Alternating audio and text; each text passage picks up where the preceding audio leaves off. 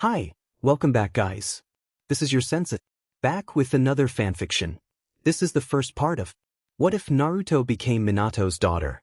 Now before starting, please give this video a like and subscribe to the channel if you want more videos like this. Now let's get into the fanfic. The pain he felt was like nothing he ever felt before. The cells of his body were ripping and rebuilding themselves at the same time, but each share of pain was more so than what he ever imagined. He screamed as the feeling of fire burned him, and the ice froze him, all in the same time-space, yet he felt everything. He wanted it to end. Naruto wished he could do something about it, but knew he had absolutely no power whatsoever. It didn't help that the howls of the fox that was being ripped from his soul echoed in Naruto's mind. It was profound and so very heartbreaking. Naruto wanted to fall into darkness. At least then he would not die alone. At least by the time Kurama was entirely out of him, he would be with the many souls that tried to protect him, yet were unable to fight the evil. He heard an extremely painful yell from the fox, and then he was face to face to the cell, which was slowly dissolving. Naruto panted and looked at the fox. Those crimson orbs that were in so much pain look right back at him. "Kit," he said slowly. The blonde was shocked for a second. It was the very first time to have been called that by the demon. "Kurama," he replied weakly. The fox stared down at him and hissed as more power left him. "I can take you away from this place, give you a second chance in life, to know and feel happiness," he told the boy who stared at him in complete shock. "You just have to promise me that you will do everything in your power to kill that son of a bitch," he growled out. Naruto looked at the fox wide-eyed. "How?" he whispered, stunned. "I'll send you back, but you'll have to go on without me," he replied. The blonde looked horrified. "But I'll die without you," he yelled. Naruto was scared about the mere thought that Kurama would not be there with him. "No, Kit, you won't. I'll leave a small portion of my soul and power to you," he stated and closed his eyes as yet another wave of pain shook him. The Uzumaki looked at the Biju in complete amazement. "But what will I do? How will I help?" he asked worriedly. "By loving and forgiving. By stopping idiots and changing them. By helping and saving your family and mate," he told him seriously. Naruto looked at him wide-eyed. "How?" he asked weakly. "By turning the sands of time and changing you into something that you should have been so you could save us all," he told the human boy. Naruto blinked and looked at the canine. "What I should have been?" he asked, confused. "And what is that?" he wondered. Kyuubi sighed weakly. "You'll find out the minute you give me your answer," the fox stated, and the blonde nodded. "All right, I accept," he answered, and the fox smirked, but not his usual smirk. No, this time, it was a content smirk, with a bit of amusement added in it. "Goodbye, Kit, and everything that you should know will be returned to you the minute you need it," the fox told the Namikes, and then blank, there was nothing, just an empty, endless space. Naruto glared but was glad that the pain was gone. He looked around, and then he heard an enraged scream. And so, he was falling into the endless whiteness. Straight face. Madara was looking intensely at the boy. Minutes had passed, and still, the same chakra flow came from him. When he was about to shrug it off, the channel stopped entirely and disappeared. "No. And no," he yelled, startling everyone else. The young Uchiha looked at him with a crooked brow, and then at his once-called friend. He saw as the orb of chakra vanished from Naruto, and the limp boy fell to the ground. Madara jumped and caught the body and set him on the ground. "Kabuto! Get down here now," he growled. The silver-haired medic Nin did as he was told and checked on the boy, a quick scan through the chest, and he pushed his glasses up his nose. "He's dead," the man replied. Confused, Madara looked at him with anger. "What?" he hissed. The medic looked at him sternly. "There is absolutely nothing I can do. He had a slide or something. It was something natural. It's something I cannot fix," he stated and got up. "What will you do now?" he asked. But his only answer was a stab on his stomach and through his left lung and some muscles on the heart. "What do you think?" he said and pulled his kama from him. October 10th. He ran through the forest with all of the speed he had. Even with his special technique, he forgot to place a seal of the Hiratian seal near them. "How was I stupid enough to forget it?" he asked as he finally got where he was needed the most. With the beginning of the war, he wasn't very sure when he would be called, but he was convinced that it would be after his kid was born. After all, the Sandaime wasn't as cruel as to send him away when his wife would be in labor, and he wouldn't be stupid enough to send him away while he was the only one that could help his wife deliver their child without a problem. He landed in front of the two ANBU guarding the entrance. He nodded to them and went in just as he entered, his ears filled with more curses and threats towards him than ever before. Who would be dumb enough to do that to recently named the Yellow Flash? Well, none other than his beautiful, PR'd wife, that had gone into labor a few hours ago. Namikaze's Minato walked in and almost ran to his beloved's side. "Hey Kushina," he said softly, but the panting redhead only glared at him. "I swear that once I'm through with this, I will get you, and I will get you good," she hissed and gasped as a contraction hit her heart. The blonde ninja whimpered at the sudden pressure on his hand. "Sheena, I need my hand," he told her with a bit of humor, but she only growled and let go, grabbing hold of the wood by her sides instead. The seal master sighed and placed his right hand on top of her swollen belly, just where the seal of the Kyuubi rested, and gripped his wrist with his left. Tsunade looked at him and nodded. "I need you to concentrate on the seal only. I don't care if she yells with pain or threatens you to castrate you. Your task is only the seal," she told him seriously. Nodding, he looked at his wife. "I'll do the rest, trust me, she won't go anywhere as long as I'm doing this," the blonde medic assured him. Minato gulped and looked at the seal and glacé at his redhead love every 2 minutes or so. Kushina was known for her endurance, but right now she looked as if she was in pain no one could bear. "Are you sure she's okay?" he asked worriedly, sweat starting to form on his forehead. Tsunade glared at him. "Yes," she growled and turned back to her task. Uzumaki grunted loudly and gripped the wood handles with amazing strength. Her face flushed, and she shut her eyes tightly.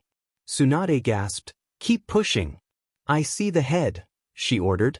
Minato glanced at his right side, and his breath hitched. He could see a small head filled with blonde and red locks. He looked at his wife. "You can do it, Kushina," he smiled, but then he felt the fox try to push his way out. "Don't you dare." "Stay there, Kyuubi," he ordered with panic as Kushina whimpered and arched a bit. "Come on, kid. Hurry up and get out," he pleaded as he added more chakra to the seal. He watched as Tsunade caught a little body and pulled it out. He gasped when he heard the small cries of his kid. Kushina panted, her legs trembled, and Kushina looked at the baby in Tsunade's hands. The little body of her precious soul was covered with blood and piltini. She watched as the baby was handed to her MWF to clean them up. She gasped and fell on the mat, her breaths roughed, and she felt the pressure of the demon. Minato snapped back into reality and quickly redid the seal. "It's okay, love. I've got it," he told her as he closed the seal shut. The redhead sighed as she felt the lit back on the fox. A warm hand came to grab her, and she smiled. "Where?" she asked, but both saw Tsunade come close with their kid. "Congratulations, it's a beautiful girl," Tsunade praised as she placed the still crying girl to her arms. Both admired the life they had created. The little girl had blonde hair, yet red highlights. It seemed she a perfect mix of the Namikaze and Uzumaki clans, the Sannin told them with a gentle smile. Minato nodded. "Thank you," he said without looking at her. He only had eyes for his little girl. Kushina looked at him with teary eyes. "You did great," he whispered gently, kissing her forehead and brushed a finger on the baby's face. A set of perfect pink lips trembled a bit, faint marks on her cheeks and a small nose. "She's perfect," Kushina said. Minato laughed. "Yes, she is. We did a pretty good job," he stated proudly. "Heck of a good-looking girl," she agreed. Tsunade left them to clean up the hidden cave and to give the new family some alone time. Of one thing they were right, they made one good-looking girl, but she will have to be careful if she doesn't want an overprotective father. The red habanero looked at Minato with shining eyes. "Thank you," she said and kissed him softly. The blonde shook his head. "No, thank you," he stated with a smile. He looked at his daughter. "No matter what she does, she will always be pure," he said and looked at his Uzumaki. "Mitsuko, our Mitsuko," he declared, and she nodded. "That's a beautiful name, our child of light," she smiled. Minato nodded, smiling at them, and sighed contently. All he needed now was to wait until he was called for duty. For years later, A blonde girl ran down the street. No one was in it as the war kept going. She had started to remember all parts of her life as Uzumaki Naruto, yet she felt like this is how it should have been in the first place. She laughed humorlessly as she passed the vacant streets of Konoha. Sure, things were looking up for her in the matter of family, but in this era, she could not be happy. With the things she has seen now, she understood why Itachi had been the way he was. Why he did what he did. She admired and respected him greatly, yet she could change so much, starting with the attack that's coming up in a year and a few months. With the body of a 4-year-old by then 5-year-old and the mind of a 16-year-old, she could do so much. Especially when she remembered all of her old techniques. She had thought that without Kyuubi inside of her, she would lose a considerable amount of chakra, but it was something she could deal without. After all, after she remasters Sage Mode, it would be as easy as pie to get Rasengan down. Still, she never would have imagined having as much chakra as she did back in her time as Naruto. It was something she was grateful. Uzumaki Mitsuko ran to a remote part of the village. She forced her little legs to go as quickly as they could. It was a time of war, and no one could tell if the enemy could get in and attack, but she was well trained, at least of what she remembered as Naruto. This part of the village was on the east part of Konoha, by Inazaka clan compound, though it was a bit far, and the river, training ground. She was sneaky, maybe as she used to be, or perhaps just a little more. She couldn't believe how much difference her parents made in her life. Mitsuko was being praised by the 3rd Hokage and the 2 Sannin, Tsunade and Jiraiya, for being a prodigy. She knew it had a lot to help with her memories, but still. It was so much easier to accomplish something when asking her father, her mother was as bad as she was, for help or to answer a question. She was going to train the simple task of, do not move. She knew it would be very hard without the oil, but she had managed so far and has gotten some extreme results. Just at the tender age of 4 and she was only transforming a bit into a toad, just a bit less than Jiraiya, but that was good. Mitsuko was very surprised when she found out how good she was at controlling her chakra. It might have to do with Kyuubi not being inside of her, or something. 4 months of practicing, and she was able to collect enough nature chakra to rip a tree from the ground and throw it 100 yards away at the height of 50 yards. She was proud of herself and was excited to see her parents' faces when she showed them. When she got to her destination, she saw all the piled snow and smiled. She had always admired it for its pureness. She sighed as she walked to a tree and sat down and started her training. 10 minutes later, she opened her eyes, and they were golden, slightly red shade on her temples and eyelids, nose slightly sharp, and her skin was somewhat rough. She sighed. It was the closest she had gotten since her training, and she could feel the energy of, well, everything. Mitsuko got up and flexed. She warmed up and started to use frog kata with 2 kagebunshin she learned long ago. All of the time, she felt the coming and going energy of birds and small animals, but then she felt a source of chakra heading her way. She closed her eyes and tried to guess how far it was and how much time it would reach her. To her surprise, it was from a kid about her age. She sighed, and her clones puffed away. She slowly let go of the nature chakra she had collected after one more scan over the area. She waited for the expected 5 minutes to reach where she was, and 5 more, but no one showed up. The blonde redhead frowned. She looked at the way the kid had been coming from and headed that way. A few minutes later, she found a boy.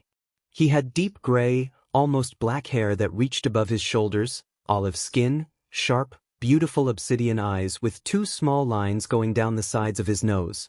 Uchiha Itachi stood a few yards away from her. She moved forward slowly, trying to see what he was doing out in the open. He was looking at the water for a long time. He was still unaware of her. The Uzumaki tilted her head to the side in wonder. What was he looking at? What was he trying to find? These and more questions popped into her curious mind. She stopped on the other side of the river and placed her hands behind her back, intertwining her fingers. She looked at him curiously, but Itachi didn't acknowledge her presence. The Uchiha was so concentrated in the river that he was unaware of his surroundings. It had been only a few days that he felt like the water was calling him. He had stayed in baths for more extended periods, yet he felt it wasn't enough. Now, here he was by the river that ran through Konoha. Itachi was feeling something new that he wanted to explore and figure out so that he could go back to reading the scrolls his father had assigned for him while he was away in missions. He looked up to find a girl looking at him. He blinked and straightened up.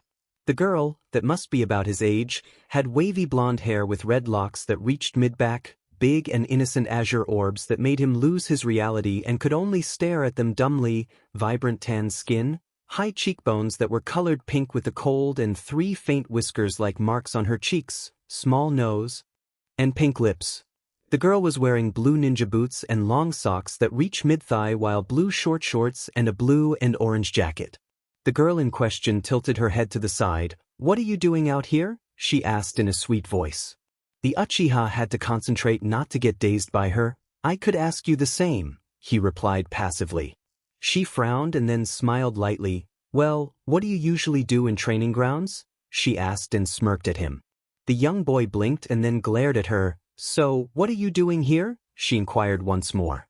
He was unable to look at the water and sighed. "I don't know," he told her truthfully as he gazed back into her pools of light. She frowned at him. "What's your name?" she questioned him softly, as if afraid to scare him away. "Uchiha Itachi," he answered with a bit of hesitance. For a second, he thought that she was different, but now he was positive that she would start to ask a million questions. He was surprised by her cheerful smile. "Well, I'm Mitsuko, Uzumaki Mitsuko," she told him and kept on smiling. Itachi was confused. Up until now, it only took his last name to send girls chasing after him, but here was a girl that did nothing to approach him in that matter. The blonde looked down at the water and bent down slowly to dip her hand on the cold water. "It's calling," she whispered to the air, but he heard her making him stand in shock. "What?" he inquired. Mitsuko looked at him. "It's cooling," she told him with a grin. Itachi sighed and nodded. "Of course, it's almost November," he said in a matter-of-fact tone. The girl snorted. "I know that, but it's cooling faster. There might be a storm nearby," she told him as she got up. Itachi looked at her with a crooked brow. "What?" she asked with a bit of sarcasm. He shook his head sideways and looked at the sky. Sure enough, the clouds seemed a deep gray. He turned his attention back to her, and she was about to take a step towards the river. "Stop!" he almost yelled, but she didn't. The blonde stepped on top of the river and walked over it. Mitsuko smiled at him when she reached him. Don't worry about small things. Well, it was nice meeting you." "I have to go," she said and started to walk away. The young boy followed her with his eyes, and she stopped. She turned to look at Itachi and her eyes were serious and a bit sad before they became calm. "See you around, Itachi," and with that, she ran off to her home. Uchiha Itachi stood dumbly by the river, staring after the first girl that dared called him by his name only. His lips twitched, and then they formed a soft smile. "Later, Mitsuko," he whispered to the air and nodded. He turned back to the river, and then he smirked, turned around and went home.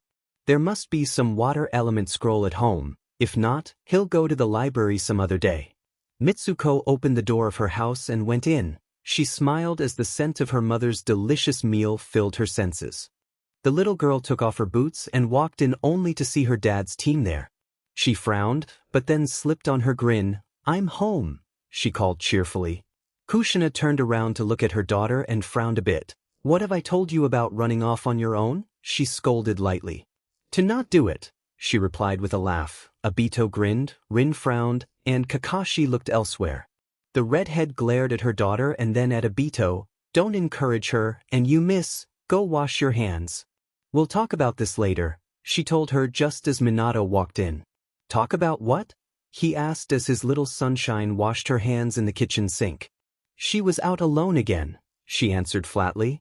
Minato frowned. "Mitsu, what have we told you about that?" his father asked seriously. The 4-year-old sighed. "To not do it unless you, Mommy, Obi and I, Rin, or Kakakuen are with me," she answered softly. "And what do you do?" he asked with a crooked brow. "I still do it?" she asked with an innocent smile. "Yes, you do, but you won't, will you?" he asked her as she sat down. All of the others watched at the two exchanged words. "But I can take care of myself," Mitsuko whispered lowly. "Mitsuko," Minato said sternly. She looked at him from under her eyelashes. "Daddy," she replied with a pout. Both Namikes looked at one another until Minato sighed. At least tell the both of us when you go out, he grumbled, and she beamed. Will do, she agreed. Kushina sighed, and his team laughed. Kakashi snorted once and looked away, then they sat down to eat. Mitsuko looked at her dad after they finished eating. How long will this mission last? She asked passively. Minato looked at her for a second with surprise, but he was starting to get used to it. After she turned 3, she began to talk on a whole other level. It was like talking to someone older, like a young adult, not 3. Now it was normal, but still a bit shocking. We have 2, one will be for about a week, we might come back to report, and if they give us the okay, then we'll set off to destroy a bride for mission 2, he told his daughter, and she froze. All of them looked at her worried. They knew she wasn't that affected by the ninja world, she just didn't like the way it was run, and Minato and Kushina shared a glance. What bridge? Their daughter asked after a minute. Minato looked at his team for a second and sighed. The Canopy Bridge, he stated, and the little girl turned a bit pale and quickly glacé at Obito, then at Kakashi and back to her father. Minato narrowed his eyes as he saw her nod. Good luck, she said and got up. Excuse me, she mumbled and left the kitchen. Kushina and Minato looked at one another, and then the way Mitsuko left. I'll talk to her later, you have to go, Kushina told her husband, and he nodded. All right, let's go, he said, and they left. Mitsuko was looking out the window of her room. She saw the 3 teens and her dad leave the house and made their way to the gates. She sighed and fell on top of her bed. The blonde stared at her ceiling worriedly. What do I do? If I don't talk to Dad, then Obito will die. She thought and went into deep thought until she fell asleep. Itachi walked into the Uchiha district and headed to his home. Even in the safety of his compound, he was on edge. Though a few Uchiha were patrolling around, he felt somehow uneasy. The boy finally reached his house and sighed. He went in and headed right to the study room where they kept most scrolls. He scanned through them and noticed that there were only a few water element scrolls. Itachi took all of them and headed to his room. Just as he was about to head upstairs, his mother stopped him. Itachi-kun, the gentle voice of his mother called. He looked down at his hands and then looked at his mother. He turned to her, and her expression became curious. What are you doing? She asked, walking to him. He thought about his mother's reaction and decided to tell her even if she questioned him further. I wanted to study these scrolls, he voiced impassively. She blinked and looked at them. But they're water elements, she said, and he shrugged slightly. Why do you want to read them? She asked innocently. To learn them, he replied instantly. Mikoto smiled. Really? She inquired. He nodded, looking at the stairs for a second. Too, when he looked back at his mother, she was smiling happily. If you don't understand something, come talk to me. It's my second element after all, she told him and patted his head. Itchin, he said before climbing the stairs. Finally, getting to his room, he flopped down on his bed and started to read the scrolls. He spent the next few hours doing this until supper was ready. Itachi-kun, time to eat, his mother called from the other side of his door. He sighed and got up. Rolling the scroll up, he set it on the nightstand and opened the door. Come on, Itachi-kun, your father will be leaving tonight and won't be here for the next 2 weeks, she told him softly. Itachi looked at her, passively. Do you have a mission? He asked, and she sighed. I leave tomorrow at dawn. The lonely prodigy grunted and went down the stairs. So, I'll be staying with Uncle Taiki and Aunt Uruchi? It was more of a statement than a question. Yes, she replied quietly. The young Uchiha looked at his mother for a second before nodding and looking away. Being the heir of the Uchiha clan and having Uchiha Fugaku as a father was a way to feel lonely, yet essential. Still, he didn't like how important he was. He felt used at times and was hurt by that. That's why his relationship with his parents wasn't so great. Sure, his mother tried to get close to him, but there was something odd about her. He felt she's doing it too forcefully, like she had to do it and not that she wanted to do it. To him, his family was odd. There was love, but there was also a duty. For Fugaku, it was the duty as the head of the clan, the man of the house, the perfect husband and father. But with the clan and the war at the moment, it was not good.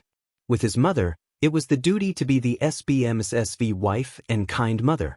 Yet, she was off in missions for the village and forcing her relationship with her son. Now for Itachi, It was the weight that came with being a clan heir and to become the perfect son and ninja for the clan. The one thing that neither of his parents knew was that he didn't like the war. He didn't like the deaths that came with it or the hatred being poured onto the battlefield. He may be 4, but he still knew the difference between right and wrong. He was being forced to mature too fast, and unlike Mitsuko, he didn't have memories of his other self. Itachi felt alone, and he didn't care to address it as it would only show weakness to his father and would make his mother worry and work harder. Itachi ate his meal quietly. He felt both of his parents stare, but ignored it and kept on eating. His mind wandered back to the little girl he met earlier in the day and wondered who she was. Mikoto looked at her husband, and then again at Itachi. She drank a bit of her tea and cleared her throat. "Son," she addressed. The boy looked at her, innocently. "Yes, mother?" he asked her. "After this, go and pack some clothes for your stay with your uncle and aunt," she said after a second of hesitation. The Uchiha nodded and finished eating. Fugaka looked at his son and sighed. He wondered if he was doing something wrong, but his son was an Uchiha. The man closed his eyes and decided to set things right after his mission was over.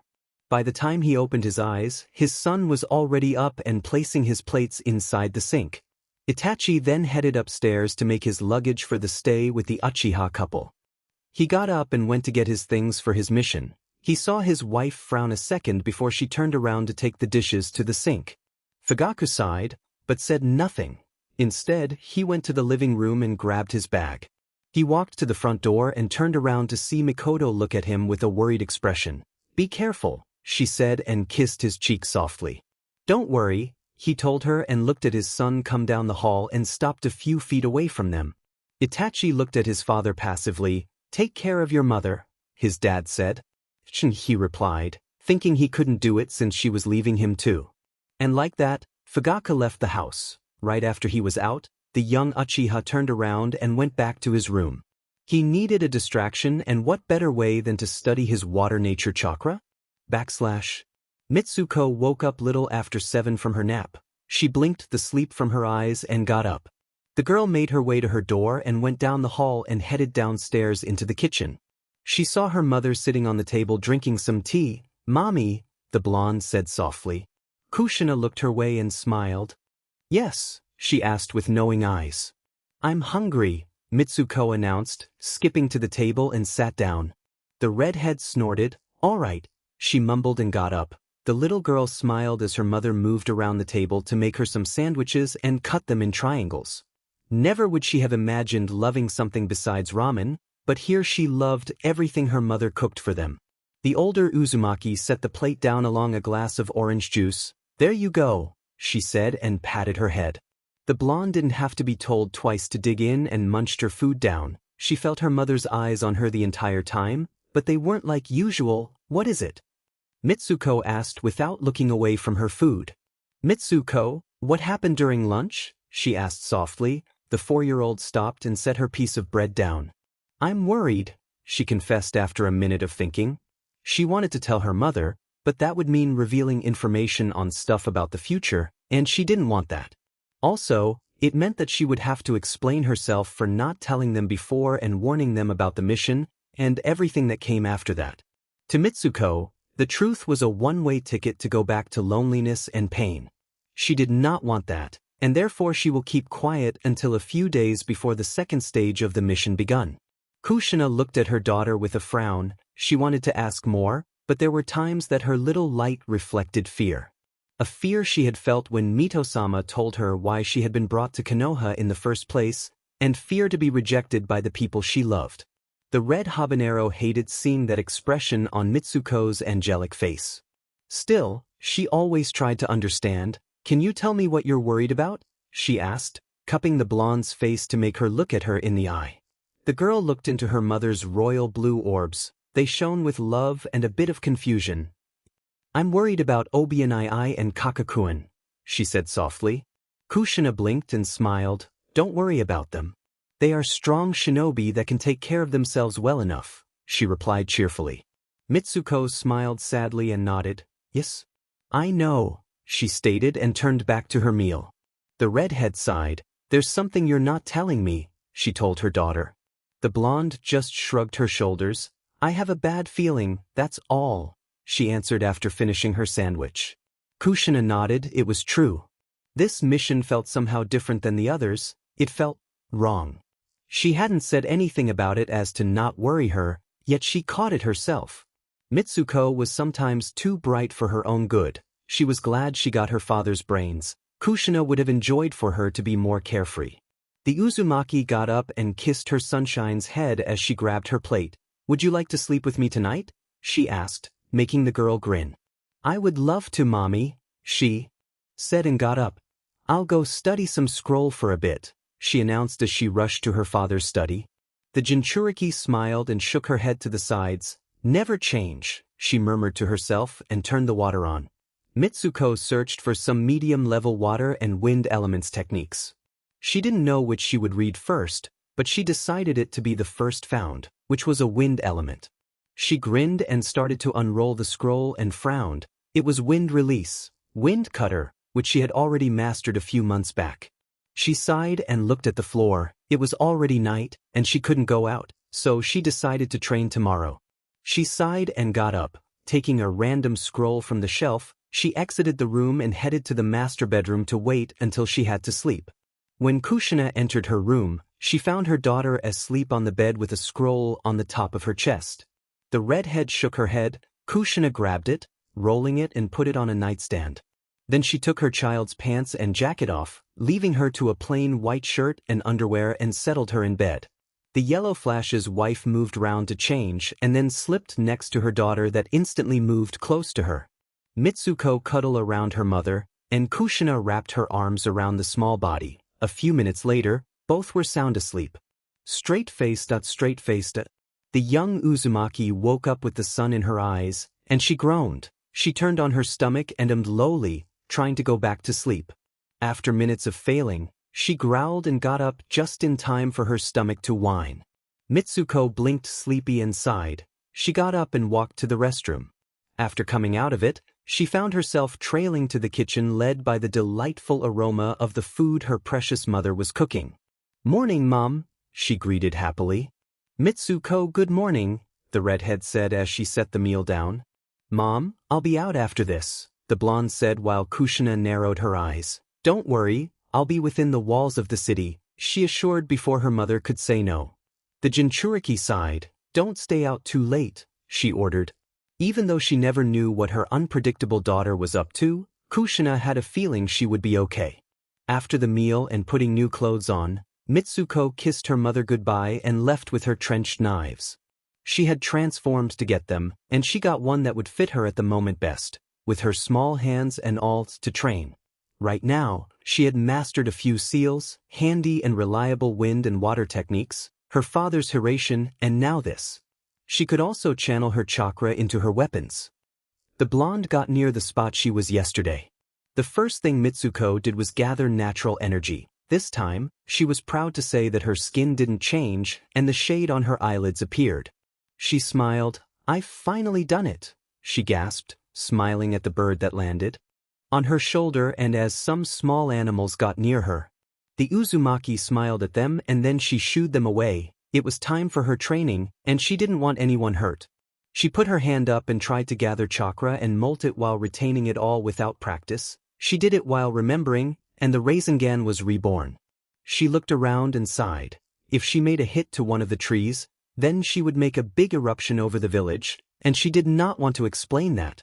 She dispelled the technique, focusing for the next few hours with frills of frog kata until her nature chakra ran low. Mitsuko sighed, and this time as she tried to make the Rasengan, it took more concentration, but she did what she could never do as Naruto. Create the jutsu on her own, no clones involved. With that, she stopped with A-rank jutsu and started with her wind nature practice. She had gotten down the cut the leaf in half a long time ago, and she was sure that she could cut the waterfall since she was able to use wind release, wind cutter and other wind nature jutsus. All she had to do was able to work with her wind nature manipulation and add it to her Rasengan. Taking hold of her knives, she channeled the energy through them, then she spun around and swung her right hand close to a tree without hitting it. A long scratch appeared over the trunk, just like she had wanted it, and smirked. Definitely, I have much better control of my chakra now than I did before, she thought happily. Instinct keeping in, she reached for the small kunai that was hidden in one of the knives and threw it to the person that was standing by a bush a few yards away. She blinked when she saw Itachi barely jumping out of the weapon's way. "Itachi," she said and ran to him. He looked at her wide-eyed. "Did you just throw a kunai at me?" he asked, stunned. The blonde laughed sheepishly. "I'm sorry," she sighed and then looked at him curiously. "Why are you here?" she asked innocently. "It came to train," he told her, looking away. "Oh," was all Mitsuko mumbled. "Wanna practice with me?" she asked. Itachi blinked and shrugged. "Sure," he said passively. The blonde beamed at him and started to ask what he knew, what he wanted to learn, and what he wanted to practice. The Uchiha prodigy could only reply amused and showed her the medium-sized fireball that he could do. Even his father hadn't seen it. "You need to hold your chakra more and then blow softer," she told him, and he blinked. "What?" he asked, not sure if he heard correctly. "At least that's what you need to do, but you'll need more space to do it," Mitsuko said with a grin. Itachi nodded and looked around. He noticed the long and sharp line on one of the trunks and blinked. About to ask about it, he heard a growl from the blonde. He looked at her and saw her blush. "Lunch break?" he asked with a small smile. She nodded shyly. "My house?" she inquired softly. "HN." Mitsuko gathered her stuff and led the way to her home. She was humming one of the songs her mother sang when she tucked the blonde in bed. Itachi looked at her from the corner of his eye curiously. He thought she was strange but in a suitable way. The Uchiha felt comfortable with her and didn't seem to really care who he was. Mitsuko treated him like a normal boy, with no strings attached.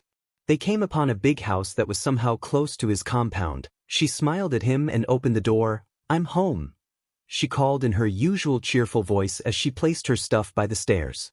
Kushina came to greet her and blinked as she saw the infamous Uchiha Itachi in her house. "Come in," the blonde told him gently. The redhead looked at her daughter and smiled. If anyone could befriend the usually passive boy and get him out of his shell, then it would definitely be her Mitsuko. Mitsuko led Itachi to the kitchen and told him to wash his hands on the sink while she set the table. Kushina watched her and saw that there was something special about her attitude with him. She seemed to be careful about stuff with him, trying to be as gently as she could, almost like he needed it. Mitsuko, for some reason, could see Itachi for who he was at the moment, like an open book. When Mitsuko first saw him, she hadn't noticed, but now, she could see the fragile soul that could be tainted so easily. The lonely boy and the future man that would give up everything for his brother and village. She felt an incredible wave of protectiveness towards him for so many different reasons, all dictating her to keep him safe. For him to be free and loved, she could do both. Naruto would take care of Sasuke once they were born, but she will take care of Itachi. The prodigy felt somehow at home. It was weird, but the girl was making him unfold into ways he never got to be, and he liked it. Kushina was kind enough to not question him on the reason why he was there. Instead, she asked light questions about his wishes and dreams. Both of them avoided the topic of his family and clan. For that he was thankful. Knowing someone was being polite because of the name Uchiha and not because of him, it made him sad and feel out of place. Something was different here. He couldn't quite place his finger on it, but it was mostly due to his new friend. He froze for a second before going back to chewing. He looked at the blonde as she talked to her mother about something completely random, and he smiled softly. Yeah, his very first friend. He liked that very much. He now knew she was different from everyone else. The blonde turned to look at him. "Right, Itachi?" she asked him. He blinked and looked at Kushina, then at the girl. He said, nodding. Mitsuko glared at him. "You weren't listening," she bemoaned. He looked at her, surprised. "Like I was saying, Itachi and I need a bigger place to practice. But we need supervision for that, and the only place to actually get a good practice is outside of the village, in the forest," she explained. Once more. The Uchiha looked at her, shocked. "Mitsuko, we're at war. I can't just go out and watch over the two of you, and no, you may not go out alone," she stated to her pouting light. "But Mom, I need a bigger space, and so does Itachi. I can take care of myself," she insisted. "Not outside of the walls, and Itachi's parents probably won't like to have him out, the redhead sighed. Mitsuko wanted to scream that she did no war, that she had seen some things a girl of 4 should not even remember or ever experienced it. She had, at one point, been in her mother's shoes.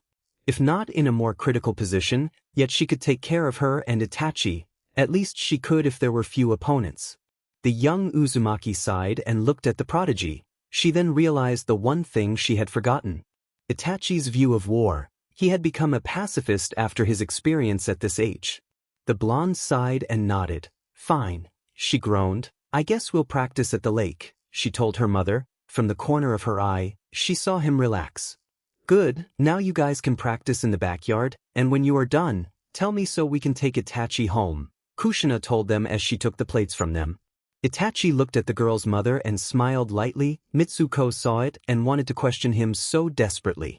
She thought that he would be the center of his parents' attention, but she guessed that growing up in a powerful family and at a time of war was not ideal. She wondered if he even got to see his parents. The girl shook her head and grinned at him. So, a spar? She asked, making him smirk. I can't call it that, he told her standing up. Mitsuko's eyes widened, she glared, but then grinned slyly. You don't know till you try, she said and moved to the back of the house, where the door to the backyard was. The Uchiha followed her calmly. Really? How so? He asked passively. Since I know I'll kick your butt, she smirked, opening the door to reveal a vast clearing perfect for training. The blonde was satisfied by Itachi's expression and laughed. Like what you see? She asked lightly. He snapped out of his thoughts. He murmured and walked out. Mitsuko looked around. You know we should wait a bit. We just finished eating, she said in a matter-of-fact tone. He sighed knowing she was right. After all, he didn't want to empty his stomach's contents after the best meal he had eaten. He liked his mother's cooking, but there was something about Kushina's that his mom's lacked. So what do we do? He asked as she turned around to face him. The girl placed a finger on her chin, thoughtfully. Get to know each other better? She asked, in case he didn't want to. Itachi thought for a bit and nodded. What harm would it be to share a bit of himself with her? The two of them sat down under the sun's warm rays, and away from the bits of snow, Mitsuko looked at him with a small smile. Mitsuko's first try for Hiraishin no Jutsu. The 3-and-a-half-year-old looked determinedly at the kunai her dad gave her in case she ever needed him.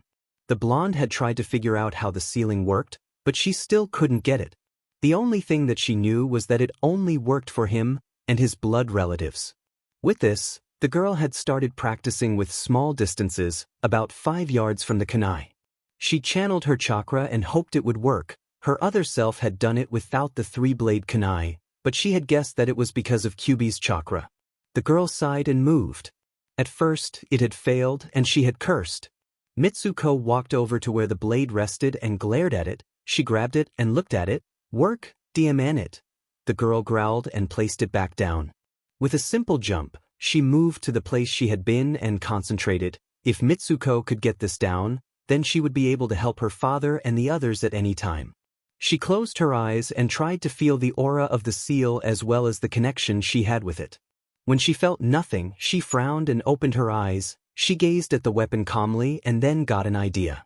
The heiress eagerly ran and grabbed the kunai. She bit her thumb and brushed her blood over the seal. Coating it with a bit of chakra, the blood vanished and she looked for the energy once more. When she felt it, she nodded satisfied. She placed the blade down once more and walked to her spot. Taking a few deep breaths, she leaned forward and concentrated on getting to where the seal was. When she got a good hold of it, she moved out.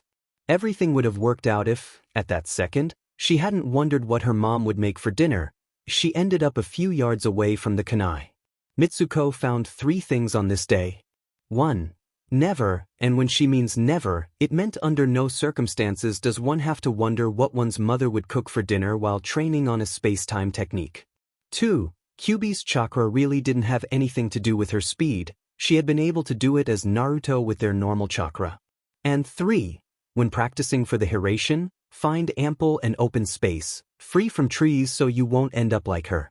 Bumping into a thick tree and almost being knocked out from the impact. Yup, 3 good things to learn. Mitsuko glanced at Itachi calmly. A few minutes had passed in comfortable silence. She really wanted to get to know him and see if she could help with something. Favorite color? She asked. The boy crooked a brow. Blue, he said, and this time she looked at him with both eyebrows up. Why? She inquired, confused. Truth be told, she always thought he would like red or black, but blue? The boy shrugged. I'm not sure, but blue is kind of my favorite color. The others are red and black, he told her. Yours? He asked. The girl smiled. Orange, purple and white, she stated proudly. Red is there too, but they are my top 3 favorite colors, she informed him. Grinning, he shook his head. What about least favorite color? Pink, he replied quickly. The Uzumaki blinked and laughed. Well, that's something I agree with, she nodded with a sigh. But I thought girls like it, he asked her. The girl sighed. If anyone asked, she had had enough for one life of pink. Being with Sakura had been a good experience, but now that she was a girl, she found the girl a bit annoying. She wrinkled her nose. It's too pink. Too girly, she explained and loved his expression. Pure and innocent confusion. What? Even though I'm a girl, I won't go and love pink for that. I'm not shallow, she told him with a small glare. If Itachi hadn't thought she was weird, he did now, of course, in a good way. So here he had a girl that sees him as him and not his name while disliking the color pink, which he hates. What else do they have in common? Ichin, the season you like best? Mitsuko thought for a bit. Autumn, she finally said. Spring is good too, but I like autumn best, she grinned happily. Itachi's brow rose. Okay, so there was something else they both like. Agree, he said, looking at the sky. What about food? What do you like best, and what do you dislike? She asked curiously. Foods with cabbage and onigiri with seaweed in it. I don't like steak, Itachi said with a frown. Mitsuko tilted her head to the side and nodded. Mine are mom's cooking, Ichiraku ramen and dad's red bean soup. My least favorite is fresh vegetables, unless mom makes something with them, she said thoughtfully. Itachi snorted a bit. What? She narrowed her eyes. Nothing, it's just that you kind of contradicted yourself, he told her. The blonde blinked. Did not. Did too, he replied calmly. How so? She asked. The Uchiha smirked at her. You said you liked your mom's cooking while disliking fresh vegetables. Of course, she would use fresh vegetables, he told her, and she crooked a brow. Not when someone else is cooking. Mom does something to make them tastier than other people, like Nechan or Bachan. They don't add that something, she stated. The young boy blinked. Nechan? You have a sister? He asked. The girl shook her head. No, she's like a big sis, but she's not mine. She told him with a small smile. What about you? Do you have younger siblings or want one? She asked softly. The boy thought for a minute. I don't, but I'll like to have a little brother, he said softly. A small smile appeared on his face. Mitsuko's smile softened. Don't worry, you'll have him, she thought gently. The girl sighed and got up. How about we begin? She asked, offering him a hand. Itachi looked at it and took it. Ready to lose? He asked playfully, a small smirk plaster on his lips.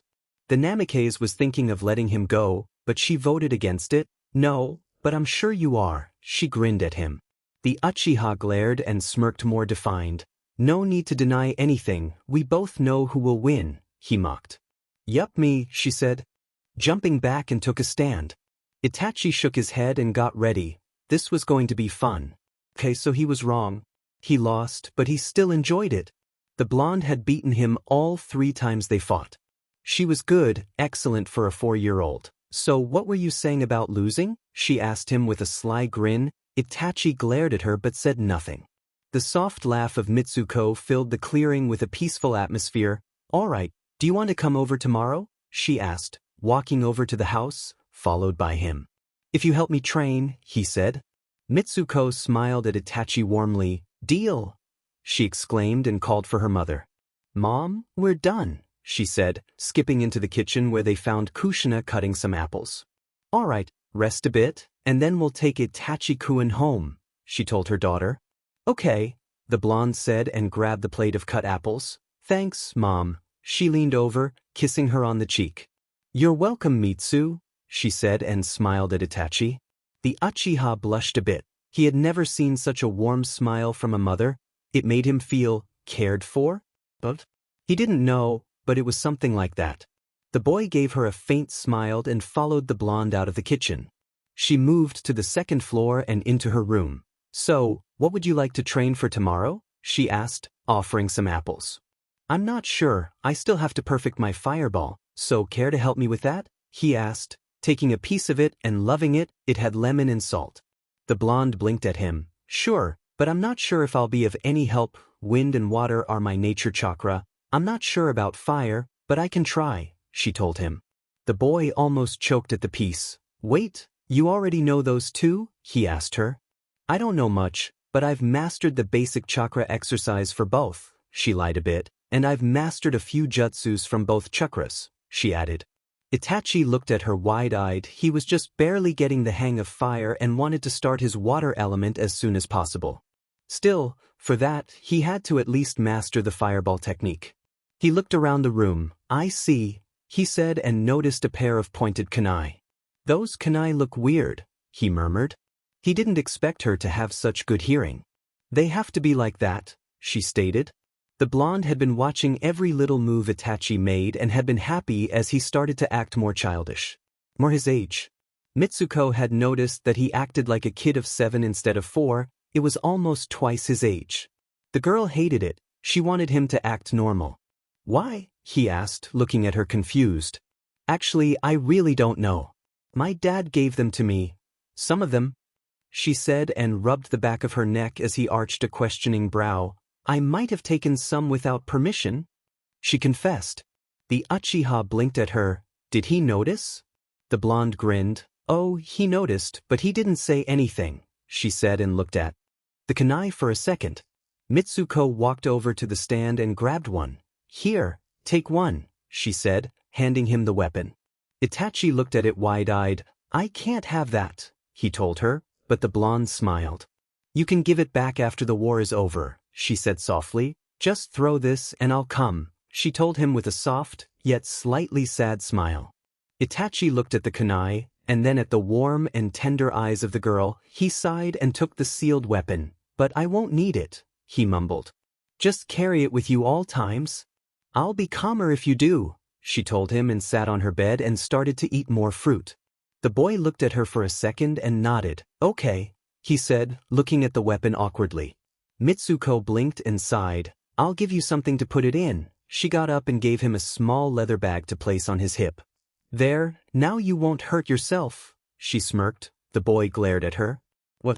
A 3-pointed kunai is dangerous, I should know, she smiled. Itachi looked at her, surprised. Almost hurt myself, she admitted with a small blush. They finished eating the apples and started talking about what they knew. So can you climb a tree? She asked him. Yes, he told her while looking at her as if she had gone nuts. Without hands? She asked, grinning. The Uchiha looked at her, confused. No? Lami, I can, she told him proudly. How? He asked. I'll teach you after you get your great fireball down, she promised, and a second later, Kushina knocked on the door. Mitsu, Itachi-kun, are you ready? She asked, opening the door. Yup, she affirmed while the boy nodded. They left after Itachi gathered his pouch and headed to the Uchiha compound a few streets away from their home. Mitsuko walked happily next to Itachi, who had Kushina by his side. So you'll come over tomorrow, Itachi-kun? The redhead asked gently. If it's not T-dash, he was saying. Of course not. Kushina said and looked down at him. You're always welcome at our house, she assured, patting his head. The blonde smiled at her mother. Plus, the house is always welcoming the presence of a man, in your case a boy. Mitsuko smirked teasingly. Itachi glared at her slightly but sighed when she started to laugh, Kushina snorting a bit. The boy began to put his mask on a few streets from his compound. Both Uzumakis frowned but said nothing. I can go from here, he told them, but both shook their head. No, we'll take you home, Kushina informed him, and the blonde nodded. Itachi looked at them and smiled a bit before his face became passive. Mitsuko wanted to yell at his parents for putting him through this. If he couldn't act like himself in his own home, then what were they teaching him? She calmed down and followed her friend to a regular house, but not the main one. My parents are in a mission, so I'm staying with my uncle and aunt, he said as he stopped in front of the house. Thank you for lunch, he said and bowed. I'll see you tomorrow, Mitsuko, he waved as he opened the door. All right, see you, the blonde replied cheerfully. They waited until he closed the door to move. The older Uzumaki looked at her son and sighed. Be nice to him, she told her and started to walk back home. I know, the girl stated, determined. Later that night, Mitsuko was doing some experiments with the element cards. She was trying to figure out if she had another chakra type besides wind and water. But right now, she was starting to get annoyed. The cards would either split in half or soak up. She was ready to give up on it for now when suddenly the card she had in hand turned into dust. The blonde got up and rushed to her mother's room. Mom! Mom! She called. Kushina put the book she was reading down immediately and ran to her daughter, Mitsuko. What's wrong? She exclaimed as the blonde appeared in her room. Mom, what are your nature chakras? She asked earnestly. The Jinchuriki sighed and relaxed. First, don't scream like that, and I have water, wind and fire. Why? She asked curiously. And Daddy? She asked. Kushina looked at her daughter for a minute. Water, lightning, fire, and earth, she told her.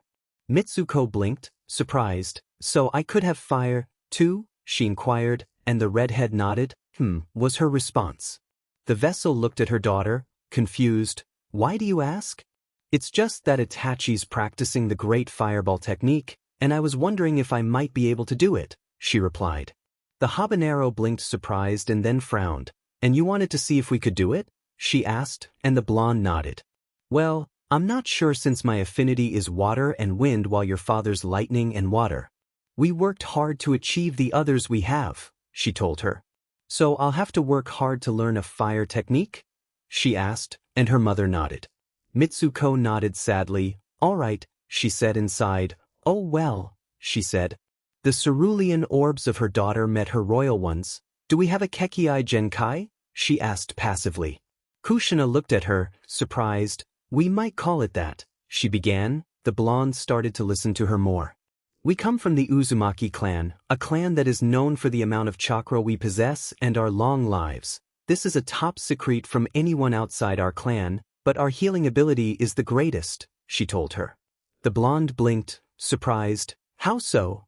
We heal faster while there are no effects on our skin. That's why I have no scars on my skin.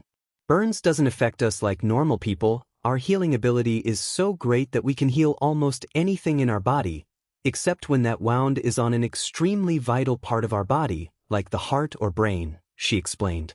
Mitsuko looked at her wide-eyed. Before, she had always thought that was because of the biju being inside of her. She hadn't realized that even now when she did too much, her body recovered like usual. But that still doesn't explain why she had 3 nature chakras so soon. According to Kakashi, only Jonin had 2 or more, and she was just a 4-year-old. She might have the experience of a Jonin, but she wasn't at the level of one yet. She looked at her mother's calm face. But it's not a bloodline? She asked, and the redhead shook her head. No, okay, yes, we can say it is, though it's not classified as one officially. It is one, she said, sounding a bit confused. Mitsuko sighed and then grinned. All right, she said and tilted her head to the side. Kushina looked curiously down at her daughter. What is it, Mitsu? Can I sleep with you again? She asked sweetly. The redhead smiled warmly. Of course you can, my precious light, she said gently. Grinning, the blonde cheered and ran to her room for her pajamas, which were a soft blue with white swirls, and came back to the master room where the elder Uzumaki was changing. Kushina smiled at her as she climbed in bed, soon following her example, and hugged her child close to her. The little girl sighed happily and let her guard down, knowing her mother would protect her from any harm. Just how had she lived without this warmth before? It had been 5 days since her first encounter with the Uchiha and her father's departure. Mitsuko was coping well with her Doton training, while she had already had her Futon and Suiton chakras mastered. She had been practicing day in and day out with the most basic chakra exercise for both elements with her clones to learn them faster. After all, as soon as she had gotten her memories back, she had started her intense training for her Futon chakra, soon followed by Suiton. Now all she had to do was take a few hours, make some clones, and practiced the jutsu she wished to learn until she got it. With her massive chakra reserve, she could master most jutsus in a week more or less after she had mastered how to summon the chakra necessary for the jutsu. The blonde now was training with Itachi while some clones practice her Doton affinity in another training ground. She was also starting to get worried.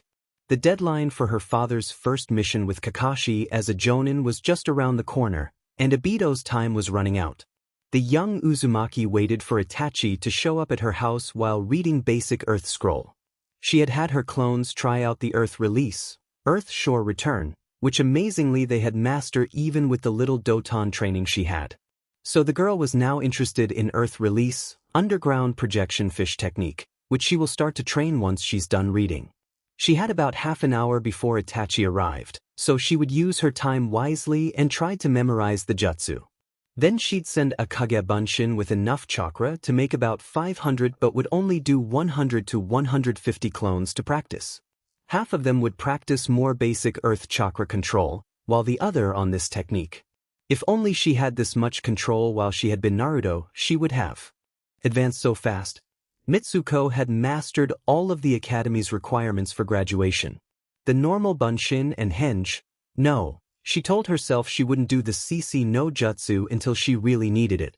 The girl sighed and made a clone. They looked at each other, and they sighed. If you need more clones to master this dash, she gave the scroll to the clone, then do so.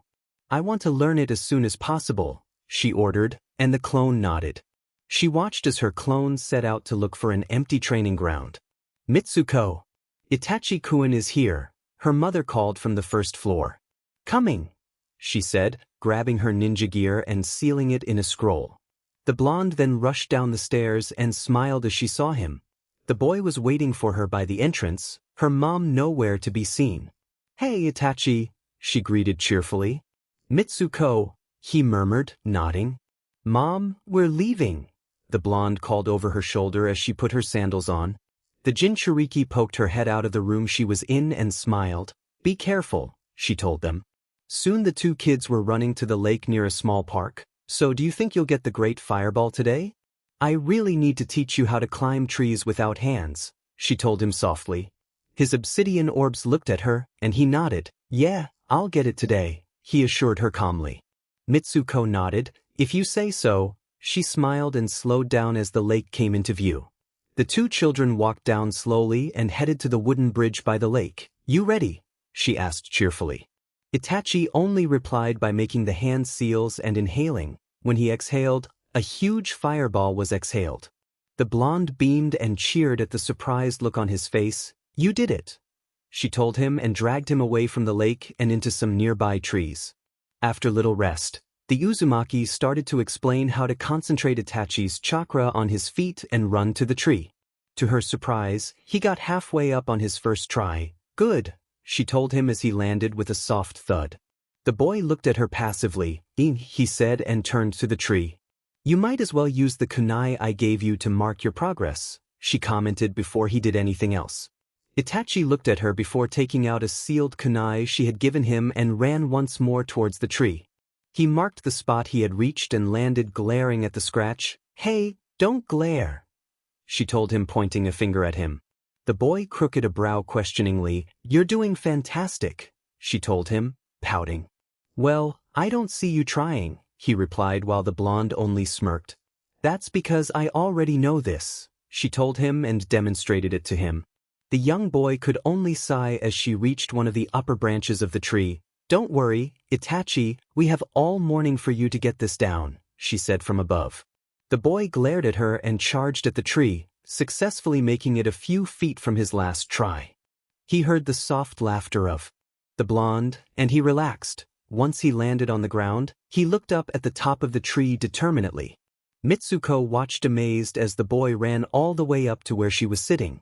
His fourth try, and he already had it down. Che, your chakra control is better than mine, she told him slightly annoyed, though she already knew that it didn't mean she had to like it. Itachi smirked at her. But you still have to do more. Now try doing it with a lower speed, she ordered, smiling. The Uchiha glared at her but jumped down and started to do it at a semi-normal pace. The Uzumaki smiled warmly at him. She never thought of getting attached to him so quickly. Itachi was now one of her precious people that she needed to protect, especially from Madara and his clan. Morning turned into noon, and the boy had already mastered the tree walking exercise. The blonde felt half of the clones disappear. Their memories came back to her. She blinked surprised. How the hell did they master that so quickly? She thought as she jumped down to join a slightly panting Uchiha. She bent down slightly and held out her hand. "You did great," she said softly. The boy looked at her surprised, but grabbed her soft hand. "Itchin," he said, making her pout. Itachi arched a brow. "What?" The blonde only shook her head. "You can act your age with me," she told him and started to move to the lake. Dumbfounded, the young Uchiha could only stare at her back as she walked to the edge of the lake. He shook his head and followed after her. "We'll practice the water walking exercise next," she told him over her shoulder. The blonde red-headed motioned him to come close. "All you have to do is gather your chakra on your feet. Then, you have to continually expel the same amount of chakra to match the weight of your body," Mitsuko told him and started to walk over the water. The raven looked at her and nodded. He did what she did and stepped on top of the water, wobbling a bit as he sunk a bit into it. "You have to remember that this is harder because you're walking on top of water. It's not solid like a tree," she told him softly, unwilling to break his concentration. Itachi stopped for a bit to see just how much chakra he needed. Once he was stable, he started to walk, and this time, he stayed flat on the surface. He looked up and saw her beaming proudly. "Good," she praised and disappeared. The boy blinked, and the next second he was falling into the lake. When he came out, Itachi glared at the girl. "What was that for?" he growled while trembling. "That, my friend, is for you to find out," she grinned slyly. Itachi glared at her and started to swim to the edge. Mitsuko blocked him. Now, who told you to get out of the water by getting out of the lake?" she demanded, crossing her arms over her chest. Itachi glared at her and then smirked. He grabbed her foot and pulled her down until she was all the way in. Mitsuko only gasped before the water covered her entire body. She hissed. Once her head was out of the water, cold. "What did you do that for?" she asked, splashing some water onto his face. He glared as he wiped his face from the water. "Why did you trip me?" he demanded. "So you could do this," she whined, pulling herself up on top of the water. Itachi observed her hands stayed on top of the water and pulled herself up until her knee touched the water, and she got up on her feet. The blonde looked down at him. "You have to be able to expel the chakra from your body to stay on top of the water at all times," she informed, squeezing the liquid from her hair. The boy sighed and started to work on that. Mitsuko walked over to the wooden platform and sat on top of it as she watched Itachi train.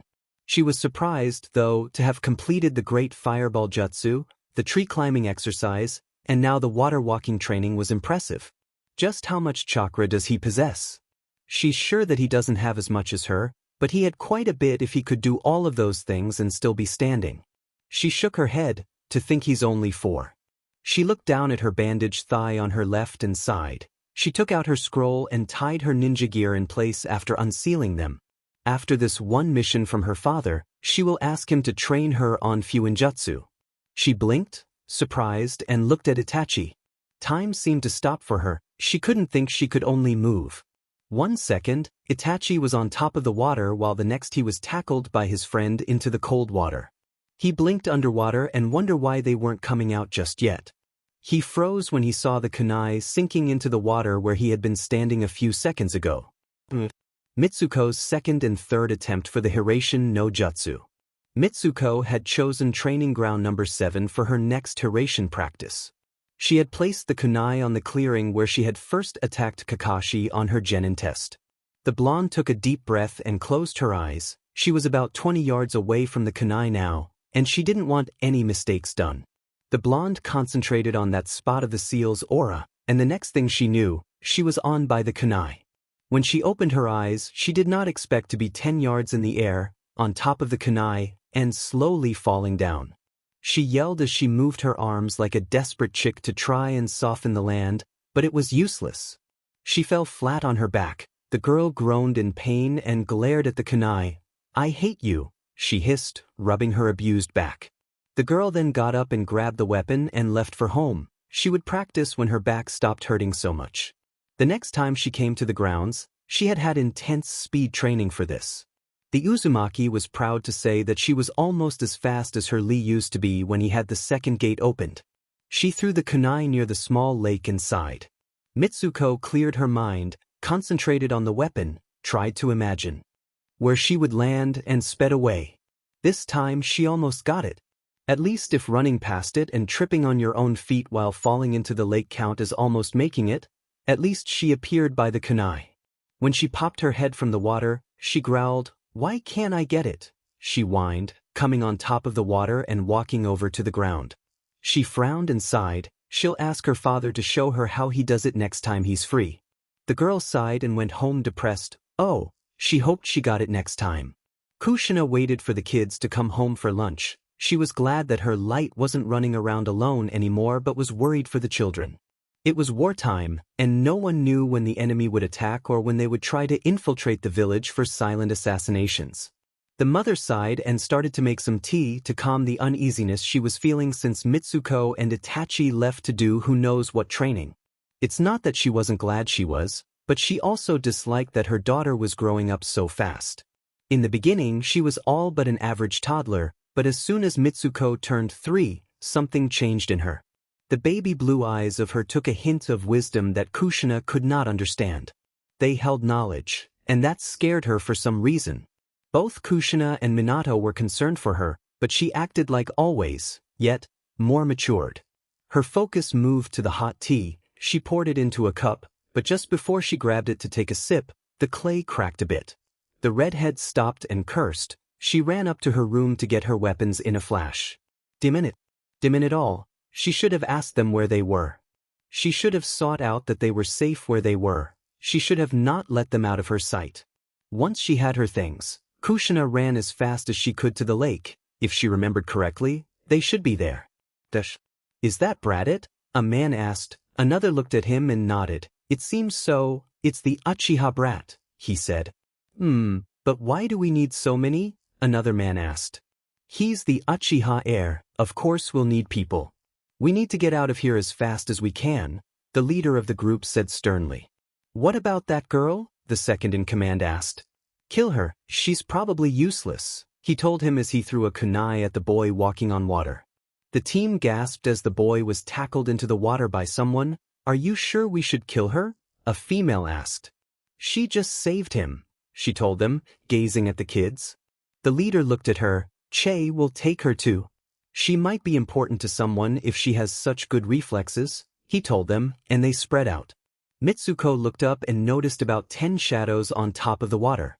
She looked at the surprised Uchiha and cursed. Closing her eyes, she dispelled the clones and gained their memories.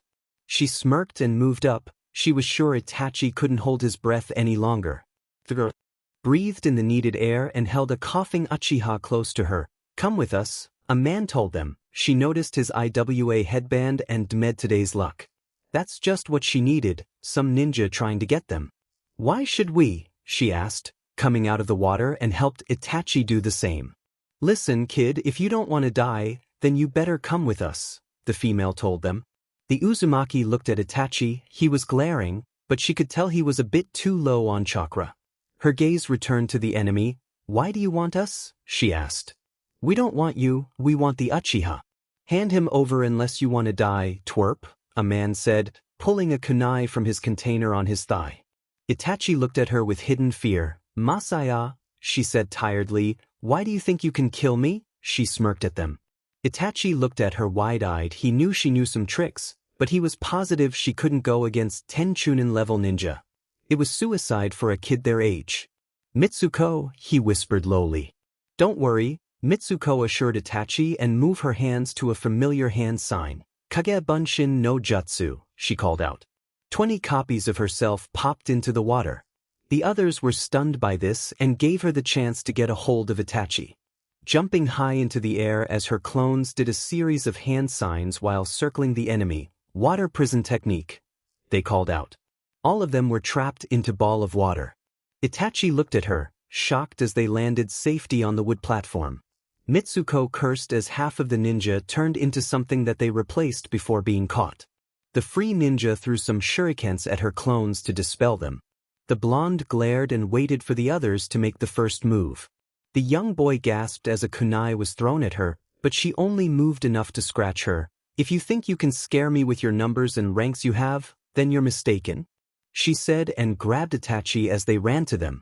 They puffed near the tree they had been. She grabbed the forgotten three-blade kunai and glared at the enemy. "Stay here and don't move, I'll take care of them," she told him, handing him the weapon. She noticed his shaking hands and smiled at him. "Don't worry, they're nothing compared to others I know." "I'll be fine," she guaranteed with a warm smile and disappeared. The Uchiha noticed that she was once again by the water and making more clones. "Who the hell is this kid?" one of the ninjas yelled, popping a clone that had stabbed a kunai on his shoulder. "Kill her. We need to get past her to get to the boy and leave before Konoha ninjas come here," said the leader of the team. Mitsuko glared. "Water release, violent water wave," she called out before she spat a wave of water from her mouth and wounded the enemy. Some of her clones were disappearing quickly, and she cursed. "Damn it. Get past her and get the kid," someone said. The blonde sighed. "1,000 flying water needles of death," called out and frowned when some of the needles immobilized their target instantly. 3 bodies fell limp in the water, slowly sinking. She made some clones and grabbed them. They puffed next to Itachi and started to tie the fallen IWN, but they stayed there guarding the bodies. She let her guard down as she watched them work. "Mitsuko!" she heard Itachi scream. The girl turned in time to see a kunai with an explosive tag flying her way. Mitsuko threw a shuriken while stopping her chakra flow on her feet, being enveloped by the water just as the tag exploded. She heard Itachi's yell but let the others think that they had gotten her yet didn't dispel her clones. Instead, she made 4 more underwater. Itachi could only watch as his friend was trapped by the attack of the explosion. He screamed and ran to her side as fast as he could, but he just wasn't fast enough. An odd sensation passed through his eyes, and he was able to see better, but he didn't care. All he wanted was to see if his friend was safe. A body blocked his path. He stopped and glared at the ninja who had thrown the weapon. They had told us that you didn't care for anyone. Why the sudden change of heart?" the man said, extending a wire. Itachi didn't say anything, he only held the sealed kunai tightly. Itachi tried to jump when the man went to wrap him with the wire, but someone had a hold of his feet. He held the kunai in the air and tried to cut the wire, but it only slipped on the blade. He gasped as his blonde friend appeared in front of him and cut the wire effortlessly. She had trenched knives on each of her hands. "Only 5 more to go," she stated. All of the others looked down and saw blood tainting the water. They then heard a puff sound by the tree, and more clones were tying unconscious teammates. The Uchiha looked at his friend wide-eyed as he slipped from the wire. Mitsuko looked at the 5 remaining IWA kidnappers and narrowed her eyes. "Che, Aki, get rid of this brat," the leader said, and the only woman nodded. The next thing Itachi saw, rather heard, was metal and metal clash into each other. "If you think you can beat me, you're wrong," his friend said, holding her own against a katana. Mitsuko closed her eyes as she concentrated her flow of chakra into her weapons. Snapping intense blue eyes open, she pushed the katana upwards while suddenly slicing the blade from it into 2 with her left knife. At the same time, the right moved in front of her torso, going upwards. The woman jumped back surprised. "You missed," she said, smirking. The girl looked up sadly. Itachi could tell. "Did I?" she asked passively. All of them looked at her puzzled when blood broke free from the wound her wind blade had made. "I don't miss," she stated calmly as the woman fell backward. 2 of her clones pulled her underwater and carried her to the shore and did their task. "The girl has wind and water elements," one of the 4 said, shocked. "Only a Jonin level can do that." Another said. "Itachi, get down," she told him, and he did, for shurikens flew to the others. They pierced right through their target and immobilizing them as they had wind chakra in them, except for one. The clones moved to do their job once again. "I can't believe a mere child like you have defeated my team," the leader said a few yards away. "You should learn to not underestimate your enemy," she said, smiling. Itachi couldn't believe her power. "Run, Itachi, I'll hold him off," she told him in a voice he never heard before. It was an order. Her voice let no place to argue, so he left. He hated it so much. Pathetic, why was he weak? Why couldn't he help? Just what has he been doing? He's the heir of the Uchiha clan, for God's sake. He shouldn't be running away, letting a non-clan girl defend him. He stopped just as he once again faced the man. By now, they were by the park. Where was Mitsuko? He wondered as the man stood calmly in front of him. Now be a good boy and come with me, he said, irritated. What happened to Mitsuko? He asked, taking a step back. What do you think? Came the answer from behind. Itachi quickly spun around with the kunai high in the air and hit the man in the gut. The man turned to dust while a sickening laugh sounded from behind. Think you can take me on? He asked, running to him. Itachi was paralyzed, his eyes widened, and blood ran down a mouth. I told you to run, Mitsuko said softly, grinning lightly as she stood between the kunai and him. Kushina entered at this scene. She saw her daughter blocking a deadly wound from Itachi, her blood froze, and anger started to pump her veins. The power of Kyuubi wanted to be set free, but she held on to her sanity. She desired to kill that Byakuji herself. The Uchiha trembled slightly. Che, got rid of my clone, huh? The ninja asked. As you have mine, she said before popping away. The three blinked surprised and gasped as a small wave of air came next to Itachi and kicked the man on the chin. He was sent flying, but not before he threw 5 kunais and 5 shurikens at them. Kushina screamed, Mitsuko, Itachi, she said, running as fast as she could, but she was too far away. Mitsuko quickly did a few hand signs and slammed her hands on the ground. Earth release, earth shore return, she mumbled as a wall of earth shot from the ground and blocked the weapons. She made 2 clones, each holding the end of a wire, and they moved out. The redhead watched as her light acted like a ninja, a chunin, or higher if possible. The Mitsuko clones managed to trap him, while the real one brought down the wall and stood up calmly. You okay? She asked Itachi, not taking her passive eyes from the ninja. Yeah, Itachi said breathlessly. At this, she looked at him and gasped. Your Sharingan, she choked out. Itachi blinked and saw as her face saddened drastically. I'm sorry, she said, knowing he won't be able to ever forget this attack. Kushina was now behind the man and knocked him out. She then ran to them and knelt down while bringing both kids to her arms. I'm so glad both of you are okay, she whispered. The blonde smiled while Itachi stood there, frozen by the warmth provided by the redhead. When she pulled away, she looked at Mitsuko seriously. What happened? She asked. The blonde blinked and sighed. Shouldn't we call some ninja to take him in? She asked, and just then, an ANBU along with Yamanaka Inoichi landed on the ground. Kushina-sen, the blonde greeted. Inoichi, she said. The man motioned the ANBU to get the IWA ninja. How did he get in? Kushina asked. We don't know, but there were more with him, he said, noticing the starch on the blonde's left shoulder. What happened to you? He asked softly. The redhead looked at her arm and gasped. Mitsuko, she said, taking a better look at the wound while Itachi frowned deeply. Mitsuko mumbled and sighed. She looked at Itachi and she groaned. Follow me, she told them. Inoichi motioned the ANBU to get the man to the intelligence division. Mitsuko walked over to her combat field and didn't look at the adults when they gasped. 9 IWA ninja were tied to some trees, some bleeding but in no danger of dying from them. She looked at Itachi and cursed as he still had his Sharingan activated while he gazed wide-eyed at the aftermath of the fight. Great, this whole incident will be forever engraved on his mind.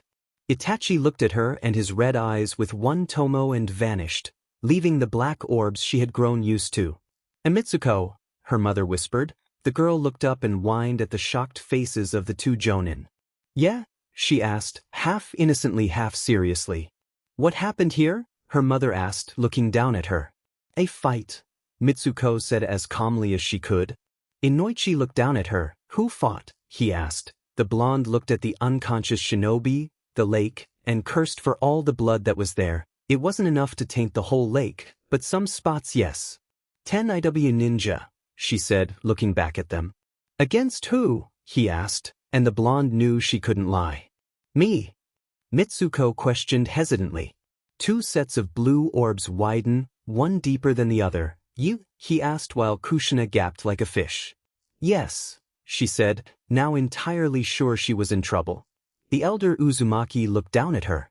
How could you fight them? She asked, and the girl sighed. I'm not a weak 4-year-old that will be killed by a chunin, or 10 of them, she said, looking down at the ground. But how did you get so strong? You're only 4, she said, and the blonde sighed. Well, technically I'm 16 with sage training, nature chakra training, was able to defeat Kyuubi and a whole lot of chakra to spare. Yeah, right, she couldn't say that. She couldn't say it, she can't. If she wanted them to know, she would have told her parents the minute she remembered everything about her future and warned them about Madara. But she knew that the least they know about the future, the more she can change it. Pained cerulean orbs looked at them. Both adults froze and felt like they were doing the worst thing possible to a child. Those pure orbs begged them to stop the questions and let it go, to forget about everything that just happened. They sighed, defeated. Don't worry, Mitsuko, Kushina said lightly. The man nodded. He would find out later after all, but first, he needed a team to bring the injured ninja to headquarters. Itachi hadn't said anything, but he felt like he shouldn't. Like he needed to forget, but he just couldn't. He promised himself that he would be stronger, powerful enough to bring peace into this world and protect her. The image of his friend still lived on his mind, the way she appeared and got stabbed in his place, blood spilling from her rosy lips. His hand moved on his own, he grabbed her hand, and as her eyes met his, he vowed to protect her even if it cost him his life. He pulled her close to him and hugged her. The blonde blinked confused, she didn't know what was going on, but as he held her gently, her heart skipped a beat. She blushed. Itachi? She asked, stunned. Kushina and Inoichi looked at them curiously. A giggle escaped Kushina's lips as she watched her embarrassed daughter freeze at Itachi's sudden hug. Kushina watched as his eyes were filled with determination to protect someone important. She smiled softly. It only took Mitsuko 5 days to get his love, now she was in for it. Oh well, she could only predict what Minato would say when she told him he had a rival for his baby's affection. Itachi finally released a confused blonde and smiled at her. Let's eat, he said, and just then, her stomach growled. The blonde blinked and blushed sheepishly. Yeah, she said. Kushina watched as the blonde left to do his job, and she called them. Mitsu, let's go, she said, and both nodded. Scenes from the manga. You have been warned. Minato ordered his team to meet by the border between Konoha and Grass. He had already sent the report to the Hokage and received his commands along with interesting info. Kakashi and Rin were already there with him. The only one missing was Obito. The blonde looked up at the sky. He had this weird feeling that he had gotten 2 days ago, but today's feeling was greater. He turned around as the boy approached, but he tripped and landed on the ground. Soon Kakashi was over him. I made it in time, right? He asked nervously. Kakashi crossed his arms over his chest. You wish you were. Obito, you're late, he said scolding. You idiot. Do you not know at what time we were meeting? Kakashi questioned, placing his hands on his hips. If you're a fully fledged ninja, you should naturally follow the rules and regulations strictly. Obito rubbed the back of his head. But, as I came here, I had to show the way to an old woman carrying luggage. He said, looking from Rin to him. Plus, there was something in my eye, he said, pulling his goggles from his eyes and sitting crossed-legged. What? That's a lie. Kakashi hissed. Hey, don't talk like that, Kakashi. Minato intervened quickly. You went with the old lady, didn't you? Obito. I helped her with her stuff too, he said, preparing his eye drops. You're a real pushover, the silverhead told his sensei sarcastically. You should be getting angry at Obito. Every freaking time, he growled. Those ninja that don't follow the rules and regulations are called trash. That's how it is, he said glaring. Minato could only laugh nervously. Obito looked at Kakashi, rubbing his eye. Do you have no soul? It's always about the rules and regulations with you. Just shut up, he told him. The key point is your own self-control. Kakashi and Minato stared at him, blankly. Hey, can you please stop? Rin asked, placing her hands on the air. You guys are teammates, are you not? she asked with a weak smile. Rin, you're too easygoing towards Obito. This is an important day for me, he said, looking at her from the corner of his eye. Yeah, it is, Rin agreed, smiling nervously. What was it again? Obito asked, confused. Minato got up from his spot on the rock and started to move. Well, today, Kakashi is promoted to a Jonin, just like me, he told him. To make this mission easier, myself and his team will be split since the military power of Konoha has hit an all-time low now, he said. Obito looked at him with a bit of confusion. Split? Then? He mumbled. Kakashi will become the commander of your three-man team, and I'll be on my own, he said from over his shoulder. Rin looked at the Uchiha. I told you about it before, Obito. To give Kakashi a present, she told him. The boy looked away. Sorry, I wasn't listening, he whispered while Kakashi looked at him from the corner of his eye. Minato stopped and brought out a kunai. I'll give you this, he said, grinning. It's a special kunai. He held it with his index finger by the hole. It's a little heavy because of its odd shape, but it is rather easy to use, he told him proudly. Take it with you on today's mission, he said, handing him the kunai. Thanks, Kakashi mumbled. Rin walked over to him with her hands up, holding something between them. This is from me. Here, she said, giving him a small bag, a personal, special medical bag. You've improved so much that it should be easy to use. She cheered while Obito watched from the sidelines. Thanks, the teen said. Kakashi turned to Obito and extended his hand. What's with the hand? He asked. I didn't do anything for you. Absolutely nothing, he said, glaring. That's fine, make yourself useful. Carry my stuff, Kakashi said, dropping his hand. Obito's brow twitched. How in the world did you become a Jonin with that attitude? He yelled, pointing a finger at him. I'd rather not talk about it, he replied calmly. Obito dropped his arm and looked down. He shook a bit. I am Uchiha Obito of the Uchiha clan. I will surpass you, he told him, as soon as I awaken this Sharingan of mine, he stated. Kakashi looked blankly at him. The Uchiha are all elite ninja, aren't they? The Jonin asked. That's what I thought, but... Kakashi said. What? Obito asked, glaring. Rin raised her hands. Guys, quit it, she said softly. Minato narrowed his eyes. Hey, can I explain the mission now? We're almost at the country border, he said sternly. All of the teens shut up and looked at him. The Namikaze unfolded a map and set it on the ground. He explained the lines and pointed at a small square. Our current mission is here, Minato said as the three teens looked down. We'd need a lot of ninjas to hit the enemy's front line. He tapped the picture. Because of that, a few selected ninjas must go and sabotage them, he said. Kakashi looked up. The bridge. So it's a sneak mission? He asked. Minato looked sternly at the team. Yes. Team Kakashi, your mission is sneak in behind the enemy and destroy the Kyuubi bridge that they need to receive supplies. Then withdraw as quickly as possible, he ordered.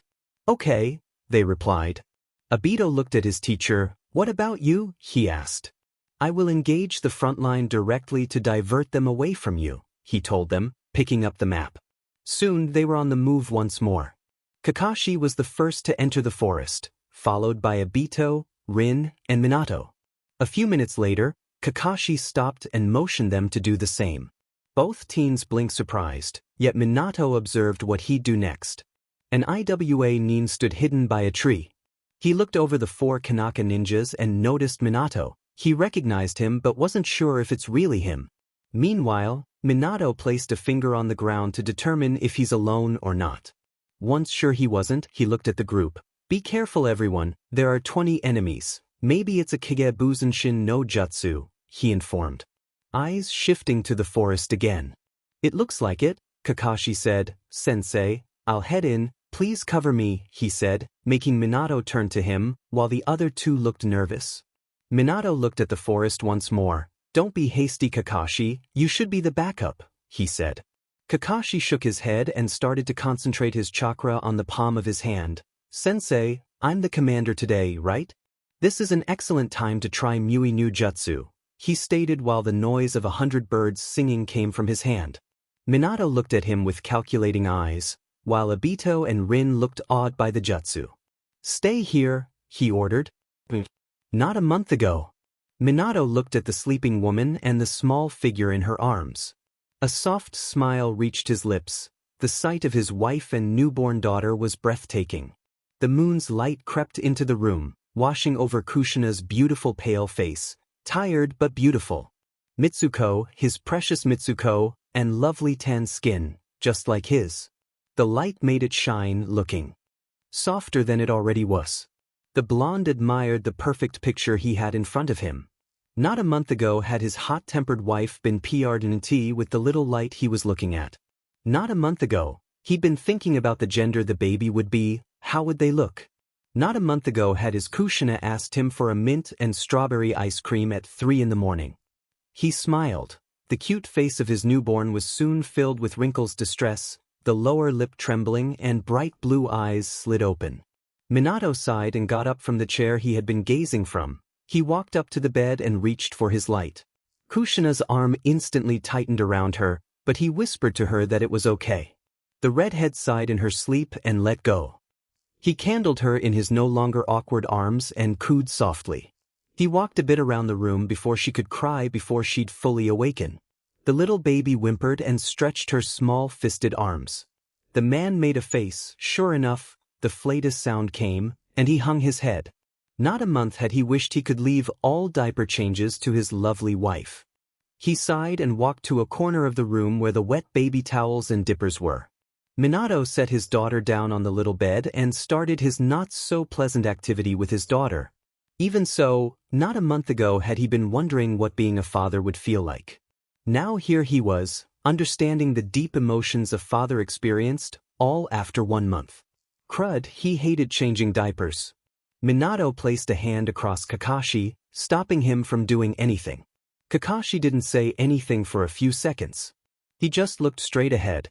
"It doesn't matter if there are a lot of enemies, this will get them all," he began. The blonde looked at his student. "It's just as fast as you, and I'm the leader," he stated. Minato looked at him passively. "Follow the commander's instructions as a rule, right, sensei?" he asked, preparing for his jutsu. The blonde sighed and moved his hand away. In a swift movement, Kakashi was running while his jutsu took down everything in its path. Obito and Rin both had to cover themselves to protect their faces from the rubble left by the technique. Kakashi charged straight ahead, ignoring the kunai being thrown at him and letting Minato do the blocking job. The silver head was confident now that the weapons made the enemy give their location away. Minato threw a shuriken at the enemy, making him come out from hiding. At the same time, Kakashi burst through one of the mushrooms and appeared next to the IWA. The man was surprised by the speed of the boy. Kakashi prepared his hand to pierce the chest of the enemy, but as he did, the man puffed away. Kagebin Shin. He realized too late. The boy moved to the next one. Obito watched his teammate, but a weird sound came from his left. It was the enemy. He froze with fear. He had let down his guard. The clone disappeared as Minato sliced him clean. "Pay attention," he told the boy. "Why's?" the Uchiha mumbled with tears in his eyes. Kakashi was still running for his victim. The man held his long katana ready to cut the boy in half. The future yondaime prepared to move out. In a puff of smoke, he appeared upside down, one hand on the ground and the other around Kakashi's waist. The swing from the blade missed by a hair, scratching the teen's shoulder just a bit in the process. The ninja jumped into hiding while Minato reappeared by the other teens calmly. He got up and took off his backpack and he was gone. Once the bag hit the ground, the enemy already had a kunai by the neck while Minato stood calmly behind. The 3 teens blinked, and they missed his movement. The man trembled in fear. "Yellow flash," he whispered frightened. Minato said nothing. "We were warned by our commanders to escape if we saw that person." He choked out. "Now I know what they meant." He gasped. The blonde ended his job in a second. Rin was healing Kakashi's wound as he appeared once more. "Sensei," Rin said. "Kakashi's injury isn't minor. For now we'll retreat back to camp," Minato told them. "I'm fine," Kakashi stated stubbornly. "What do you mean fine?" Obito demanded. You selfishly went your own way against Sensei's orders and did something stupid, he yelled. The new Jonin looked at him coldly. I don't want to hear anything from the elite Uchiha. A coward and a crybaby, he hissed. Obito flinched. There was something in my eye. Tears helped it get it out. He defended himself.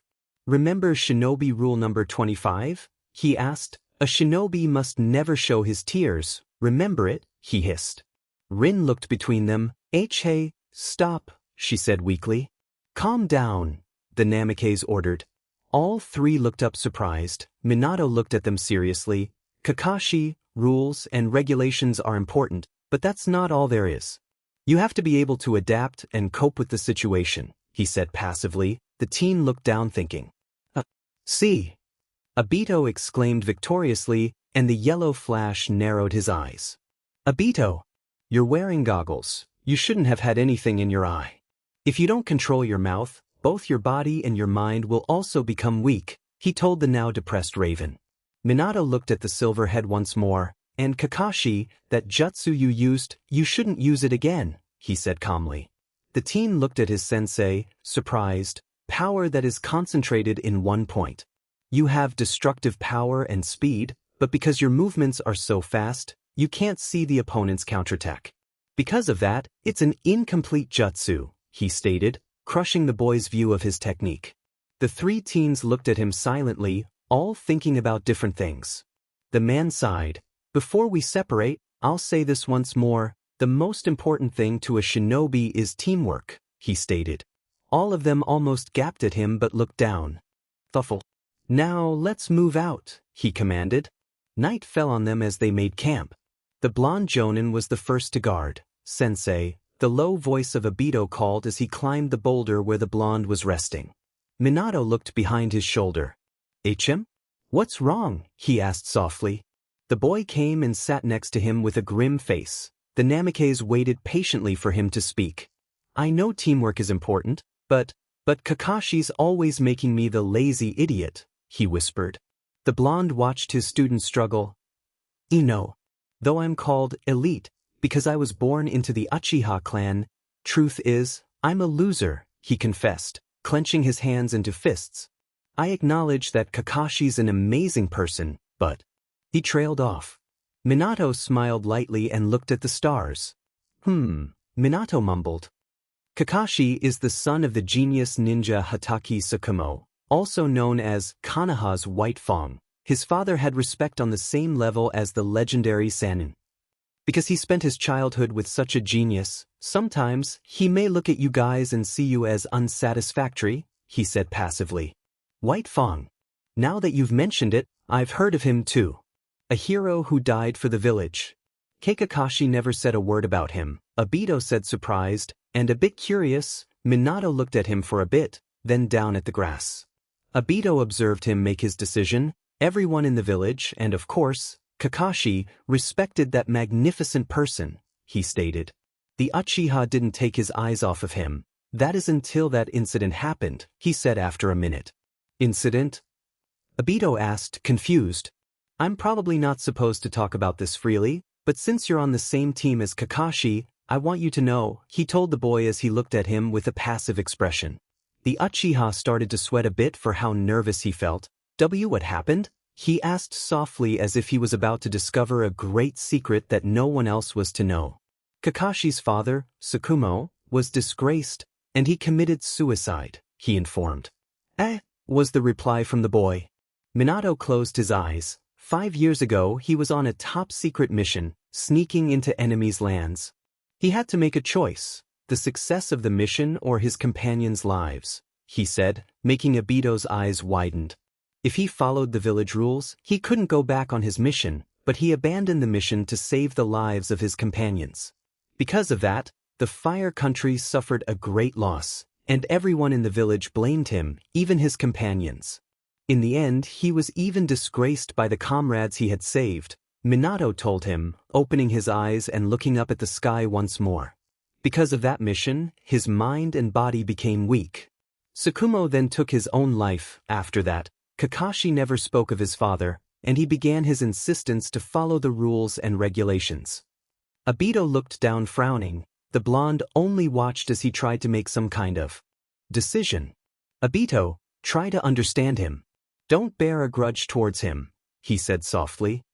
When they enter a bamboo forest, Minato began to tell them goodbye. From here we split into 2 groups. Everyone do your best, he said, and his face became serious. It was only a chance that the enemy from yesterday was scouting alone.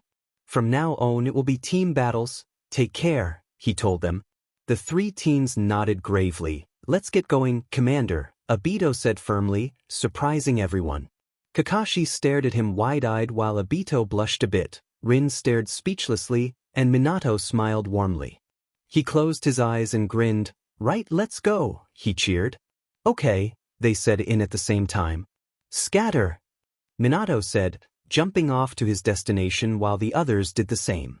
After a few hours of running and resting, they came upon a small lake. They walked on top of it but didn't notice the 2 IWA ninja hiding in the shadows.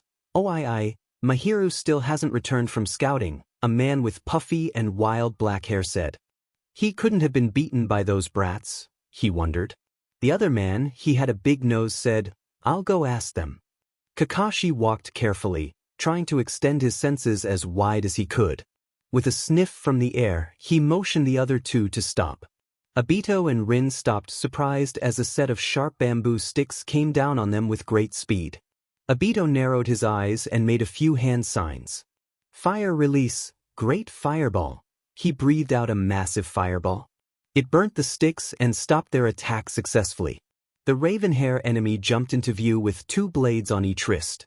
Kakashi took out a kunai and repealed the strike from the man and attacked at the same time. They counter each other at least 5 times before the Jonin, and Uchiha noticed the other IWA enemy. Kakashi landed on the water, just behind Obito. In contrast, the IWA nin landed behind the big man who was carrying an unconscious Rin. We'll take this one, the big nose said. Obito glared while getting ready to charge, but they puffed away. Wait! Kakashi called, but they were gone. The Hatake narrowed his eyes. Obito started to run after them. DMN it, he said, but was stopped by Kakashi's cold voice. Obito! Don't go after them, he ordered. The Uchiha looked at him with anger. What? He asked. He jumped over to the scarecrow mad. What? What the hell are you saying? Do you even get it? He exclaimed. Yeah, Kakashi murmured. The 2 of us will resume this mission, he stated passively. Obito blinked and then glared at him. Rin. What about Rin? He questioned. Leave Rin for now, the enemy wants to know our aim. They won't kill her yet, he told the said boy. Besides, Rin is a medical ninja. Even as a prisoner, she should be treated well, as long as she looks after the enemy's casualties, he stated. Obito was starting to lose his cool.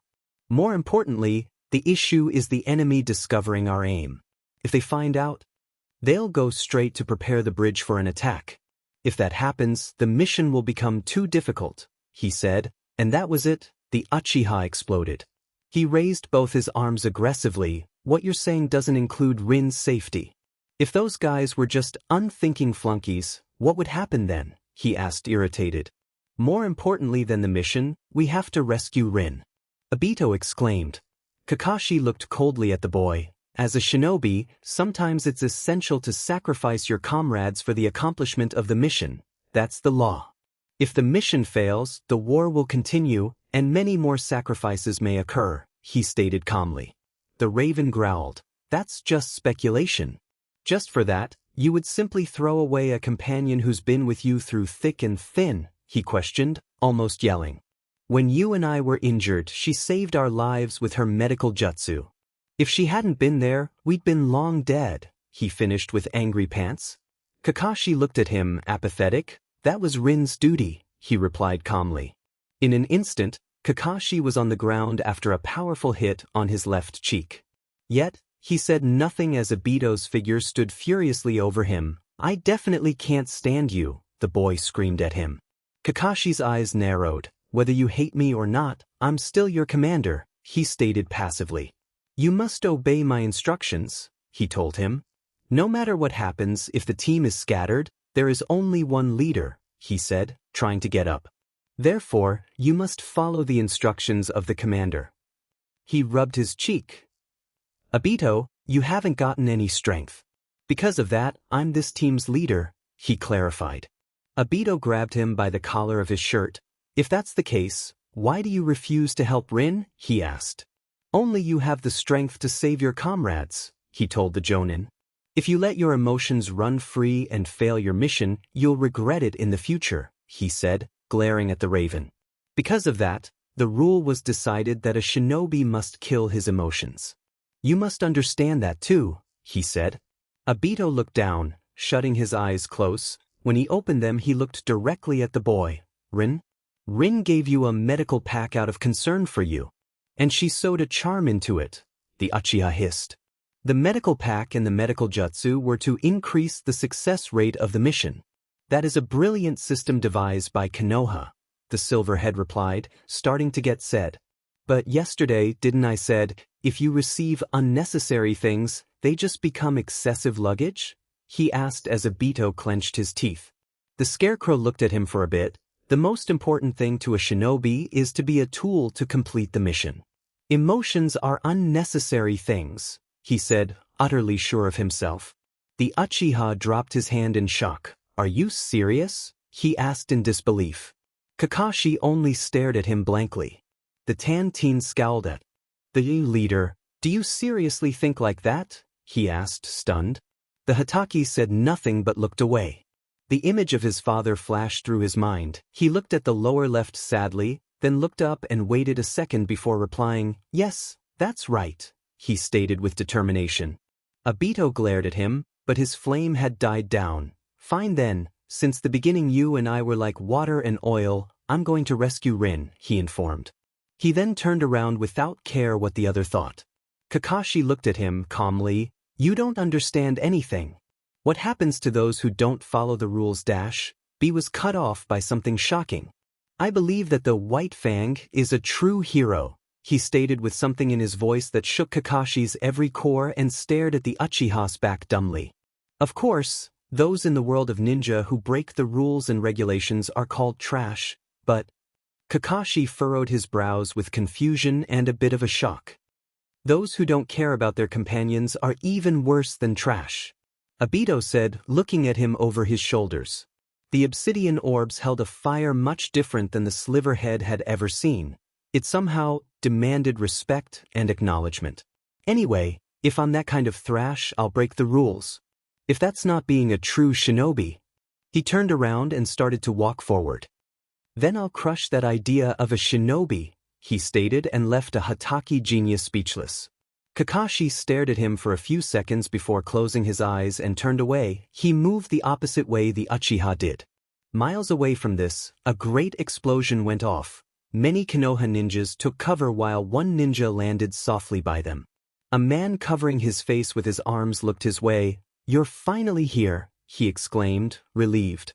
Minato looked up from his passion. What's the situation? He asked passively. There are about 50 enemies, but in comparison, there are only 4 of us alive, he said, looking at the field of the fallen ninjas. Minato set down sets of his special kunai by each man. Everyone, throw these by the enemy side together. I'll handle it after that, he said, looking at them from over his shoulder, as he jumped up the rocks used as cover. That's crazy. How do you dash? A Konoha nin began only to be cut off by another. Shut up, he hissed. Now we get to see the fight of Konoha's yellow flash. Don't even blink, not for an instant, he said, looking at the blonde in awe as the Namikes began to do some hand signs. Mitsuko was enjoying her lunch with her mother and Itachi greatly. She was talking to them but stopped abruptly when she felt Obito's chakra and Kakashi's separate further and further away. The seal she had placed on his goggles was a double Hiratian seal. Both Itachi and Kushina saw as the blonde's healthy tan skin paled and fright invaded the cerulean orbs. Mitsuko? What's wrong? The redhead asked alarmed. The blonde didn't say anything. The boy started to panic, but the girl blinked slowly.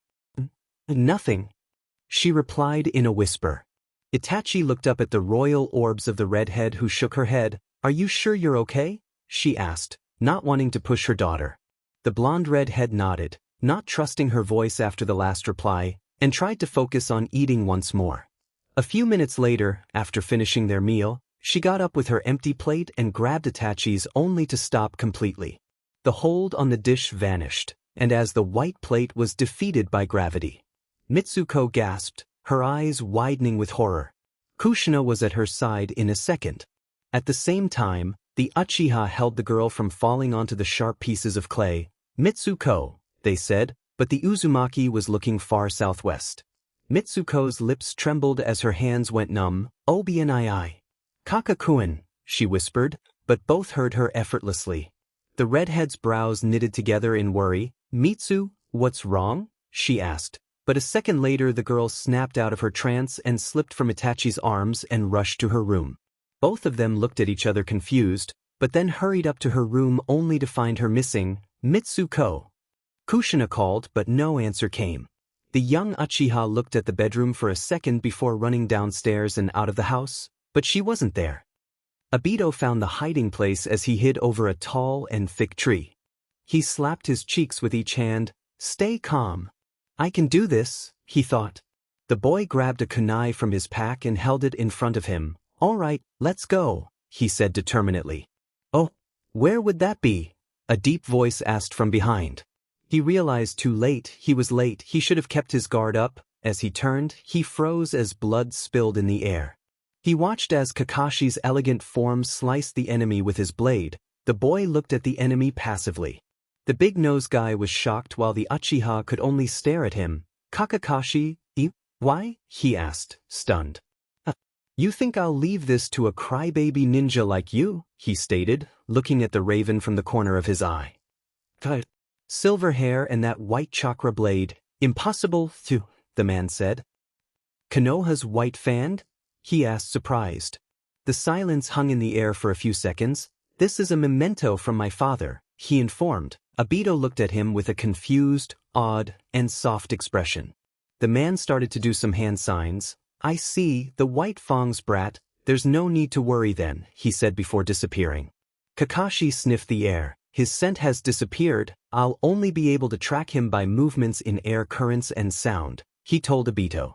The Uchiha looked around. Where is he? He asked. The silverhead looked at the boy for a second, but for him, it was enough to notice the movement and small sound. Obito, behind you, he said before moving between them. The enemy sliced Kakashi's left eye. Obito was unable to do anything to stop. My eye, he said, placing his hand on the burning wound. Kakashi, the raven yelled with tears on his eyes as he rushed to the teen. Hey Kakashi. Are you all right? He asked uneasily. Yeah, the commander replied. The enemy's good. He's already gotten rid of the kunai with my blood scent, stated the boy. Obito looked at him as his tears ran down his cheekbones. Dirt in your eye again? He joked. Shinobi don't cry. He said. I'm not dead yet, he said softer. The Uchiha pulled his goggles up from his eyes and wiped the tears away as he remembered Minato's words. I'm always mouthing off. Everyone always just has to save me. I'm just a mouthing off loser, but... Het hot, standing up. Don't let your guard down, the silverhead warned. Obito kept wiping his tears. I believe the White Fang was a hero. Those who don't care about their teammates are even worse than trash. His words replayed in his mind. His hand dropped to his side. Those words alone, I don't want them to be just mouthing off, he thought as he stood calmly. Kakashi's senses kicked late, but Obito had already turned around with a kunai in hand.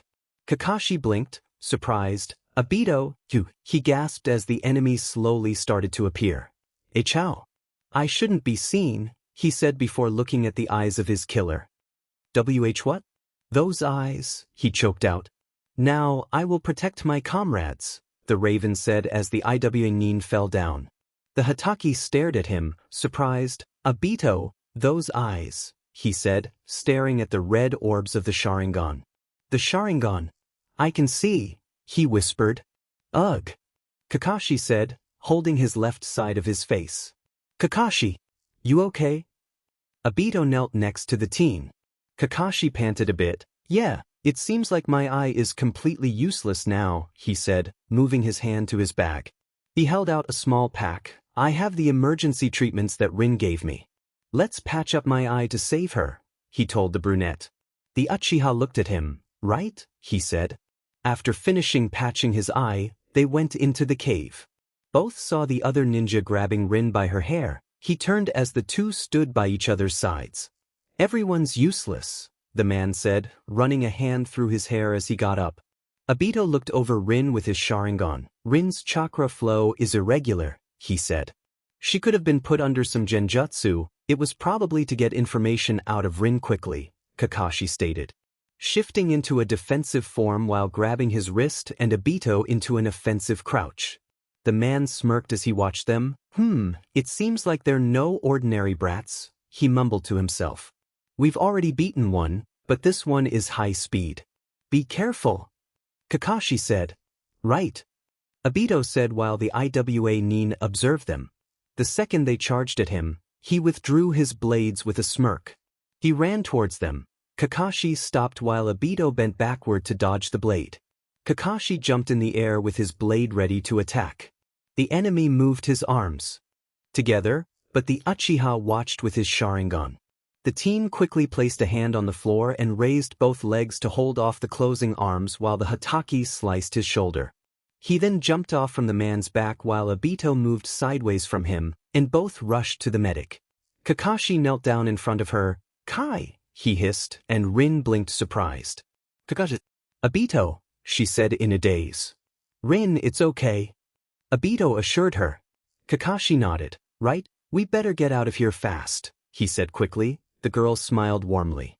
Indeed, that was a good combination, but you're still just brats, the puffy head said. All of the teens looked at him surprised. You're now right in my hands, he said, slamming his hand on the ground. A rumble was felt by the three. Kakashi was the first to look up as saw the rocks fall. Oh, demon, Obito groaned. Everyone, get out of here quickly, the Hatake yelled. They started to run, but the silver head couldn't see the rock falling towards his left. It hit him, and he was down.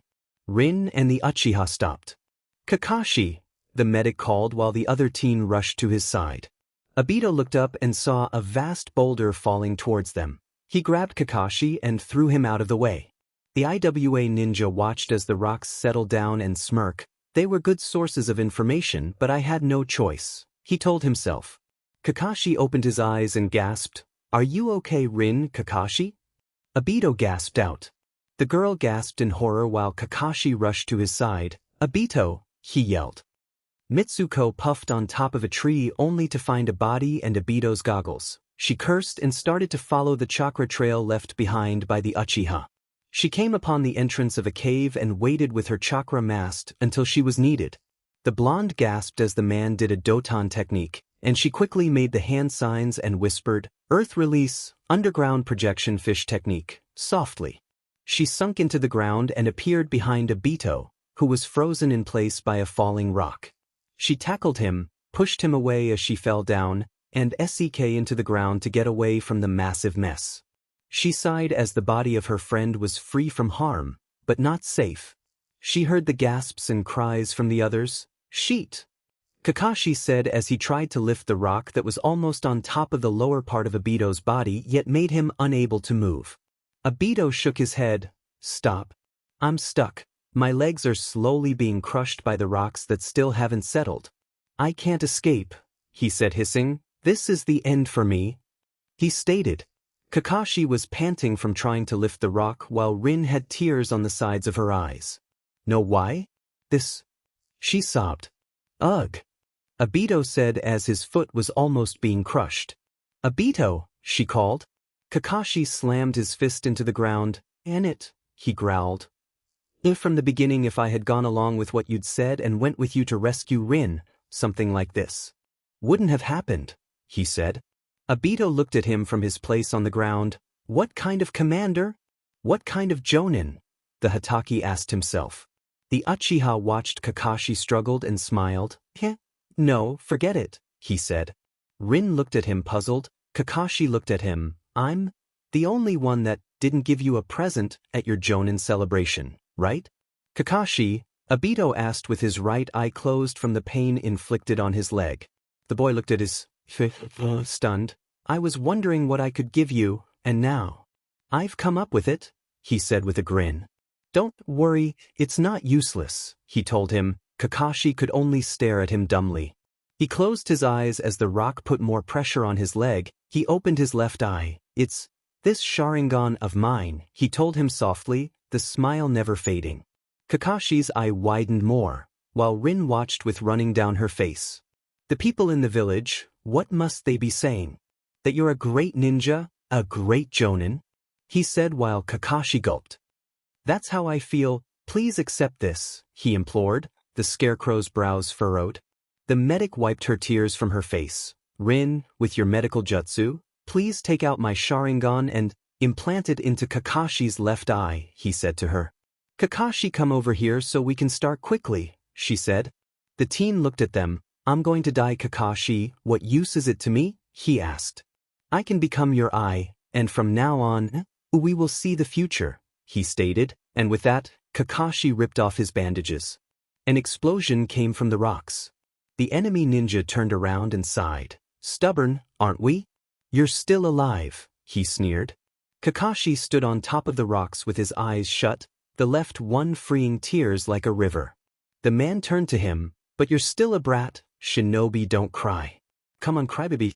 I'll break you apart, he said, and mismatched eyes opened. The beauty of the Sharingan now rested on his left eye. Make I hate you. Kakashi waited for his sensei on the bridge. It was the first time he was late. He sighed and leaned his head back. He heard a puff and glared. He was cut off by the blonde jonin. Before you start, I want to tell you that we have 2 new teammates. Minato said. The Hatake blinked. What? He asked. The Sandame just told me they should be here any second. He grinned at him. Sure enough, a few minutes later, a small girl with purple rectangles came walking down the road. The genius sighed. Kakashi's profile from watching her was weak and useless.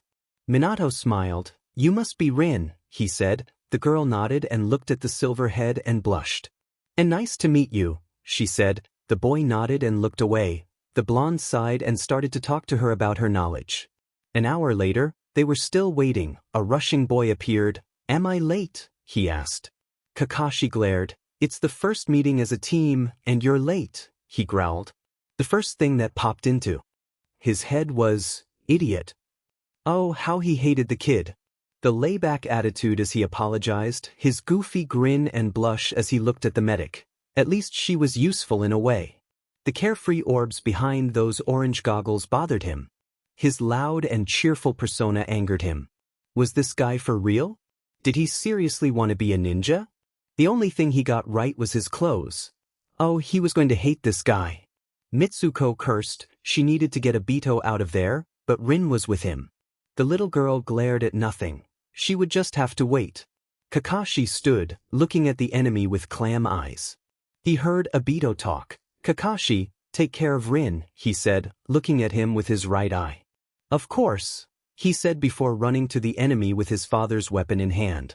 The man from IW sliced the blade clean as it came to him. The teen was unfazed by it. The Sharingan seemed to glow as it stared at the man passively. The Hatake landed on the ball of his feet while doing a quick set of hand seals. The elder prepared to attack, while the younger finished his jutsu and lighting molded on his right hand. When the broken blade finally hit the ground, the life of a ninja was cut.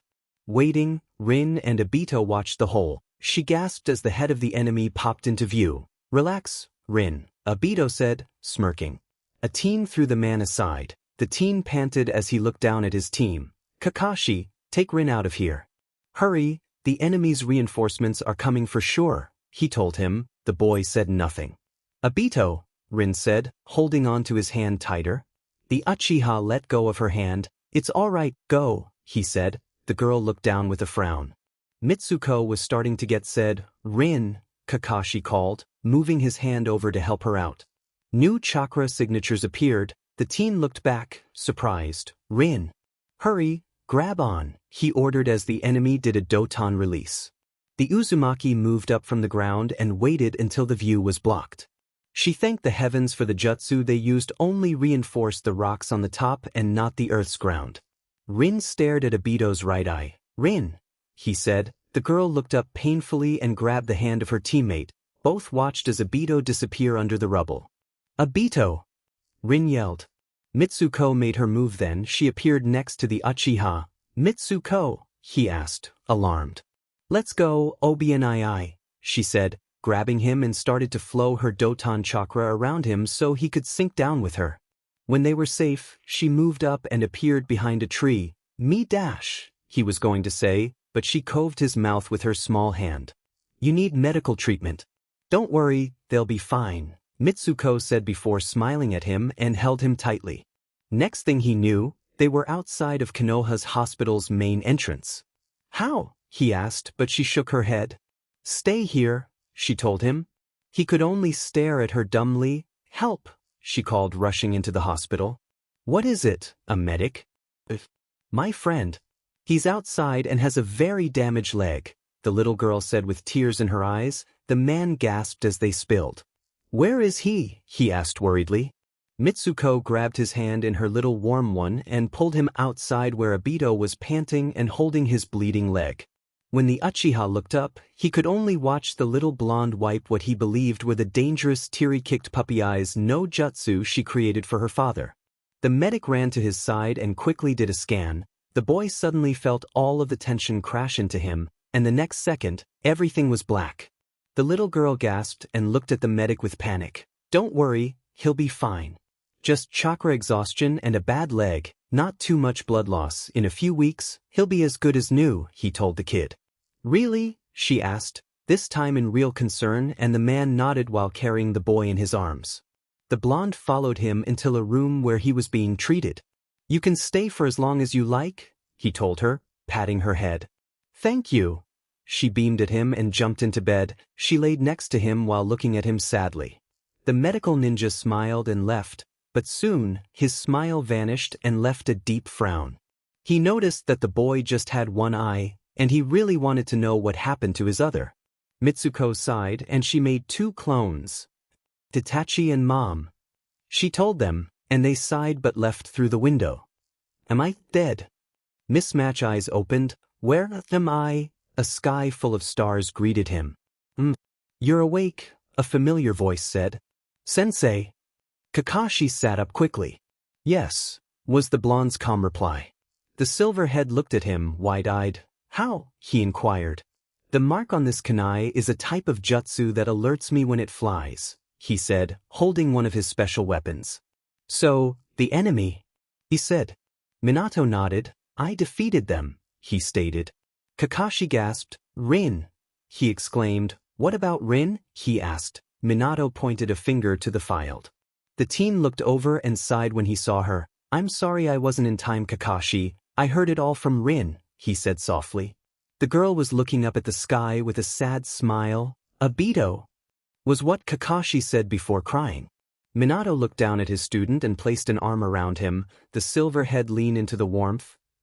It was my fault. If I had listened to him, he'd still be with us, he sobbed. Sure, it's not your fault, Kakashi, Minato told him softly. In this world of ninja, that's how things run, he told him, but the boy shook his head. No, he whispered. The next day, the grass bridge was destroyed, and 3 ninjas decided it was time to go home.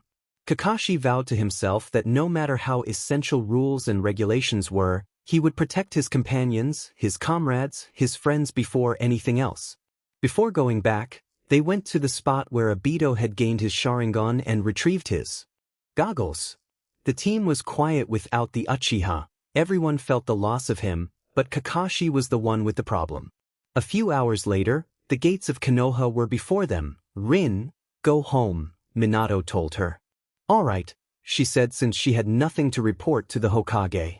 Both Jonin were soon in the Hokage tower. Minato knocked on the door, and he heard giggles coming from inside. Come in, the gentle and happy voice of the Sandaime Hokage said. The blonde opened the door and smiled warmly. Daddy! The cheerful and light voice of his daughter greeted him as she hopped off the Hokage's lap and rushed to him. When he was in the middle of the room, she jumped towards him. The Namikes had to bend a bit to catch her. Hey! He chirped. Are you okay? Did you get hurt? Did you kick some butt? She asked with a smile. Yes, I'm fine. No, I didn't get hurt and yet. I kicked butt, Minato told her softly and leaned in to kiss her forehead. What about you, Kakuin? She asked, looking down at him. Kakashi now had his headband covering his left eye. The blonde set her down and looked at his student. Mitsuko walked over to him and grabbed his hand gently. Kakuin? She asked softly, her big eyes softening considerably. The boy's eye widened, and he smiled sadly under his mask. Ichina, I'm okay, he said. Minato looked at the Hokage and nodded. Both missions were successful. The information we gather was sent to you. The bridge was destroyed. He looked down at his daughter, who was looking at him with her head tilted. But he stopped and knelt in front of her and placed his hands on her small shoulders. Mitsuko, Obito won't be coming back, he told her softly. At this the Hokage's eyes widened. The little girl asked. Mitsu, I'm sorry, he told her. The little girl looked over at Kakashi, but he looked away guilty. No, that's a lie, she said, backing away from her father's warm hands. You're liars, she said, glaring. If she wasn't so cute, they would feel a bit of fear, but her innocent glare only increased the dread they had. Kakashi kneeled down and sighed. Mitsu, Obi and I won't be able to play with you anymore, but I'll play with you instead of him, he promised, and the girl gasped. Ji-chan, they're imposters. Mitsuko pushed Kakashi, making him fall on his butt, and ran to the side of the Hokage, who was now watching a bit amused. The little girl held her arms for him to hug her, which he did, and then she glared at them. Minato sighed. Mitsuko, he said, but the girl shook her head. No, you guys are not my daddy or Shernai, she said and hid her face on the crook of the Sandame's neck. Kakashi was too shocked to get up from his spot on the floor. Can't you understand? Obito won't be back, Kakashi said, looking down, his eye hidden by his hair. The Hokage chuckled and got up. Mitsuko-chan, why don't you show them? He asked. The girl looked at him and then at the imposters, and nodded. Over to them. Follow me, she said and walked past them. The third nodded. Go on, you can give me the report in detail after she shows you what she wants to show you, he said. The two jonin looked at each other but nodded. Yes, they said and followed the little blonde. After they exited the building, the girl skipped down the road. She noticed a boy walking with an old lady, and she smiled. Itachi, she called, running to him. Minato blinked and watched his daughter start to talk to the Uchiha heir. The man looked at his student, but saw him looking elsewhere. Kakashi, he said softly. No. Minato sighed and blinked as the lady left without the boy. The dark-haired child stood next to his light. They had reached them. He was looking at her curiously. Mitsu? He asked. Both kids looked at them. The boy's eyes widened, and she beamed at him. Her eyes clearly asked, Can I tell him? Can I? At him. He looked at the boy and sighed. Itachi, this is Dash. The boy nodded. Konoha's yellow flash, he said, but the girl pouted. Itachi looked at her and blinked. What? He asked innocently. She glared at him and sighed. Yeah. She smiled and looked at her father. Daddy, this is Uchiha Itachi, my new friend, she said, almost making the boy choke. Daddy? He asked, stunned. She nodded. Yup. He's my dad, she told him proudly. The blonde smiled at them. Hello, Itachi-kun, he said, bending down and holding his hand in the air. The Uchiha took it and shook his hand. The boy could only stare. Nice to meet you, he said after getting that he was staring. Nice to meet you too, the blonde said with a kind smile. Mitsuko, what did you want to show us? He asked, looking at her and getting up. The little girl smiled. Itachi, this is Hatake Kakashi. Shiranai Itachi, she introduced them. Both boys only nodded. All right. Follow me, she cheered and walked to the direction of the hospital. After a few minutes, they were walking through the doors of the building. Mitsuko nodded to the nurses and medics who already knew what she was doing, plus, the yellow flash was with her, so, yeah. Mitsuko came to a stop on a door. She turned to them and placed a finger on her lips. Quite, he's sleeping, she told them and opened the door quietly. Itachi followed calmly, while the ninja walked in curiously. Minato closed the door behind him and walked in. Kakashi was right behind him, but he stopped once he saw him. His light got on the bed while Itachi sat on a chair. How? He asked. Kakashi didn't really want to see, but once he heard the choke from his sensei, he moved past him to see. The boy almost fell as he saw the sleeping Uchiha in bed. See? They heard the soft voice of the blonde asked. His legs took him to the side of his teammate and friend. Obito? He asked, but the only response was the steady breathing of the teen. Mitsuko how? Minato asked. The girl shrugged. Didn't you bring him here? She asked innocently. I was passing by when I saw Obi and I by the hospital doors, she told them looking down at the raven. No, he said, and the girl tilted her head confused. Then how? Mitsuko asked, knowing well that Itachi was looking at her with a look that he developed over the last 4 days. The door opened, and the redhead beauty walked in but stopped. Minato, she said. The shocked blonde turned around and smiled at her. Kushina, he said warmly. The Jinchuriki ran up to him and hugged him. Welcome back, she said relieved. He held her tightly. I'm back, he said, burying his nose on the locks of his love. She moved away and looked at the bed. What happened? She asked, cupping his face. Later, he told her, closing his eyes and enjoying the warmth she gave him. Kushina nodded. All right. Mitsuko and Itachi-kun were attacked 4 days ago, she told him, and he gasped along with Kakashi. Both looked at her and then at the Uchiha. Are you okay? Were you hurt? He asked, rushing to his baby. I'm fine, she told them, pouting. I still don't know how she fought 9 Chunin and a Jonin from IWA and was left with only a small scratch after they attacked them, the redhead said. Kushina knew this was no place to talk about it, but she wanted Minato to know as soon as possible. The blonde looked at her father and then at her mother. She gazed at Kakashi and then at Itachi. Mitsuko sighed and looked at her parents determinedly. I want you to teach me Fuinjutsu, she said, making all of them gasp. What? Minato asked. The blonde sighed. I want to learn Fuinjutsu, she said slowly. Kakashi could only stare at her wide-eyed. If you tell me how you defeated 10 ninjas, her father said. The blonde looked at Obito and then at her father. She had 2 options. Tell them to forget about it and not tell them about the fight, or start her training on seals while preparing for the battle in a year. Not here, she suggested as she got down from the bed and walked over to Itachi. He got up and was ready to go anywhere she would. The ninja looked at them bemused but still followed them. Kakashi looked at Obito one last time and placed his goggles on the stand. He turned around and followed the others. The blonde looked at Itachi and he nodded. She sighed but nodded back. When they got home, the little girl moved to her father's training ground on the back of the house. Minato and everyone else watched the kids move to the middle of the field. What do you want me to tell you? She asked passively.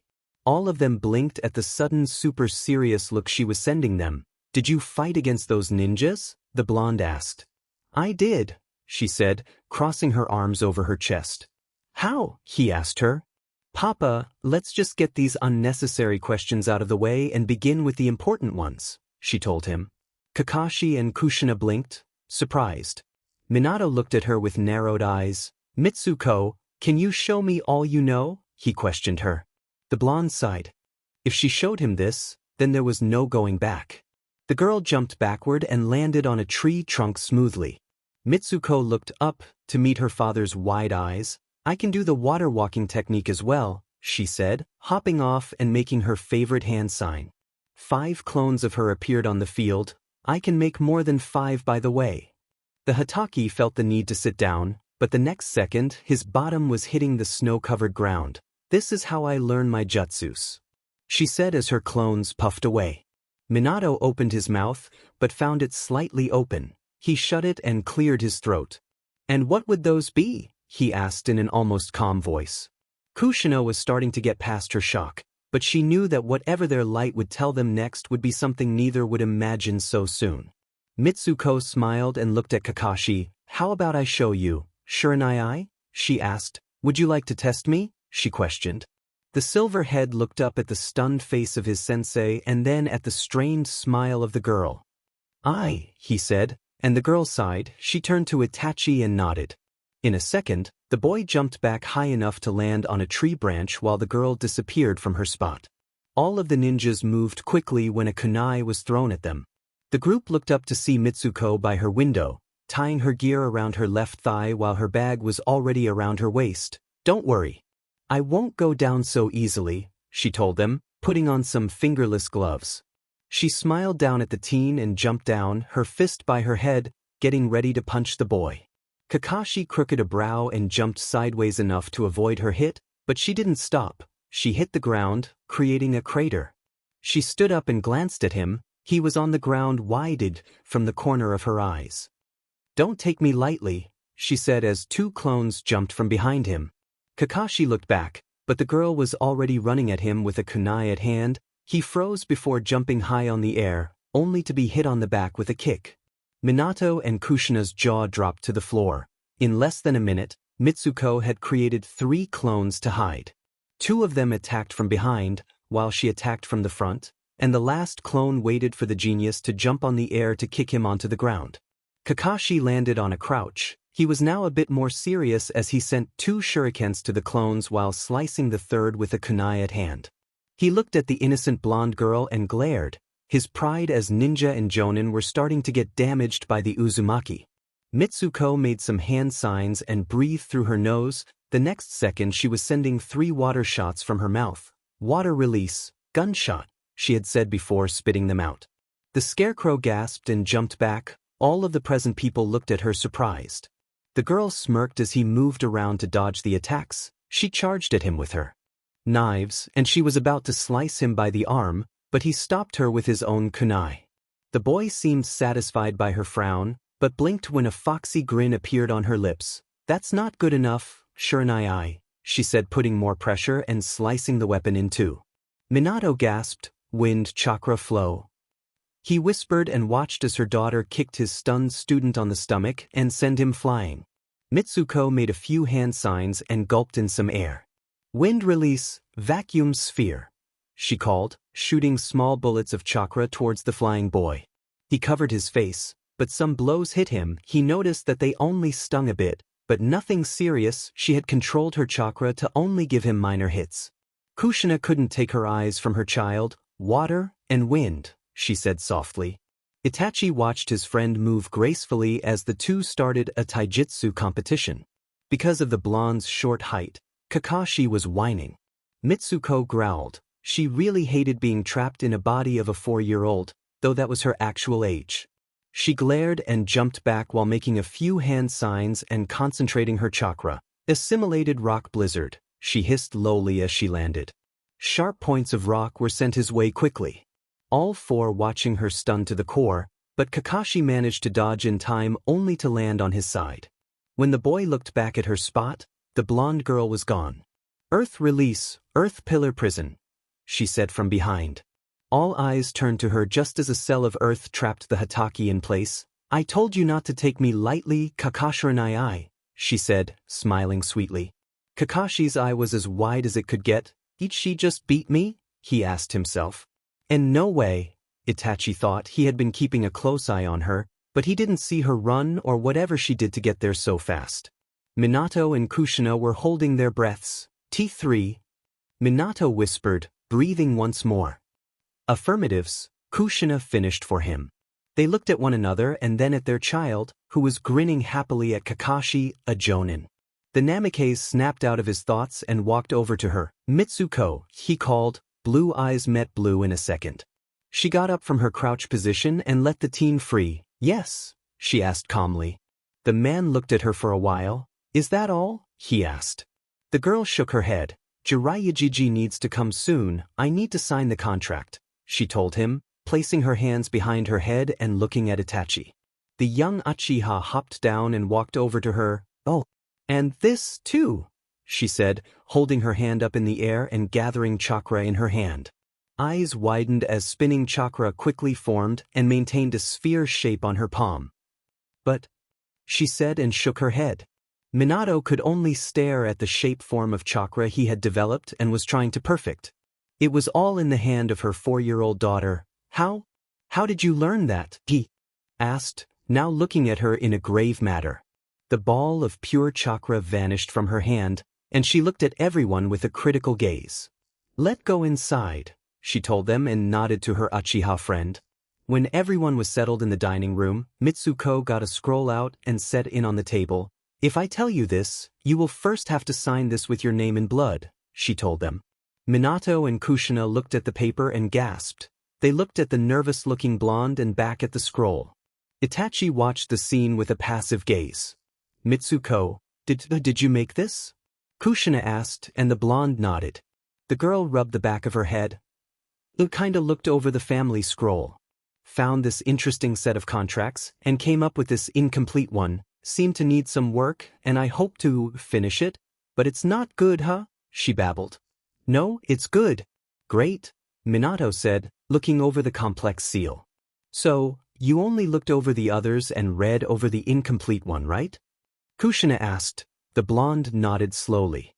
She touched the writing, and the ink turned red. I wrote it with my blood, she told them. The two seal masters blinked surprised. This silent contract seal, you made it seriously, Minato stated in his serious voice. Just, I don't want any of the things I'm about to tell you to somehow get out, Mitsuko said, looking at work with a thoughtful expression. Kushina sighed and bit her thumb. She wrote her name without Mitsuko, explaining the consequences. Mom, she exclaimed. What? She asked, finishing her name. You didn't let me explain what would happen if you tried to say something about the information, she said, horrified. Don't care, I won't say anything, she told her with a smile. Mitsuko looked at her wide-eyed and didn't notice her father finishing writing the contract. Papa? She asked, looking at his name. He asked, looking at her softly. The blonde sighed. Sure, Itachi, if you sign this contract, then you won't be able to say a word about the information I'll give you, she said gravely. She looked at them warningly. If you try, the muscles on your tongue will numb every time you try to repeat. To even hint things to other people besides the one on this scroll, Mitsuko warned. Both boys looked at her and nodded. She looked down at her work and back at the prodigies. If you sign it, then I will be able to know when you try to break it. No matter how small the slip is, I will find out, she told them and nodded. If you wish to continue, then please sign it, she said gently. Minato and Kushina were impressed with the bounds of the seal and her. Both kids wrote their name on it, and she smiled. Good, she said while the scroll puffed away. Now, no matter what I tell you what I say, you will go on with life as if you never heard this, she commanded. They nodded, and the girl sighed. It was now or never. When I turn 3, I regain my lost memories. Mitsuko began softly as she watched their reactions. The girls wanted to laugh at their confused faces, but she didn't dare. This was far too important to mess with. She took a deep breath and looked at her parents. You don't know how happy I was to find out that you were at my side. I had suffered far too much, and I had grown tired of it, she said, looking down at her hands. The ninjas looked at her confused while Itachi had somehow a feeling he knew something that he should remember he experienced as well. The girl looked up with sad and somehow lonely eyes. My childhood was full of hatred and loneliness. No one ever believed in me or respected me. I grew up alone. After I became a ninja, I had hoped things would change. Yet everything stayed the same, she said, clenching her fists. She closed her eyes tightly. I was considered a failure, a dead last. They always believed I would be the first to die. They never took a second glance at me. They could only see him in me. They didn't want to meet me. They could only see him, she whispered painfully. They looked at her confused. Mitsuko wasn't making any sense at all. She was skipping things. She wasn't telling them everything. Just what was she tired of? Where were Minato and Kushina? The failure? Dead last? Who's him? She looked at them with painful and lonely eyes. My life had been crap, she said with a small bitter smile. Mitsuko! Kushina scolded. The girl looked up at her and smiled gently. I never had anyone teach me what was right and what was wrong. I was alone until he came into my life, until I made those bonds. She looked down once more and sighed. I was paired up with a team, a fangirl, and pervert. She laughed, hitting her forehead, and she clenched her teeth. Even then, I was alone and not cared for. My sensei cared more about the Avenger. The girl loved him, and I tried to beat him at everything. I wanted everyone to see me as someone important, not some loser, She was about to say container, but she stopped herself. They looked at her wide-eyed. After a while, things settled down a bit. The Chunin exams came up, and we entered. I had improved a lot back then, but not enough. I still need to catch up with him, she said sadly. I was still unwanted, unloved, feared. She intertwined her hands together. We were on our second test when everything changed. The BGMI met him. I was retained from my power. Fate had a test for Konoha. She scowled darkly. He tainted him. He took him away from us. My brother took the dark path, she sighed. Minato and Kushina blinked. What? They asked. Kakashi smirked under his mask, but the girls' eyes stopped them from whatever they thought she meant. My friend and rival, the guy that became my best friend and my brother, she told them, and they nodded. His brother appeared soon after before the team decided his path as a true avenger, she said sadly. They were after me, they wanted me and others like me, she growled and stood up. Gaara's tired face filled her mind, and she needed to calm down, but it was too hard. My next sensei saved me, but it cost me a great price, she said, and a lonely tear slipped her face. Oh, make annoying little girl. He glared. The man smiled sheepishly, and there was a giggle. Both males looked at the toddler looking at them with big innocent azure eyes. The boy sighed, irritated. Sensei, what is she doing here? A 10-year-old Kakashi asked. Well, Kushina said I needed to spend more time with Mitsuko, so she told me to take care of her today. Plus, our mission is not that great, the blonde told his student as he knelt down and opened his arms. The little girl laughed and rushed as fast as she could to her father's arms. But she'll get in the way, the boy argued. Twin orbs turned to him, one so very innocent and pure, while the other matured and amused. No, she won't. She'll help a lot, he told him. The boy glared. He doubted that. The mission was horrible. Kakashi had to paint a stupid fence, and the little girl kept helping in a cute, annoying way that slowed him down. She was too cute enough to annoy him so. He could not take his eyes off of her as she dipped her little hand of the white paint and slammed her hands on the wood. The giggles she gave and the way she would get paint all over her father was funny. It annoyed him. Now, as the girl rested on the grass next to him as the Namikes finished the fence just because he had done his part and said that it was his fault for not getting it done sooner, he had to do it. The little girl had gone to sleep so easily and quickly, right next to him too. The 2-year-old was too cute for him to not feel his heart melt for her. God, she was annoying. Worming her way through his heart in a second. Annoying little girl. Even so, he would do anything for her, but he wasn't about to tell his sensei. Gaara's tired face filled her mind, and she needed to calm down, but it was too hard. My next sensei saved me, but it cost me a great price, she said, and a lonely tear slipped her face. Minato and Kushina were about to get up, but she shook her head. 2 of my important people were badly hurt. We needed to find her. I was trained by my second sensei. Yet, he left me alone to train and get the jutsu by myself, while he searched for her. She sighed and sat back down. By this time, my friend was struggling in his mind, trying to decide what he would do. When we found her and her apprentice, he came back. He wanted his arms back, so he offered her a great deal, she hissed with venom. All of them looked wide-eyed at her. She was changing emotions rapidly. I had a week to win the bet we made. I tried my best for those days, but I still didn't get that jutsu, she sighed. On the night before the last day, she drugged my sensei, knocked her apprentice out while I was out cold from chakra exhaustion. I woke up the next day only to find out what he had offered her, her lover. And her brother. She frowned. Mitsuko looked up at the ceiling. She turned his offer down. When we caught up with them, she was safe, yet her phobia had defeated her. I risked my life to save her. Then, as his servant was about to get her, I stepped in. We fought, and I won with that jutsu, but I almost died. If she hadn't healed me, I would have died, she smiled sadly. When I woke up, we were heading back to Konoha. I had my prize around my neck and ready to bring the new Hokage to her city. She smiled and heard 4 gasped. Her smile turned into a deep frown. A few days after my brother woke up, he had made his choice. He left the village after our fight had been interrupted. She bit her lip and closed her eyes tightly. The Hokage sent 4 genins and 1 chunin after him. I was one of those genins, she said, but stopped her father from speaking when he opened his mouth.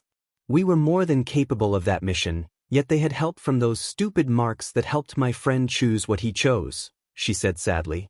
The faces of her team flashed into her mind. One by one, we were left to fight an enemy, each almost dying after they won. We got reinforcements after a while, but as I caught up with my friend, he had been experiencing a power he had wanted for his revenge. He liked it, he enjoyed it, even if it turned him into a monster. She shuddered remembering his final form. Her eyes and jaw shut tightly. The pain I felt when he told me I was his best friend, his brother, and for that reason he needed to kill me was too great. She spat through her tightly shut teeth. To think that hurt more than the hand that pierced through my right lung, a few inches away from my heart. He was alone. I wanted so badly to save him, to help him, but he wouldn't let me, she said, containing the tears threatening to spill.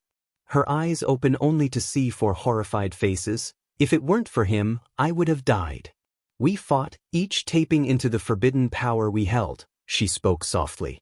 Her eyes softened with pain. 2 times he tried to kill me, one I deflected, while the other succeeded. He healed me, the broken neck I had. At this both her parents hissed mad. That was the first time I truly got a taste of his power, she said bitterly. That fight created a gap for the next 3 years. He left, and I did the same. My sensei took me around the world to train. When I got back, everyone had changed. They had grown, she said softly. She grinned, thinking of Gaara once more. One even became he's special, my other brother, my mate in loneliness. He was like me. I had to fight him once. It had been horrible to see and fight what I could have become if I had made the wrong choice. His pain was greater than mine. He was alone, and he was capture. She glared, her pupils slid a bit. Those beastars had gotten a hold of him. They took out the power he had. She choked. Her hands ran over her closed eyes, making the tears disappear. It was always him, always. Finally, he had gotten the respect and acknowledgement he wanted, only to be taken away by them. She growled and raged. I traveled as fast as I could to save him, yet I failed to do that too. I felt so useless, so weak. She hugged herself. A sacrifice was made to bring him back, a life for a life, she said sadly. After that, we got word on the BSTRD that took my brother from me. When I met him, I went to level 3, and lost control until level 4, she whispered. I hurt the friend with that power. My anger and hatred got the best out of me, but when we caught up with my friend, everything just broke. He had no intention on coming back. He wanted so badly to kill his brother. She sighed defeated. Soon after that, I began to perfect that jutsu. My first sensei finally took the time to teach me along with the second commander of my team, she said, smirking at her father. You'll love it, she told him, and then grimed. The death of a great comrade fell upon us, and yet again that group came to us, she said sadly. I had time to test my new jutsu. I'll never forget how beautiful and deadly it is. At that moment, I felt like I could take on the world. That's when my new idea came to mind, she said solemnly. She shook her head. Great minds think alike. My friend had the same thought.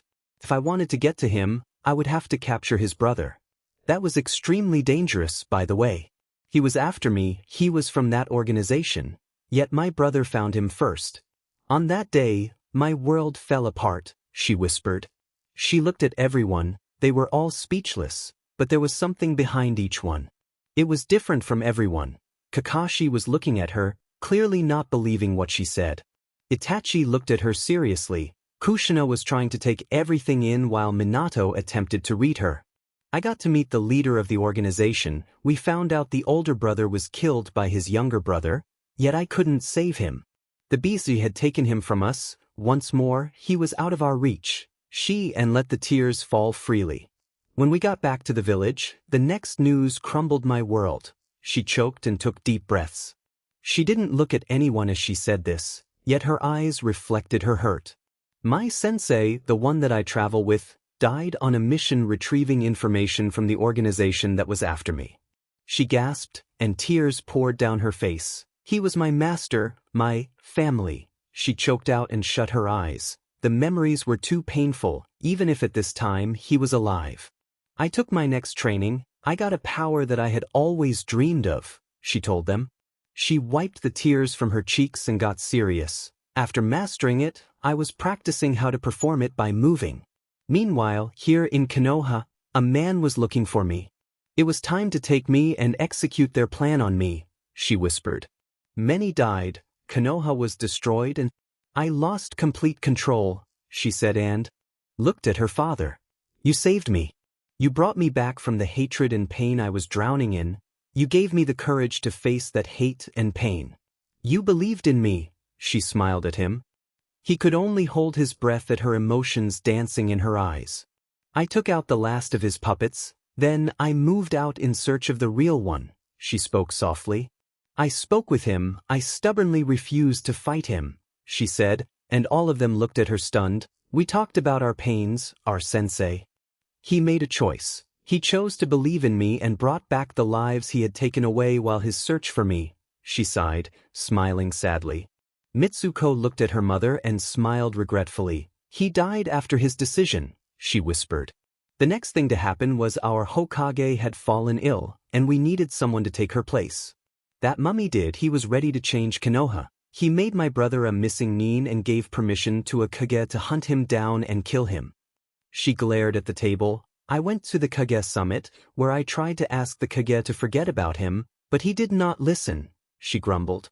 Then, while I stayed there to see if I could change his mind, the leader of that organization appeared in front of me. He told me the truth about his clan and his rival clan. He told me something that made me respect the team's brother, she whispered with a sad smile. He gave up everything for the village, but he gave up the village for his brother, she said with respect. He saved us, yet he made sure to drill into my brother's head to kill him. I regret so much what I told him before he died. He must have suffered at those words, yet he gave me some kind of power, his power, she mumbled sadly. Next thing I know, I'm facing my hate-filled brother. He wanted his brother, his family, his clan back, and Konoha to disappear. I fought him one last time before the war. I knew I would die if I fought him for real, she whispered and looked at everyone. The angry and horrified faces warmed her heart. Soon, I met my sensei to controlling that insane power I carried. You helped with this, your words saved me, she whispered to her mother. And then I had a new seal, a new power and a new purpose, she told them, her eyes full of determination. Before the beast can be housed, we must fill the vessel with love. Those words gave me so much hope, she told her. Kushina gasped, horrified. And no, Kushina whimpered, but Mitsuko smiled softly at her. How? She asked. The blonde shook her head. I'll explain every question you have in a moment, she told her. She looked at the confused gazes of the others and sighed. I got help from my raping sensei. He was at peace with his own. Then the war began, she said, and Minato and Kakashi grimed at this. Itachi looked unhappy while Kushina was still shocked by her discovery. That man went all out. He had 6 pieces while only I had 2. That man gained an advantage over us with the help of a hybrid. Our special people were brought back from the grave, she hissed. We fought as long as we could, but when I had to face my brother, he stepped in and captured me. Most of my friends tried to save me, but they lost their lives doing so. She looked away painfully. The extraction was painful. I don't have a clue how long it was before he contacted me. Then, I made a deal with the demon, Mitsuko announced, and Kushina gasped, understanding perfectly who she was talking about, but the others didn't. I died at age 16. I died in the middle of the extraction. It saved my time. That was my price. A life for a life. A new chance for the world. For me. I was sent back in time, she said softly. All of them gasped, Kushina believing everything she said, while the others looked at her with mixed feelings. Kushina got up and hugged her. I'm so sorry. I left you that burden. I'm sorry I had to die. She whispered, sobbing. Minato gasped at this. He froze as his heart stopped. Mitsuko blinked and those words repeated in her head. She did the only thing she could. A river of tears flowed down her cheeks, her small body shook, and she hugged her mother like a lifeline. Kushina cuddled her in her arms and sat on the chair Mitsuko was sitting while the blonde sat on her mother's lap. She rocked her a bit. "Shoo, I'm here now. We're together," she whispered, and Mitsuko nodded. "I love you," the redhead said, kissing her forehead. "Love you too, mommy," the girl sobbed. Kushina looked at Minato and sighed. When the girl calmed down, the Jinchuriki looked down at her. "Can you tell us what happened?" Mitsuko sighed. "What do you want to know?" she asked and turned to the others. Kakashi looked solemn while Minato looked anxious. Itachi was just looking at her with confusion. How Kushina died?" Minato whispered. Mitsuko hated to move from her mother's embrace, but she had to face her while telling her this. The redhead got the message and went to sit back at her place. A year after the Third Ninja War, on October 10th, Mom went into labor. The Yondaime Hokage assisted her with the seal. "He was my father," both her parents gasped. The two looked at each other and then at her, both wondering if they weren't married in her time. Mitsuko smiled. "The Yondaime helped her retain the fox in while I was born. The third's wife delivered me into this world. It should have been a normal day, but he decided to start his plans. Not a minute after I was born, he threatened them to kill me," she said, and both parents growled. She sighed. "Congrats, Papa," she said, grinning. "Your dream will come true, oh, Lord Hokage," she teased. Both Minato and Kushina blinked. "What?" he asked, surprised. "You'll be named Yondaime Hokage," she stated. "Anyway, that man killed the third's wife and took me hostage. You saved me but left Mom's seal open. You had to leave her if you didn't want me dead. He put explosive tags on my blanket, so you had to leave Mom alone." She told them. Both shared a look that they agree they would have done that. Mitsuko shook her head. "He tore Kyuubi from Mom. She didn't die after the removal like other hosts, but Dad saved you and brought you to me while he went and defended the village from the fox," she said sadly.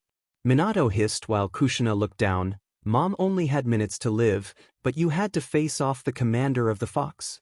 You and the masked man fought a time-space battle. You won, but he escaped," she whispered.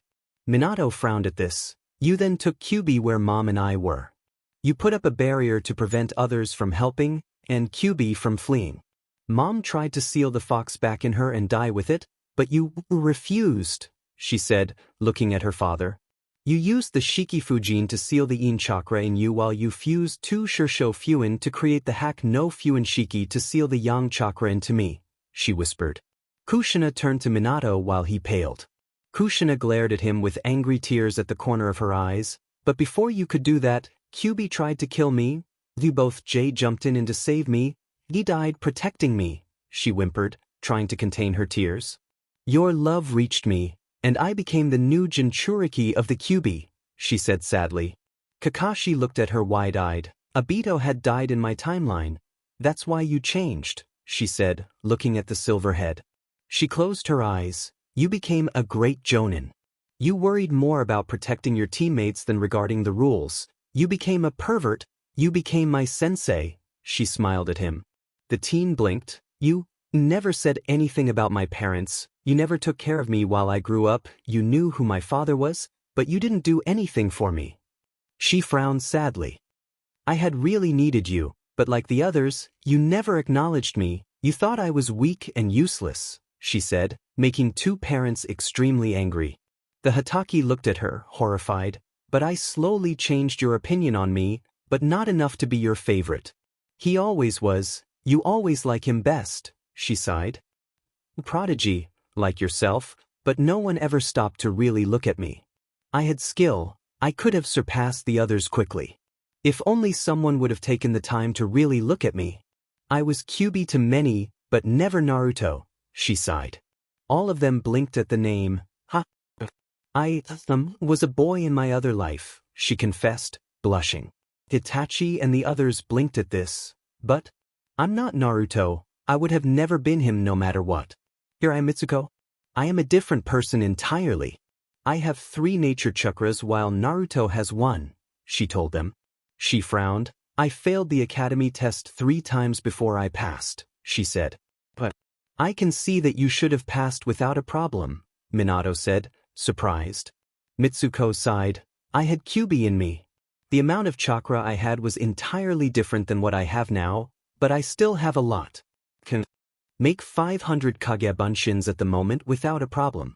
Before, I was able to make 1,000 easily, she stated proudly. Everyone looked wide-eyed at her, and she grinned at her father. I also managed to complete that jutsu, she said slyly. Minato blinked at this. Rasengan is no longer an incomplete jutsu, she stated proudly. The Namake's eyes widened.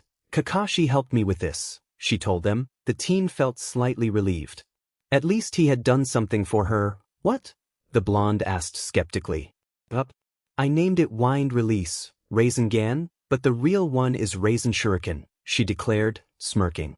The future Kage looked at her daughter in the eyes. Show me, he said.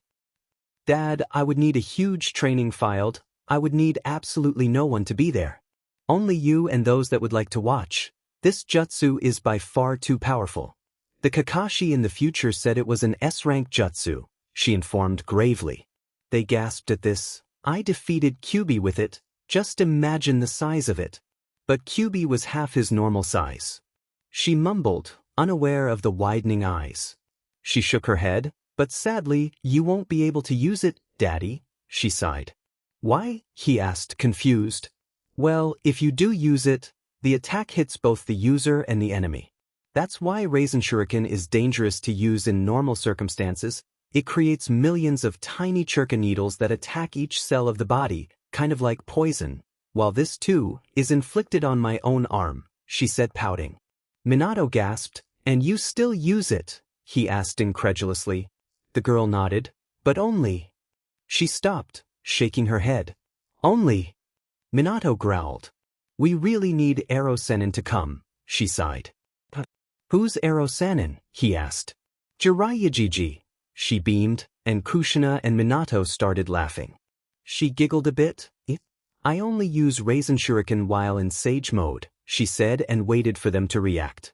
Kushina and the blonde blinked. Sage mode? They asked in unison. Mitsuko tilted her head. Yeah, you know, Jiraiya is the only toad sage beside me, she said blankly. Minato's eyes widened. That's Sage mode, he asked. The girl only nodded. Show it to me, he demanded. Mitsuko blinked at her father a few times, then sighed. She nodded and closed her eyes. Everyone blinked and wondered what she was doing. Don't touch me, she said, opening an eye and then closing it. Everyone watched interestedly. Itachi and Kakashi had no idea what Sage mode was, but apparently, the adults did. They didn't feel any change at all. Gasping lowly as a light orange color shaded the top of her eyelids when she opened her eyes, they were golden with horizontal pupils. The blonde and redhead gasped louder. No way, he said. She grinned at him. It took me some time to remaster it, but I got it down a few days ago, she said proudly. She blinked and frowned. She got up and closed her eyes once more.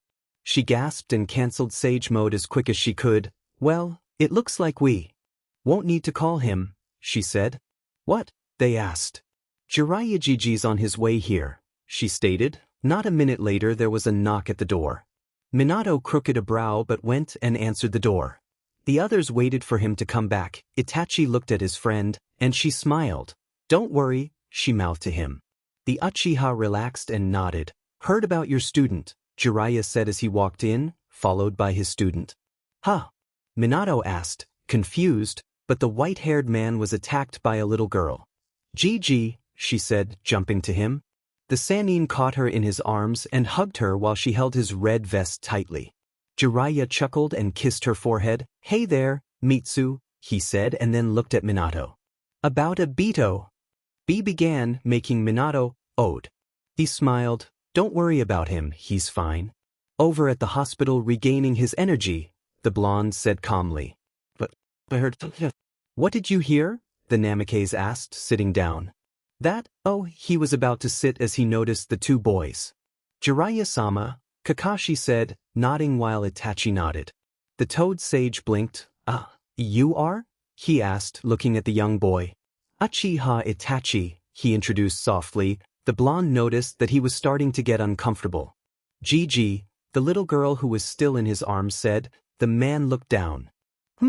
he asked. Down, she commanded. Blinking, he but did as ordered. Mitsuko walked back to her seat and moved closer to Itachi, who leaned over to her side. They arched a brow at the display. What the, they wondered. Kushina, who had seen the undeveloped emotion of the boy, smirked. Anyway, the little girl snapped. Gigi, I need to sign the Toad contract, she said lightly. Jiraiya stared at her, blankly. What? He asked after Kushina finished serving some tea. I need to sign the Toad contract. I don't want to cause trouble. Plus, I need to show Papa something. She sighed and drank some tea. Both Toad summoners blinked. Jiraiya-sensei, just let her do it, Minato said. The older man looked at his student, wide-eyed. Are you insane? I can't let a 4-year-old sign a contract, he said, but the blonde sighed.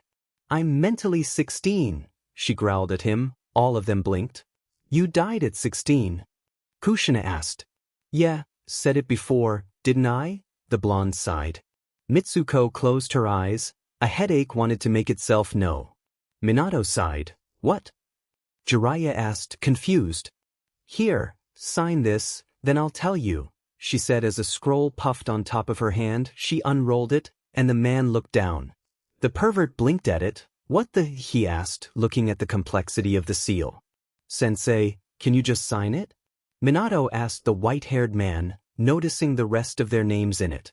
What's this for? He asked as he signed it. He didn't really care. Minato's name was in it, so there should be no harm. Mitsuko nodded and rolled the scroll close, and then it puffed away. She looked at Jiraiya. I have memories of my other self who just happened to be from the future, she said nonchalantly. All of them blinked, surprised. What? Jiraiya asked. Geez, I knew you were slow, but right now your reactions are slower than usual, she mumbled to herself. The corner of Itachi's lips twitched. Look, Ero-sanin, I don't have all day. I once was a boy who happened to have been born a year from now. Both my parents died on that day. I lived a harsh life because I had been the Jinchuriki of Kyuubi, became a ninja, and your student at age traveled around the world with you as you trained me to protect myself from a group of missing nin and bring back my best friend. Sometimes you're proofreader for those boring books of yours, your godson, and also the teen that someone had to make a war just to get their hands on, she said rather calmly and a bit amused. All of them stared at her wide-eyed. Toad summoner and new sage, she said in a matter-of-fact tone. Now, can you please let me re-sign that contract? I need to contact some toads, she said inside. This was getting a bit boring. She was getting tired of the same expression already. Jiraiya opened his mouth. W? He asked in shock. The girl hit her head on the table, and a growl escaped her throat. The pervert. Just give me the contract, she ordered, glaring at him. The white-haired man stared at her dumbfounded. Minato and Kushina were blinking while Kakashi was looking back and forth between them. The Uchiha was trying to hide his amused smirk while he looked away from her. The girl sighed as she rubbed the bridge of her nose. No wonder Bachan acted the way she did, she said with a groan. The big man blinked a few times and turned to his now amused student. What is she talking about? He asked, whipping the smirk from his lips. The future. He sighed. Just let her sign it. He waved a hand at him. Jiraiya looked at her and sighed. If she gets killed, it's not my fault, he said and summoned a huge scroll. The blonde recognized it and got up. He rolled it open as she bit her thumb. The little girl knelt and started to write her name, Uzumaki Mitsuko, and then printed her fingertips on the scroll. Both Toad summoners blinked at her actions, but they didn't get to question her as she made some hand signs. Boar, dog, bird, monkey, and ram. Kuchios no jutsu, she said before slamming her hand down. A cloud of smoke filled the room. Both men looked at her stunned. They heard a weird voice. Why? Oh, it said. Mitsuko looked down and blinked as she saw a small tadpole that still had to develop the front legs. She gazed at it for a while. Jiraiya and Minato blinked, then fell to the floor. Everyone blinked while walking closer to them. What is that? Jiraiya asked, stunned. Minato sighed. You're still too young for summoning, he said, but the girl didn't say a thing. She was too busy staring at the orange tadpole. You, Gamakichi? Mitsuko asked softly. The little tadpole blinked. How do you know? He asked, narrowing his eyes. but then he blinked. He looked at her and then at his body. What the hell? Why am I so dim and small? What did you do? He asked, now glaring at the girl and looking around until his eyes landed on the hermit. Jiraiya? He asked, astounded. You remember? He heard a surprise, but a soft voice asked in front of him. The small amphibian turned to look at her and blinked. Naruto? Why the hell are you doing in that henge? Omake asking Daddy. Mitsuko had been waiting for a week. She had thought she could wait, but she was an energetic girl and knew from experience that she could not wait for anything. Mitsuko knew that her other self was just as impatient as she was, so when her father walked through the doors after a mission, dirty and tired, she ran to him and hugged him. The man caught her without a problem. Daddy, you're home. Welcome back, she greeted happily. Minato smiled. Hello, Mitsuko. It's good to be back. He hugged her tightly. Man, how had he missed his little girl. The girl giggled as she was put down. She ran to the kitchen where her mom was cheering. Daddy's home. Daddy's home, a few times. Kushina chuckled and greeted her husband with a kiss on the lips. I'm home, he told her softly. Welcome back, hubby, she grinned. Minato smiled. I'm home, his eyes soft just like his voice.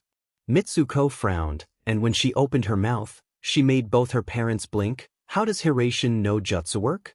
Minato frowned and looked at the redhead. She shrugged and went back to the kitchen to finish cooking. He sighed and tried to simply tell her how it worked. She nodded to all of his pointers and grinned once he was done. Why do you want to know how it works? He had asked afterward.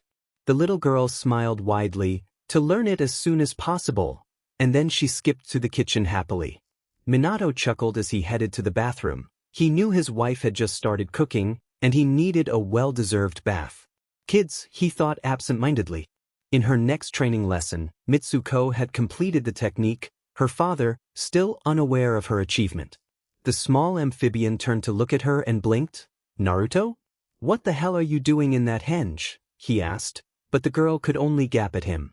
She closed her mouth and then grinned. You remember. And yes, but no, I'm not the Naruto you remember, she chirped. Now everyone looked confused once more. Minato and Jiraiya looked at each other. Beeb, you're dead, he realized as his strength left his legs. Kenji, what's the last thing you remember? She asked softly. You, that bastard stabbed you on the back and then took you away. That copy ninja tried to save you, but the traitor killed him, he said and looked down. Mitsuko gasped, shocked. What else? She asked, not caring the glances flying from her to the tadpole. Dad was fighting. You had summoned me to help save the Hyuga girl, but she tried to go after you. She was killed along with Tsunade's apprentice and… Gaara, he said lowly. The blonde fell to her knees, stunned. No, she said as tears ran down her face. He took a good portion of the enemy, but after he got to you, that freak with the mask killed him. One of our generals died and soon followed the most important. The commander general. After Gaara died, things began to look bad for the shinobi, he said. The little girl was looking down, her eyes shut and baring her teeth. All of the others now looked stunned. Another war? One they were losing? But when you died, you took that masked BSTRD's key to fulfill his goal, he told her softly. That still wasn't enough, she snarled, glaring at him. The killing intent even froze the Sannin and future Yondaime, Hinata-chan, Sakura-chan. Gaara died for me. All I could do then was make a deal with Kyuubi. They died only for me to let my life end, she hissed and shook her head. That BSE may have lost Kyuubi in my body, but if I don't find a way to stop him before he strikes in this time, their sacrifice would have been in vain, she told him. I need you to begin your training with Pa and Ma. Take Gamatsu with you, she told him. You want me to take that idiot with me? Are you serious? He questioned. Yes. In fact, I'll summon him right now, she said and did the same hand signs as before. The small orange tadpole sighed as smoke appeared. Everyone looked at the yellow tadpole smaller than Gamakichi. Huh? Where am I? Oh, Gamakichi-san, the lazy voice of Gamatsu said and looked around. Can I have a snack? He asked, raising his back paw, then blinked. Huh? Why am I small? He asked, and both the blonde and his brother blinked. You remember too? They inquired. Niece, and you're small too, he said and got hit on the head with the left leg of his brother. Shut up. I asked you a question, he snapped. The yellow tadpole whined. The last thing I remember was talking to Dad about the chances of winning the war. General Kitsuchi had just gotten badly hurt, he mumbled. What? They asked loudly. Yes, that masked guy almost killed him, he stated. Can I have my snack now? He asked, but the blonde was thinking hard. She looked at the brighter brother and frowned. What else happened after I, died? She probed urgently. Jiraiya was looking at them confused and had a deep frown. Minato and Kushina were looking at her worriedly. Kakashi was trying to figure out what was going on, while Itachi was sitting next to her and observing her intently. The dried trail of tears still bugged him, but he knew this was serious. That crow user you wanted to capture had been fighting, but when he saw you, he just stopped. Even when his brother asked what was wrong, he didn't respond. It was like he had frozen once he saw you in the creeper's arms. He sighed. Then he seemed to snap out of the jutsu he was in and attacked him, but that stupid doctor dispelled his jutsu and he was gone. The blonde blinked at this. He what? She asked, stunned. Snapped out of the manipulation and tried to save you, Gamakichi told her. Mitsuko smiled softly. Did he now? She said fondly. The tadpole blinked at her. Is that a good thing? He asked, confused. It is, she mumbled gently and then sobered. What else? She asked. Let's see. Soon after you died, the summoned ones stopped confused, some even joined our sides. It's like the summoner was killed and the bounds that kept them from doing what they wanted were cut off, he said and then sighed. That's about all I know. You were the last toad summoner after all. We couldn't stay there for much longer after you passed away. Now what's going on? He asked, narrowing his eyes. Minato and Jiraiya had gasped at that. Wait? Mitsuko was the last toad summoner? What happened to Minato and me? The white-haired ninja asked. Both of you died, Gamakichi stated, uncaring. The blonde hit her forehead. Gamakichi, do you think Gamabunta will remember if I summon him? She asked. I don't want to repeat myself again, she sighed. The tadpoles looked at one another. I don't know, but we better try it, he said, and both hopped on her shoulders. But can I have something to eat first? Gamatatsu asked, making Mitsuko sigh tiredly. Mom, do we have any pocky? She asked, standing up and smiling down at Itachi. The redhead blinked. Yeah, I think we have, she said and left to go look for them. Dad, can we go to the Forest of Death? That's the only safe place I can summon Gamabunta without alarming anyone, she said, looking up at him. Minato blinked and considered it. All right, but everyone is coming, he said, and she nodded. That's fine, I'll show you that there, she smirked. Kushina came in with the box of candy. The yellow tadpole instantly brightened up. Candy, he said. The blonde and his brother sighed. Why did you summon him again? He asked, but the girl looked at him blankly. Itachi and Mitsuko had been placed in the middle of the four ninjas as they went into the forest for safety. She looked around and was amazed by how it looked the same as the future one. Maybe things won't change that much in the future, just like this forest. Mitsuko skipped to a stop and nodded. This is fine, she said, but the adults were tense, looking around for any threats. Oh, don't worry, she told them and bit her thumb as she stepped in front of them. She slammed her hand down, and a massive puff of smoke appeared. When it disappeared, there in the middle on the clearing stood the great Gamonbuta. Jiraiya? Minato? Why did you summon me in such a place? He ignored the little girl. The questioned men shook their heads, stunned. We didn't do it, Jiraiya said after a while of his glaring. Daddy! Gamatatsu cheered. Gamatatsu! Gamakichi! What are you doing here? He asked and looked at the little girl who was still standing calmly, not a hair out of place or labored. Breathing. How the hell is she still standing? The summoners asked themselves. Who are you? He asked, lowering his head to look at her better. Uzumaki Mitsuko, she said proudly. Her blue eyes scanned his eyes to see if he had any idea of who she was or had been. What are you doing with my kids? He asked, and she frowned. You don't remember? She asked, and he blinked. Remember what? He asked. About Naruto. Gamakichi said. Naruto? Who's Naruto? He asked, and the three kids looked at each other. Okay, so only you two remember me? Why? She asked. Minato decided to come closer as well as everyone else. Itachi was frozen as well as Kakashi. They both knew summoning was hard, but for a 4-year-old girl to summon something that big was insane and impossible. Gamabunta, this is my daughter, and the one who summoned you, he said and waited for what the other would say. BWE. She summoned me?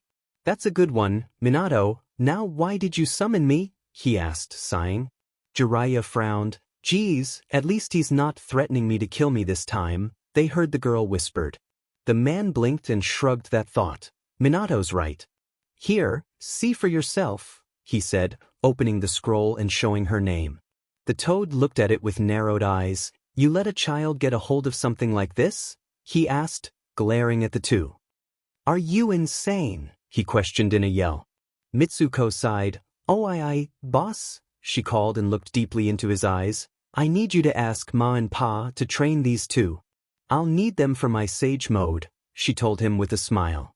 Gamabunta and Jiraiya blinked. A child like you? Jiraiya, what the hell have you been telling this girl? He asked, but the man shook his head. I never motioned it to her, he said. The girl snarled and sat down, crossed leg. Both tadpoles hopped off of her, and she closed her eyes and started to gather Senjutsu chakra. Their eyes widened as her eyelids began to get an orange shade. No way, Jiraiya whispered while the big boss put his pipe down. When she opened her eyes, she gazed up at him as Mitsuko stood. If you think I will be unable to do something like this, then you are underestimating the former #1 candidate for the title for Rokudaime Hokage, she yelled, throwing her arm to the side.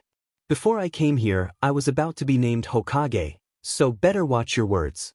I've seen too many things in my life, not all of them good.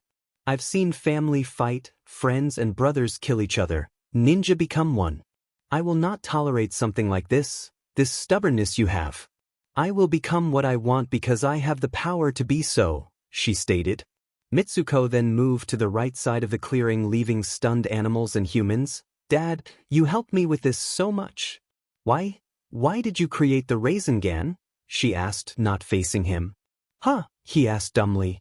Why did you create the Rasengan? She asked calmly. I wanted to create something that would protect this village, something to protect this world. The shape manipulation, I wanted it to bring it to its maximum level, but you already knew this, so why are you asking me this? He asked.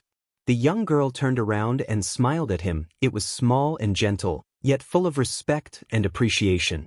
Because dash, she said, raising her hand, and chakra formed in her hand. This technique dash, the chakra started to take the shape of a sphere, made me into the first Jinchuriki to ever be able to use the beast power at its maximum in human form, she said, finishing the Rasengan and held it up. Jiraiya and Gamabunta gasped. Did you know that a Biju has to do the same process to create their greatest power? She asked lightly. I bet you didn't. When I was training with my Jinchuriki sensei, I showed him this while in human for with Kyuubi's power, she said and raised her hand high up in the air. I saw the difference between the two, and then he asked me who taught me that. Jiraiya sensei, but the Yondaime, my father, was the one to create it, I told him. He had been so excited, he called me lucky even. But I knew that somehow you had created this for me, she whispered, filling the ball with nature chakra. All of them gaped at the massive size of the Rasengan. I learned the steps in 3 months in my timeline as Naruto, and mastered it within a week. Back then I had been now, it only took me less than a day, she said and decreased the size. Mitsuko made it as small as she could. With Sage Mode I was able to create it easier. Before, I needed a clone to help me, but now I can do it on my own hand, she said, making the sphere normal in size. And I still have to figure out how I'll make the next step, nothing like the present, right? She asked as the Rasengan dived itself into 5 small balls, and each moved to a fingertip. They all watched her display in awe. With a blow, the spheres disappeared, and she made a clone. The girl nodded to herself and started to make the Rasengan. She made the shape, while the clone put nature manipulation into it. An intense screeching buzzed around to their ears. Mitsuko smiled as the clone puffed away and the Rasen Shuriken was reborn. Jiraiya and Minato fell on their knees while everyone else took a step back. Kushina had to help Itachi stay in place. "This is the complete Rasengan," she said and turned around. Mitsuko made sure that no one was where she was going to throw it at. With a smirk, she said its course. "Rasen Shuriken," she said, shoving her hand forward. Everyone watched amazed as the dense chakra was thrown. Their eyes widened as the jutsu expanded and then multiplied its size. The wind blew their way, almost knocking them over. Kushina had to cover Itachi while kneeling down. Kakashi was crouching with one hand on the ground and the other half covering his face, trying to stay put while the tadpoles braced themselves for the technique. The brothers were safely behind one of their father's legs. Minato and Jiraiya covered their faces but watched the stunning technique die down. Mitsuko panted and fell down. "Che," she said as her sage mode came to an end. "I guess I still need to practice." She panted. "Mitsuko!" Minato screamed, running to her side. "Don't worry, even back then, I was only able to do 2 Rasen Shuriken in sage mode. That I can even do it once right now is unexpected," she said and smiled at him. "I hope this was what you wanted to achieve," she said and closed her eyes. The blonde looked down at her, worried. He held her gently and got up. "Namitsuko," Gamakichi said from Jiraiya's side. She asked, looking at him. "If you're already this powerful, we'll work hard to reach your level," he said determinedly. His father looked down at him, stunned. "As long as I get my snack, I'll help," Gamatatsu said, but she knew he was ready to help her. She smiled gently at them. "Thank you," she whispered and looked down at Itachi. "I'll help you too," she assured him. The Uchiha blinked but nodded. Mitsuko sighed. "Home?" she asked, making her father laugh. "Home," he nodded. She smiled. "I'll see you guys later," she told the tadpoles. They nodded and puffed away. "Chia." Mitsuko, Gamabunta nodded before following his kids home. She stared at the empty space wide-eyed. "He just said what I think he said?" she asked the equally stunned toad summoners. Yeah," Minato told her. The blonde blinked. Who knew she would get his respect in this world much, much faster than in her last? She shook her head and looked back to where she had thrown the jutsu. "It still needs work," she mumbled to herself. Minato stopped and looked down at her, and then at the destroyed trees. "I think it has enough power," he told her. The little girl looked at him funny. "Not the same as it did when I mastered it completely," she sighed tiredly. Jiraiya, Kakashi, Kushina, Itachi and Minato looked stunned at her. "What's that supposed to mean?" her mother asked. "It's not fast or big enough. The rotation still needs work, and I need to add a bit of more power into it," Mitsuko clarified, looking up at the sky. "So? How did I die?" Jiraiya asked suddenly. The little girl froze in her father's arms. The blonde felt how she went from calm to tense in a second. The white-haired man seemed to notice too, but he was curious as to how he would die. Mitsuko closed her eyes. "I went looking for my friend's brother while you went on a mission to gather information on the organization that's after the Bijus. I didn't know, you never told me anything. When I got back, Gamabunta and Gamakichi were waiting outside the Hokage Tower for me. Kichi knew about you, but Gamabunta stopped whatever he was going to tell me," she said softly. Minato looked down at her worriedly. Kushina walked over to him with Itachi in her arms. Bachan, Fukasaku-san, and another toad, the one that had held the key to the seal along with my team, were there. That old toad started telling me about the child of prophecy, and that he's one of the 2 great sages of Mount Mayaboku, and that he was your master at sage techniques. Then he just dropped the bomb on me. Little Jiraiya died in battle." She closed her eyes but snapped them open as the memory of everyone observing her appeared. Itachi looked at her concerned. She was starting to shake. "I couldn't believe it. I didn't want to believe it. I wanted you to see me become Hokage. I wanted you to always watch me. I wanted you to finally see me shine and not see the uncool side of me. Me, the one that always needed you to protect me. I just wanted you to see me become great," she whispered as tears broke free. Minato held her tightly while Jiraiya looked at her, stunned. "You were my family, the grandfather I always wished for. Later I found out you were my godfather. You have no idea how happy and devastated I was. No one even thought of how I felt. They only looked for me to get that code you had left, nothing more. No one wanted to find me and let that hurt free. I hated it. I hated it so much, that loneliness that fell upon my heart once more, she said weakly. Jiraiya's hand twitched. I hid in my apartment for a while. No one bothered me. One night I had gone to buy a double popsicle, she smiled sadly. We always shared one. Then, Irika-sensei came to me. He told me how you used to praise me, how you were so proud of me and thought of me as your grandson, she mumbled. How you always believed in me, that one day I would be a great Hokage, that you were always watching, she choked out and reached for him. I loved you so much. I wanted you to stay with me longer. To watch me grow into the great man you and my parents wanted, she cried. The man reached for her and hugged her close. I was afraid. I didn't know what I was going to do next. Even if you left to gather information, I knew that you were there. I could just reach you with a toad, and you would come. But you left, she sobbed. I hated that man. I wanted to kill him myself and avenge your death, she choked out. I missed you, she whispered softly.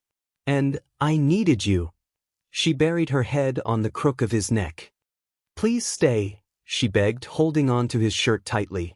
The Sannin looked at Minato, and Kushina shocked. Then he closed his eyes, resting his chin over her head. I will, he promised, and she cried her heart out. Minato looked at her sadly, and his eyes searched his wife's. She turned to look at him and smiled sadly. We need to stay too, she whispered to him. We do, he agreed and looked at the boy in her arms. Itachi's orbs looked at the crying girl. He wanted her to stop. He wanted her to smile and talk in her carefree manner like usual. He didn't like her crying at all. It was not typical for her, but he knew she needed this. He sighed and looked down. He wished he could start to train more. The boy wanted to be powerful to protect her and her. Itachi wanted to do as much as he could to stop her tears from ever falling again. Determined eyes looked at her face. He would do that. Itachi would make sure she never cried again if he could stop it. This was a promise to himself. Minato narrowed his eyes a bit. He then noticed the sad look on Kakashi's eye. He was looking at her concerned. When the little girl calmed down, he spoke. Mitsuko? He asked her softly. Red-rimmed eyes looked at him. She asked. What, was I a good teacher for you? He asked, but was afraid to hear the answer. The blonde looked at him for a while. No, she told him after a minute of debate with herself. Kakashi tensed and looked down dejected. Minato felt an urge to kill him but blinked at what she said next. You were always too carefree. You were always late whenever we met up for a mission. The team was the one you taught, not me, she said, resting her head on Jiraiya's shoulder. I always tried for you to look at me, but you never did. You thought I was reckless and an idiot, that I was weak, she told him. The boy's eye widened by the second. You knew since day one who I was. The son of your beloved sensei, yet you did nothing for me, she whispered and sighed. When I fought with him, you stopped us. You knew that the Chidori and Rasengan would be pretty nasty if they coiled together. Yet, you only looked at your precious prodigy, she told him. Always, you were always late for everything, and the one thing you had to be on time, you were late again, she sighed. Her blue eyes were blank. I never hated you and I never will. I was just disappointed. The team had left and you took me in, she said softly. Then I left with Gigi. When I came back, we got together once more. You had us do a survival test and we beat you. Our first mission as a team was to save Gaara from that organization. We fail. We found him too late. Gaara was dead, she told him, closing her eyes. Her orbs opened and looked at him strangely. I asked why him? Was he not enough? You tried to calm me down, but it didn't really work. You used the new power of your new eye but failed somewhat. I lost control back then. I went up to Two Tails, but Gigi had given you a seal to suppress the power of the Kyuubi. A medic that had gone with us brought Gaara back, and then we went back to Konoha, she told him and frowned. Team Kakashi didn't last long with you as leader either, she told him, and he frowned. An ANBU especially was chosen to protect and look out for me, was made leader while you recovered. An ANBU root spy was made part of our team too, she mused. Danzo was sad at this. He had hoped to kill the team and find everything about me while on the job, yet he never thought I would bring his spy's emotions back, she told them. Anyway, when you recovered, my special training began.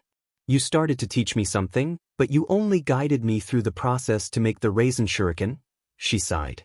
By now, Kakashi was feeling like crap, while two set-off parents were looking at him from time to time. Sure, we spent more time together and all, but you didn't really try and get close to me. Even after he was gone, I was more of Ero-sanin's student than yours. Then, the whole Ero-Gigi's death came up. Again, you did nothing to really cheer me up. I left to train on Mount Mayaboku, and when I came back, you were dead, she told him. The teen gasped while the others looked at her, stunned. I fought against that man and its human puppets. I won against all of them, and I went to search for the real body, she stated to them. I didn't fight him, only talk to him. I opened his eyes, and with his last powers, he revived everyone, including you, she declared. Soon after that, it was the Kage summit, and the news about the team's head had been requested by one of them, came to us, she told him. I went after them with you and the other Capitan by my side. I couldn't do much with that man, but we stayed after to wait. That man, the leader and killer of my parents, came to us and told us about the team's family clan and why his brother did what he did, she whispered softly. We decided to keep it to ourselves, but soon our teammate, the only girl, came to us. She confessed her love for me, but she was lying. She loved the team with her life. She lied to me so she could kill him herself and so that I would stop chasing after him, she told them, shrugging. The root spy told us this, but I had a panic attack and passed out. When I was up, you were gone, she told him in an accusing manner, making him shrink a bit. I followed after you. When I found you, you too were trying to fight him, she sighed. I stopped you and I fought him. I saw what would happen if we had been serious about it. When you and I fight, we will both die, I assured him. They gasped once more. I was the only one able to help him then, she murmured, looking up at the trees and watched the light wash over them. The girl looked at him. No matter how much you loved him, you couldn't reach him. You knew nothing about real loneliness. You didn't know the real meaning of hate like we did, she whispered, and her eyes softened. It's not because you were a bad teacher, it was just that you didn't understand the pain we had completely, she assured him. I was confident in this. If you attack Konoha, I will have to fight you. So save up your hatred and take it out on me. I'm the only one who can take it. It's the only thing I can do. I will shoulder your hatred and die with you. Those were the words I told him, she stated coolly. All of them gasped. I was willing to die with him. I knew his pain as he knew mine. We were brothers of pain and loneliness. I was the light while he was the darkness, she sighed. You were only there to set the pieces down, nothing more. We were out of your hands when the third died, she told him softly. Either way, you wouldn't have been able to teach me. Unless you put down your book and taken me seriously. I learn with my body, not my mind. That's why I mastered Sage Mode so quick, she told him with a smile. Kakashi looked wide-eyed at her. I considered you a good teacher, just not my teacher. I was too like a Beto back then, so I guess that it must have been painful teaching someone who had died for you, she told him. Mitsuko looked at her hand. The Uzumaki clan is not an ordinary clan, related to the Senju and more powerful than the Uchiha, she said and looked at Itachi with a small smile. Seems like my rival will be you, and it soon became a grin. We will grow together. You with your eyes and intelligence, while I with my body and spirit, she stated proudly. The young boy blinked and smiled at the challenge. I'll still be stronger than you, he told her, and she snorted. I don't think so. I have so much better chakra control than back then, she pointed out and smirked at her parents. So, when will I start my sealing training? She asked, but suddenly everything went black, dim, emotional roller coaster. She thought as darkness conquered her mind. Mitsuko, everyone called out to her. Jiraiya smiled down at her. He looked up at the worried faces of her parents. Don't worry, she just fell asleep, Jiraiya told them with a smile. She's going to give me gray hair before my 30s, Minato grumbled and looked at Kakashi. Don't worry about what she said. You have plenty of time to make it up to her, he reassured with a small grin. Kakashi looked at him wide-eyed and then looked at Kushina, who nodded. He dropped his head and bowed. Thank you. I promise to take care of her better, he told them before straightening up and looking at the girl. Itachi sighed relieved after hearing that. He smiled at the sleeping girl in the man's arms and wondered. She said that her clan was more powerful than his, right? But how so? And she was related to the Senju clan? He looked at the woman carrying him and sighed. Life was looking up to him. He now had someone to see as a mother and a very special friend. He knew that he should appreciate his mom, but she just wasn't as warm as Kushina. His attention turned back to the blonde and frowned. If she really came from the future and treated that badly, he would seek that she has respect. Minato moved over to them and was about to take her from the Sannin arms, but her little fists were holding on to the man stubbornly. She doesn't want to let go, he mused while Minato glared. Well, considering her confession a few minutes ago, I think it's reasonable, he sulked and started to walk over to one of the exits. The Uchiha blinked and frowned. Maybe he won't have to do much. Kushina started moving along with Kakashi. Do you want me to take you home? He turned to look at the redhead. I don't think Mitsuko will wake up soon, he told her and then nodded. The woman smiled. All right, she said, and they were out a few minutes later. Minato turned to them. I'll take Itachi-kun home. You guys take Mitsu back, she told them, and they nodded. The bloody habanero headed to the Uchiha compound while the others looked at each other. We need to give the Hokage our report, Minato stated. Both his teacher and student looked at him. The boy sighed and started to head that way. The blonde turned to the white-hair man and crooked a brow at the grin he had. What? He asked, but the Sannin shook his head. Nothing, I'll go with you since I can't go into your house uninvited, he told the other. Like you haven't before, Minato stated. Jiraiya chuckled a bit. True, he said leading the way. The yellow flash looked at him with narrowed eyes, but sighed and followed after him. Whatever it was, he would find out about it sooner or later. Kushina walked closer to the compound and she smiled. Itachi-kun? She asked. The boy looked at her. Yes, Kushina-san? He asked. The redhead had told him to call her Kushina, but he refused. Would you like to get stronger? She asked. The boy blinked surprised but nodded nonetheless. The Uzumaki smiled. Do you know how you can do it? She asked softly. By training, he asked confused. The redhead laughed a bit. Yes, but do you know why you want to become strong? She asked. To protect Mitsuko, he replied calmly. Kushina's eyes widened and looked at his obsidian orbs with her violet ones. And your family, your friends, all of your precious people, she added with a soft smile. Itachi thought about it and then nodded to her. Yes, he said, and the woman sighed. How about I help Mitsu, and you on your water jutsus and Minato, or I help you with your fire-based chakra? She asked. His eyes lit up and nodded. I would like that, he told her, and she smiled. Good. I'll talk to your mom once she gets back, okay? She asked, and the boy's eyes hardened. All right, he said quietly. The young Uchiha looked at the entrance of his compound and sighed. I can go from here. Mitsuko needs you more, he told her. Kushina stopped at the small gates and sighed. All right, she said, putting him down. Just know that if you need something, anything, come to us, she told him, patting her head.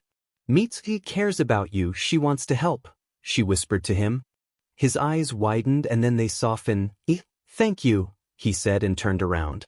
Kushina watched him go. She sighed and scratched her head. I really need to talk with Mikoto, she told herself and left to prepare dinner. Sarutobi looked at him for a long time. Jiraiya was trying to hide his snicker while Kakashi just waited for the Hokage to speak.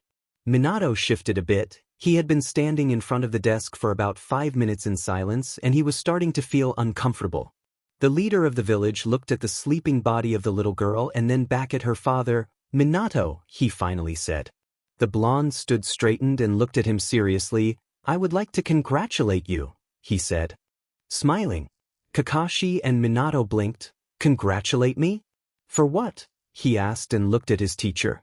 Starting tomorrow, you'll be known not only as Konoha's Yellow Flash, but also as Yondaime Hokage, he said smiling. Minato gasped. Huh? He asked and looked at the sleeping figure of his daughter. Now Minato, that's not a proper answer, Sarutobi said and smiled. The counseling and I had been debating for a while when I should give you my position. And last mission made them decide that now was that time. He told him and got up from his seat. I already knew that you would be yandame and I wanted to give you this position for a while now, but they wouldn't let me, he told him and turned around to face his beloved city. They said something about needing you out there, but with this mission you just completed, there is no more reason why you shouldn't be Hokage.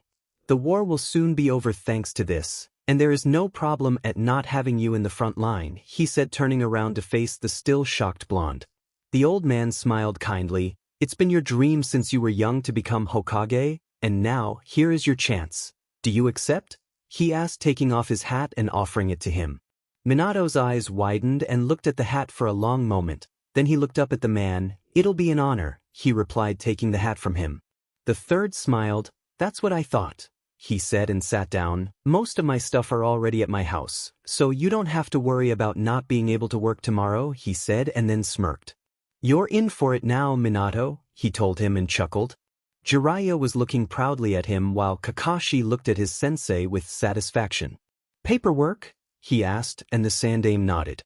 You'll love it, he said, and the blonde sighed. The third then looked at Kakashi and smiled. Obito should be out by next week. You'll have a break until he wakes up and is checked off, he told him, and the teen nodded. The Hokage turned back to the blonde. And don't worry, I'll be assisting you until things settle down in a few months, he told him, and he nodded. Mitsuko flinched in her sleep. No, she mumbled and held on to the Sannin tighter. Minato and the others turned to look at her. You? She mumbled again and frowned.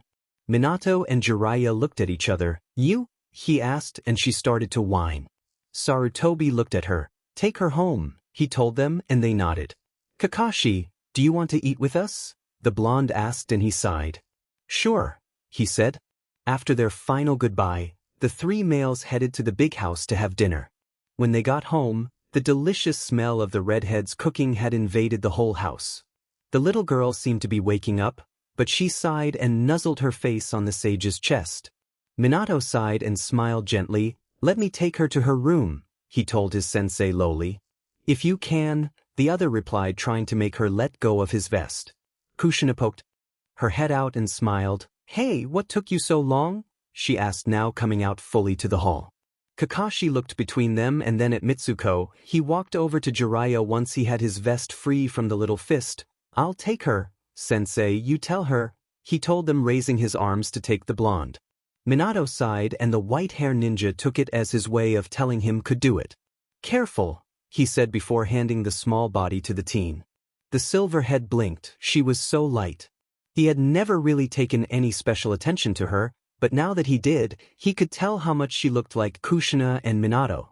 It was like she was the perfect mixture of them, only much cuter. He sighed and headed to the second floor. Tell me what? He heard Kushina asked before he was on the second level of the house. The teen headed to the door closest to the stairs. A red spiral with Mitsu hanged from the door, and he opened it. He crooked a brow when he did. Scrolls of different jutsus and weapons were lying on the floor. He shook his head but stopped as a special kunai was on top of a small desk, but he frowned. The seal didn't look like Minato's. It was just a bit different, but not by much.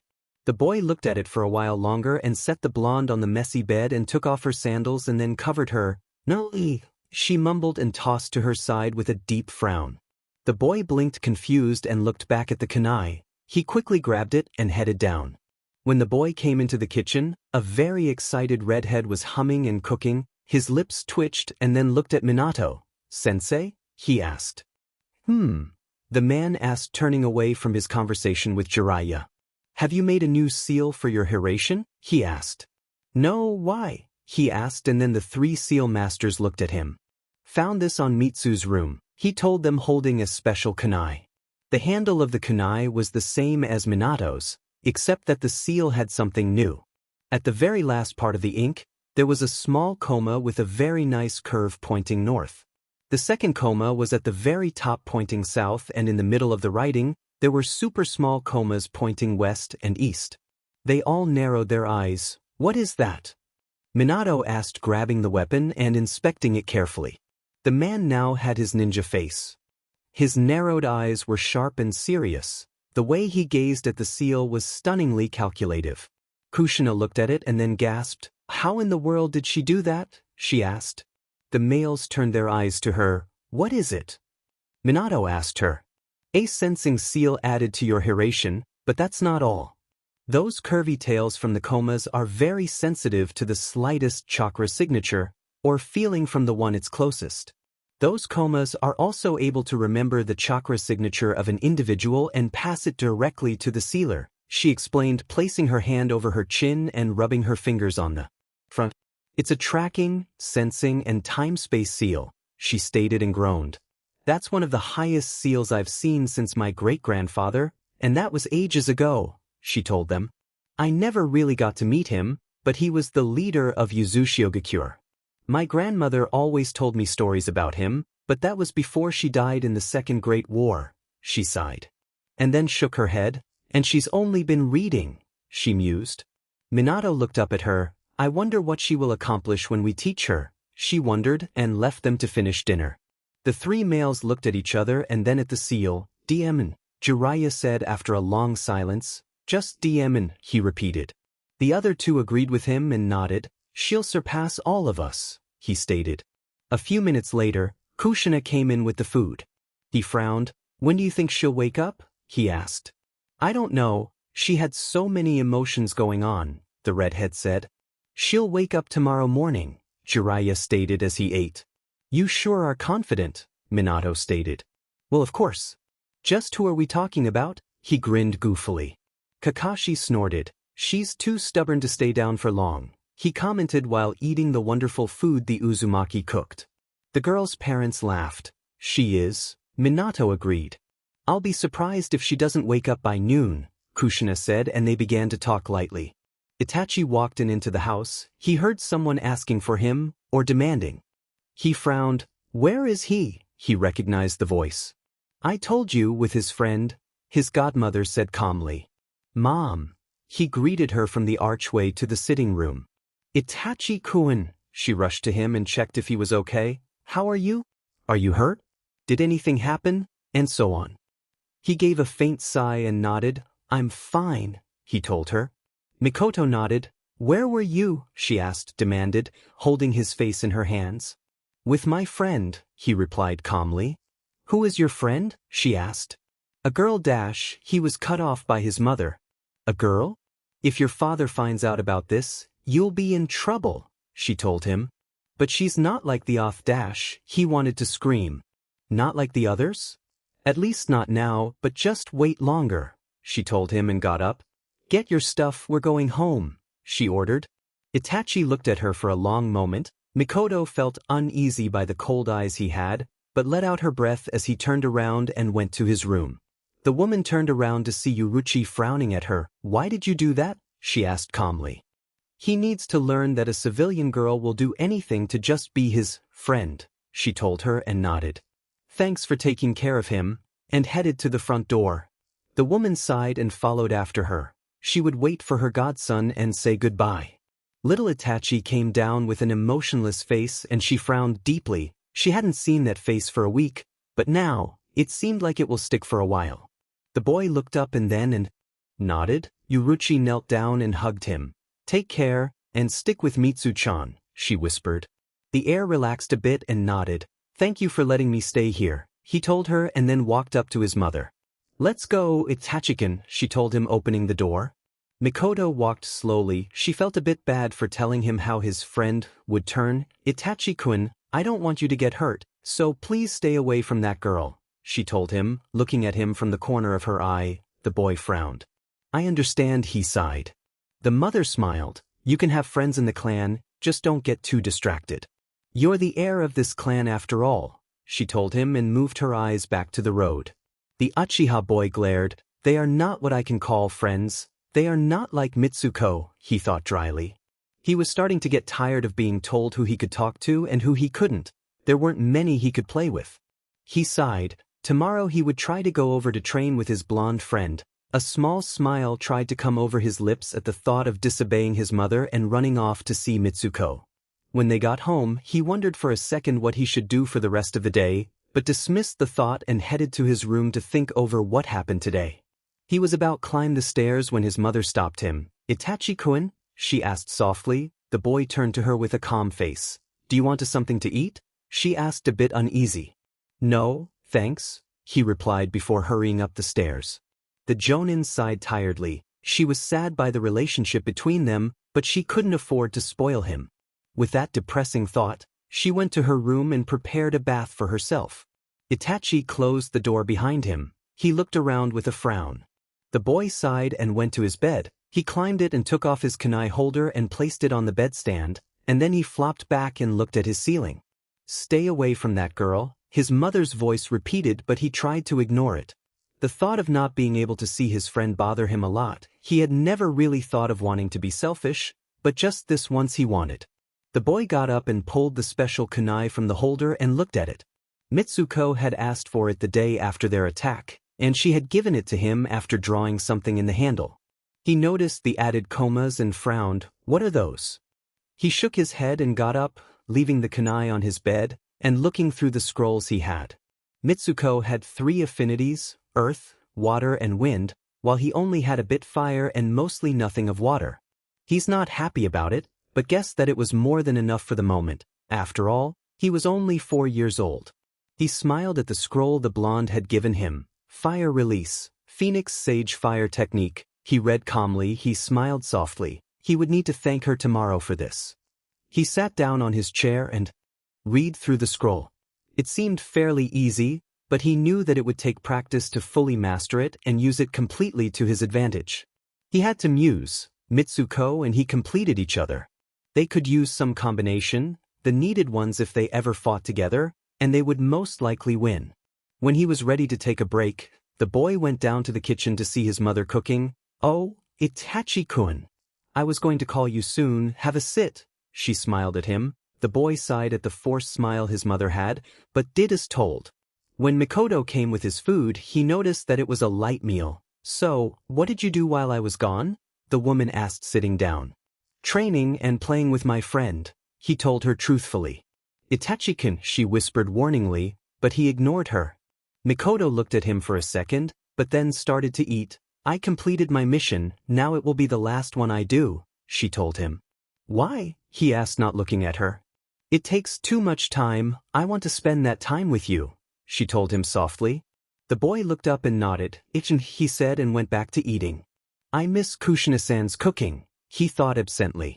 For a reason, he felt there was something missing other than the usual thing. The boy sighed softly but kept eating. How's your tainting? She asked, trying to see how her son is. Good, he answered passively. I see, that's good to hear. Your father will be proud, she replied, looking down at her food. Itachi gazed at his mother from the corner of his eyes and wished she hadn't said that. He knew what that really meant, but ignored it as much as he could. Mikoto didn't say anything more after that. She knew her son well enough to know when he needed to be left alone, and right now, that was it. She watched him eat. If he wasn't so small, she would say that he was 8, twice his age. It was just the way he acted around her and Fugaku. It was guarded, almost like they would hurt him. She frowned and noticed as Itachi got up and took his dish to the sink. Good night, he said before leaving. The Jonin sighed. She got up and took her own dishes to the sink and started to wash them. Maybe, yeah, that might work. She would talk to Fugaku once he gets back. With a smile, she hummed as she moved around the kitchen. The young Uchiha brushed his teeth and went back to studying the scroll. He had memorized most of the scrolls given to him by his father. Too bad they were only information on math and history on the Uchiha, and just a tiny bit of genjutsu and taijutsu. Maybe his father wasn't sure if he should give the boy some ninjutsu to practice. After all, he had taken the scroll for his great fireball and learned it as much as he could without help. He kept reading until he was tired enough to go to bed. He changed and picked the kunai up. He smiled and put it back on its holder, then went to bed. Straight face. When Mitsuko woke up, it was already morning. She groaned and looked around. A sigh. She got up and noticed that she was still in her clothes from the day before. With a frown, she went to get some new clothes and headed to the bathroom. When she came out, she was squeaky clean. The clothes she had were long black socks, orange short shorts, and a white t-shirt with a red spiral on the front. Her jacket was in her room, but she wouldn't need it unless she went outside, which she would have to after breakfast. She skipped down the stairs and stopped at the entrance of the kitchen dining room. Kakashi, Jiraiya, Kushina and Minato were sitting calmly at the table. She blinked twice and memories of the day before rushed back to her. She cursed under her breath and looked to the side before walking in. Morning, she greeted and waited for someone to say something as she sat. Mitsuko, Minato greeted cheerfully. The girl was now fully seated and smiled at her father. Daddy, she greeted back. So, what are we eating? She asked looking around. Jiraiya was looking at her frowning and then she blinked surprised. I win. Hand over the money, Kushina cheered. Minato sighed and Kakashi crooked a brow. Mitsuko blinked once more and looked between the two. Che, why did you have to open your big mouth? The Sannin asked looking at his student while looking for his wallet. You were the one that was wondering, I only asked and you guys made the bet, he replied passively. Too bad you had your timing wrong, Jiraiya, Kushina grinned. Kakashi was laughing softly, and the blonde blinked, yet again. She looked at her mother and then at her godfather. What? She asked. We made a bet to see at what time you would wake up. I said 8 and Jiraiya said 9. It's 8:20. She told her getting up after getting her money. Breakfast will be ready soon, she said, before going to the kitchen. So you guys bet on your family's well-being? She asked passively. All of them looked at her surprised. Huh? Jiraiya was the first to ask. Mitsuko did the only thing she could. She laughed. Oh, your faces are so funny. She looked at her father's stunned face and cracked up. That wasn't funny, the man told her. Yup, and that bet wasn't either. She sighed and looked around. So, she said and smiled at them, even though I have memories from the future, don't treat me differently. Remember, I had grown up without a family back then, she told them and rested her arms over the table. She leaned her cheeks on her arms and saw them blinked. They looked at each other and nodded. All right, and? Minato asked. The blonde crooked a brow. She asked. Her father's eyes were a bit nervous, but other than that, they had excitement meaning only one thing. Well, can I call you Dad even after I become a ninja? She asked with a grin. All of the males blinked surprised. 'Cause I never heard Azuma call the third Dad, she clarified, but the surprise was still there. Oh, come on. It's not that surprising. The war is almost over, and if I remember correctly, from those stupid books in the academy, you had become Hokage around this time, she told him. Minato sighed and nodded. I guess I couldn't have surprised you that much, huh? He asked with a small smile. Nope, but I was wondering. Just when do you start? She asked, hoping it won't be anytime soon. Today, he told her. Well, that just messed things for her. And when are you going to train me? Fuinjutsu training, remember? She asked, straightening up. The blonde blinked. Oh yeah, he mumbled and grinned sheepishly. The little girl groaned. I don't see how much more you actually need to learn. You upgraded my seal without too much trouble, he told her, showing her the kunai from last night. It's because I already know how that seal works. I need to be able to create my own seal that I will need in the future, she sighed. I guess Mom will have to do for now, she sighed disappointed. Sorry, Mitsu, he replied with a sad smile. The blonde looked at him for a second. It's okay, you're the yandame after all, she mumbled looking away with a small blush. Jiraiya and her dad laughed while Kakashi observed. Mitsuko, would you like come visit Obito with me? He asked. The girl's eyes lit up. Of course, she cheered. Minato's serious face came back. By the way, do you know how Obito was saved? He asked her. She blinked and sighed. It might have had something to do with it? She asked looking at her hands. The room felt a bit colder and she dared picked from under her bangs. You followed us? He asked.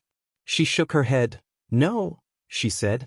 The yellow flash narrowed his eyes. Then what did you do? He asked. I placed that seal on OBNII's goggles, she sighed. Minato and the others blinked. When? He asked. A week before you guys were assigned to the mission, she told him, her voice passive. How did you save him? Minato asked. Kakashi was looking at her while Jiraiya observed this time around. She sighed. After you left, on the second night, I was playing around with the element cards. I was wondering if I had another nature chakra, but it would either split into two or get wet. But then it turned into dust. She told them and they nodded. Jiraiya was stunned to hear this, but hid it well. She bit her lip and then continued. The next day I sent my clones to learn the basic chakra control for Doton, and soon followed the earth release. underground projection fish technique and the earth release, earth shore return, she told them. Kakashi's mouth went dry and Minato nodded. I learned them quite easily. The latte one helped me defend myself on the kidnapping attempted, but anyway. The day you split I felt it. I knew what would happen next, and I just couldn't allow it. So, when Obito's chakra flared up as he awakened his Sharingan, I got ready and waited for something. When I felt both Kakashi's and Obito's chakra move, I decided to wait a bit more just to be safe, so they wouldn't see me, she replied. She smiled, then used the Hiraishin no Jutsu and went to that cave. I stayed out for good measurements, and used the underground projection fish technique to push Obianai out of the way. I made sure that he wouldn't be crushed to the point to be life-threatening, so when the cave was about to collapse, I went up, covered him with my Doton chakra and sunk to the ground and to safe land. All I had to do next was take him to the hospital, which is obvious I did, she finished just as Kushina placed the food down. Well, time to eat, she cheered giving her thanks, then she dug in. All of them watched her silently. Just remember, I don't want to be treated like a freaking genius. I want to be normal for once, she said, before grabbing another bite. Kushina and Minato looked at each other. They smiled and started to eat while the other two looked at her in approval. When they finished eating, Mitsuko went to her room to get her jacket, orange and black. Just remember, I don't want to be treated like a freaking genius. I want to be normal for once, she said before grabbing another bite. Kushina and Minato looked at each other. They smiled and started to eat while the other two looked at her in approval. When they finished eating, Mitsuko went to her room to get her jacket, orange and black. Kushina and Minato cleaned up while Kakashi went to get his stuff. He had stayed over due to his exhaustion and was now ready to go home to change before visiting Obito. Jiraiya was looking at the new seal for the Hiraishin. You should take some time after dinner for Mitsuko, Kushina commented. The blonde looked at her and sighed. I shouldn't I? Minato smiled a bit. She replied and moved to the kitchen with the dishes, her husband right behind her. Even though she won't show it, she's upset, the redhead informed. The Namikaze sighed. I know, she really wanted me to teach her, he admitted, rinsing the plates. And even though Itachi-kun will be her friend, she still needs her father, Kushina smiled. Ugh, you had to remind me of him, didn't you? He asked, and she laughed. Why, of course. You didn't like it, she said. The way Itachi-kun looks at her, she clarified with a sigh. But he means no harm. Yesterday, when I asked him why he wanted to get stronger, he told me it was to protect Mitsuko, Kushina mentioned softly. Minato frowned. What about Mikoto? Shouldn't he be at the age where he loves his mother? He asked, but Kushina shook her head. Mikoto can't do that. She may be gentle, but she doesn't know how to treat Itachi without mistreating the heir, part in him. She knows that he'll need to lock his emotions one day, so she's afraid to love and spoil him. Mitsuko sees that's how he's been treated, and she wishes to help him, she told him softly. The blonde sighed. If that's so, I just hope she or Fugaka don't interfere in their friendship. I'll worry later if it turns into something else. He gave up. Kushina grinned. I knew you'll see it. My way, she cheered smugly. The Sannin came in with an odd expression. Sensei? Minato asked. I've inspected the seal and you'll never believe it, he said. What? Kushina asked, wiping her hands from the water. This may be a tracking, sensing, and time-space seal, but it can also summon, he said, stunned. It can what? The couple asked in unison. The toad Sannin nodded. Yup, the way they connect, if you see underneath, you can see the seal to summon, he gave them the weapon. Mitsuko came running down the stairs. Shurnet, did you take the kunai that was on my desk? She asked, alarmed. It was the one of this more dash. He didn't get to finish as the blonde rushed past him. He followed her and saw her rush to the kitchen. Minato was holding the kunai when his daughter came in and looked at them. Her large orbs landed on the weapon he was holding, and she pointed a finger. There it is, she said and walked up to him and took it. Minato blinked while the others watched silently. Thought I lost it for a second, she mumbled and looked at them. What? She asked innocently. How does that seal work? Kushina asked. Oh, this? She asked, holding the kunai up. They nodded. She grinned. It's a double Hiraishin, she said like it was that obvious. Minato blinked, confused. Double Hiration? He asked her. Yup. She grinned and turned around but stopped. I didn't answer your question. Well, the user can go to the seal, or summon the person close to the seal, she told them and then left to put it back where it should be. The 3 seal masters were shocked. Why didn't I think of that? Minato asked, shaking his head. Like how you never thought of a clone helping you to complete the Rasengan? Kushina asked, turning back to the awaiting dishes. Gah. She's going to wound my pride soon. He sighed and turned back to help Kushina. Jiraiya only laughed. Shut up, sensei. She's already beaten you with Sage Mode, he reminded the Sen. He stopped laughing and glared. And you with the Raisin Shuriken and Hiration, he shot back.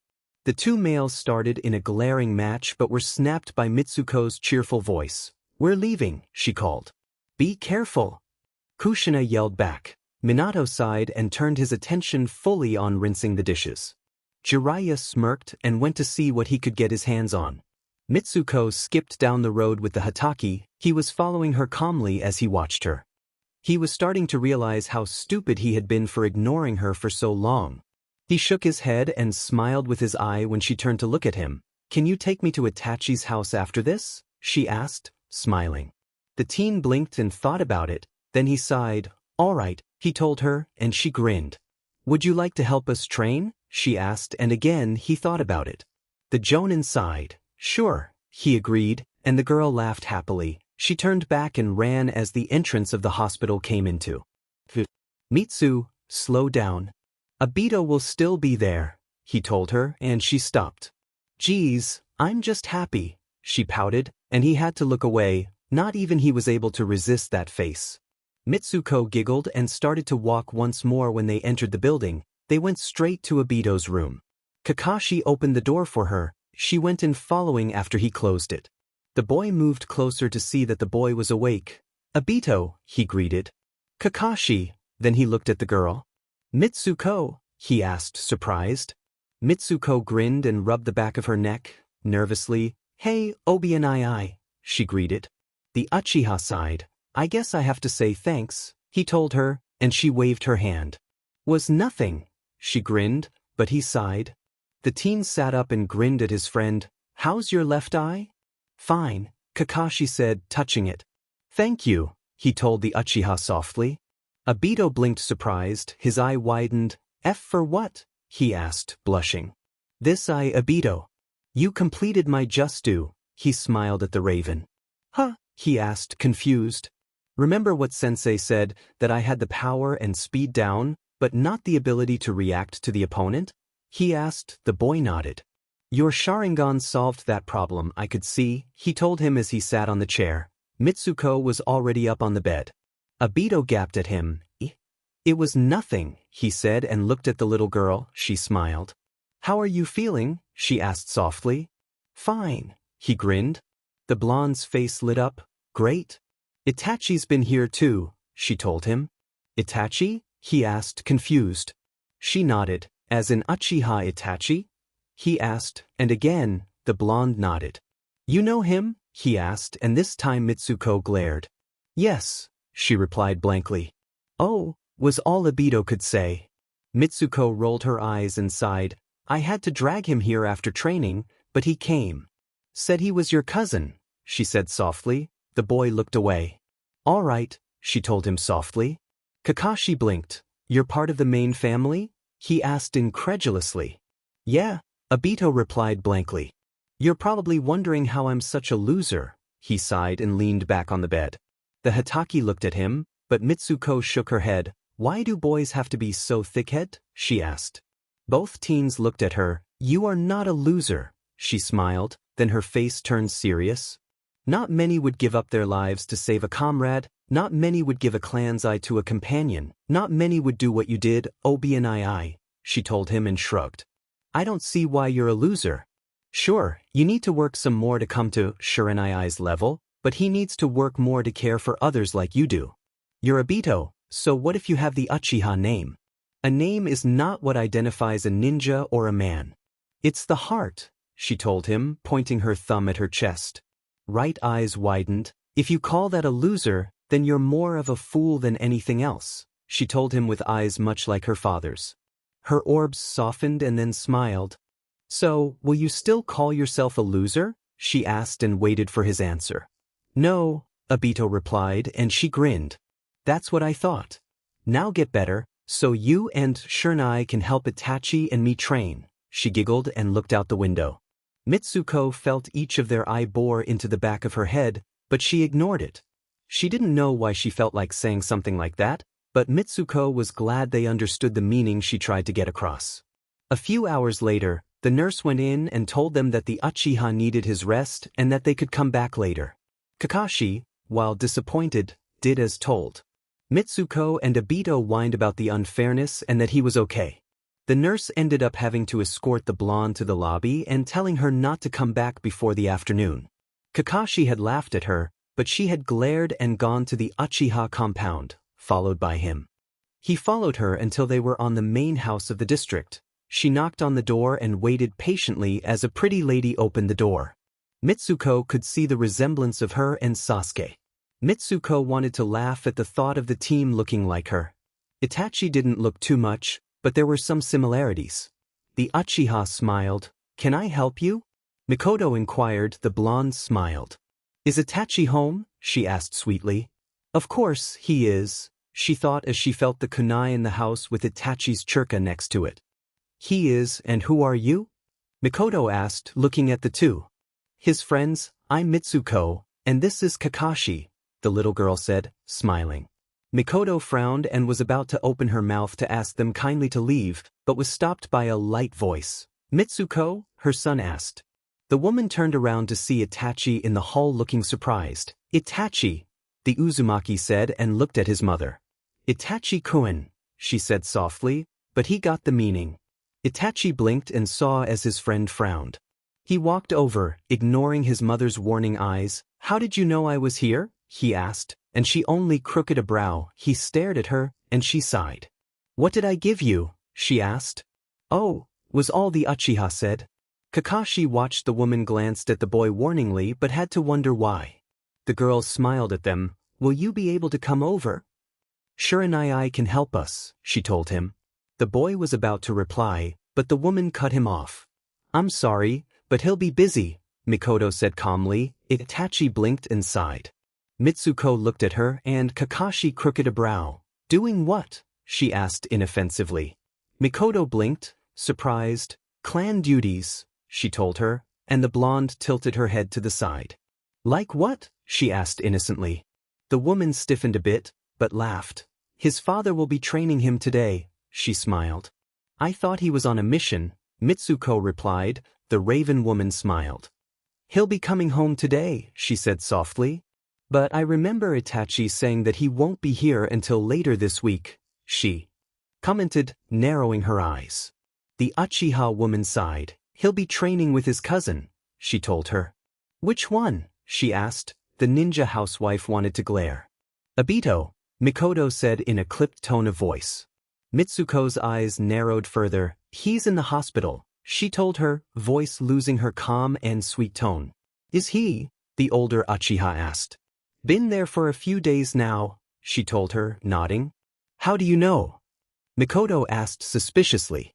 Shiranui is his teammate, she told her, shrugging her shoulders. Mikoto's dark eyes looked at the silver-head boy. She had noticed his Hittite, but to think he's Obito's teammate? She was starting to get impatient with the girl. She just wanted her gone and for her to leave her son alone. Itachi was watching the conversation curiously. Mitsuko, was it? His mother asked. Itachi knew what she was going to say, and he looked at her wide-eyed. The blonde nodded. Look, I don't want you near my son anytime soon. If you think that just by being nice to him, you will become an Uchiha like your parents have told you, then you are wrong. Stay away from Itachi-kun, understand? She asked politely.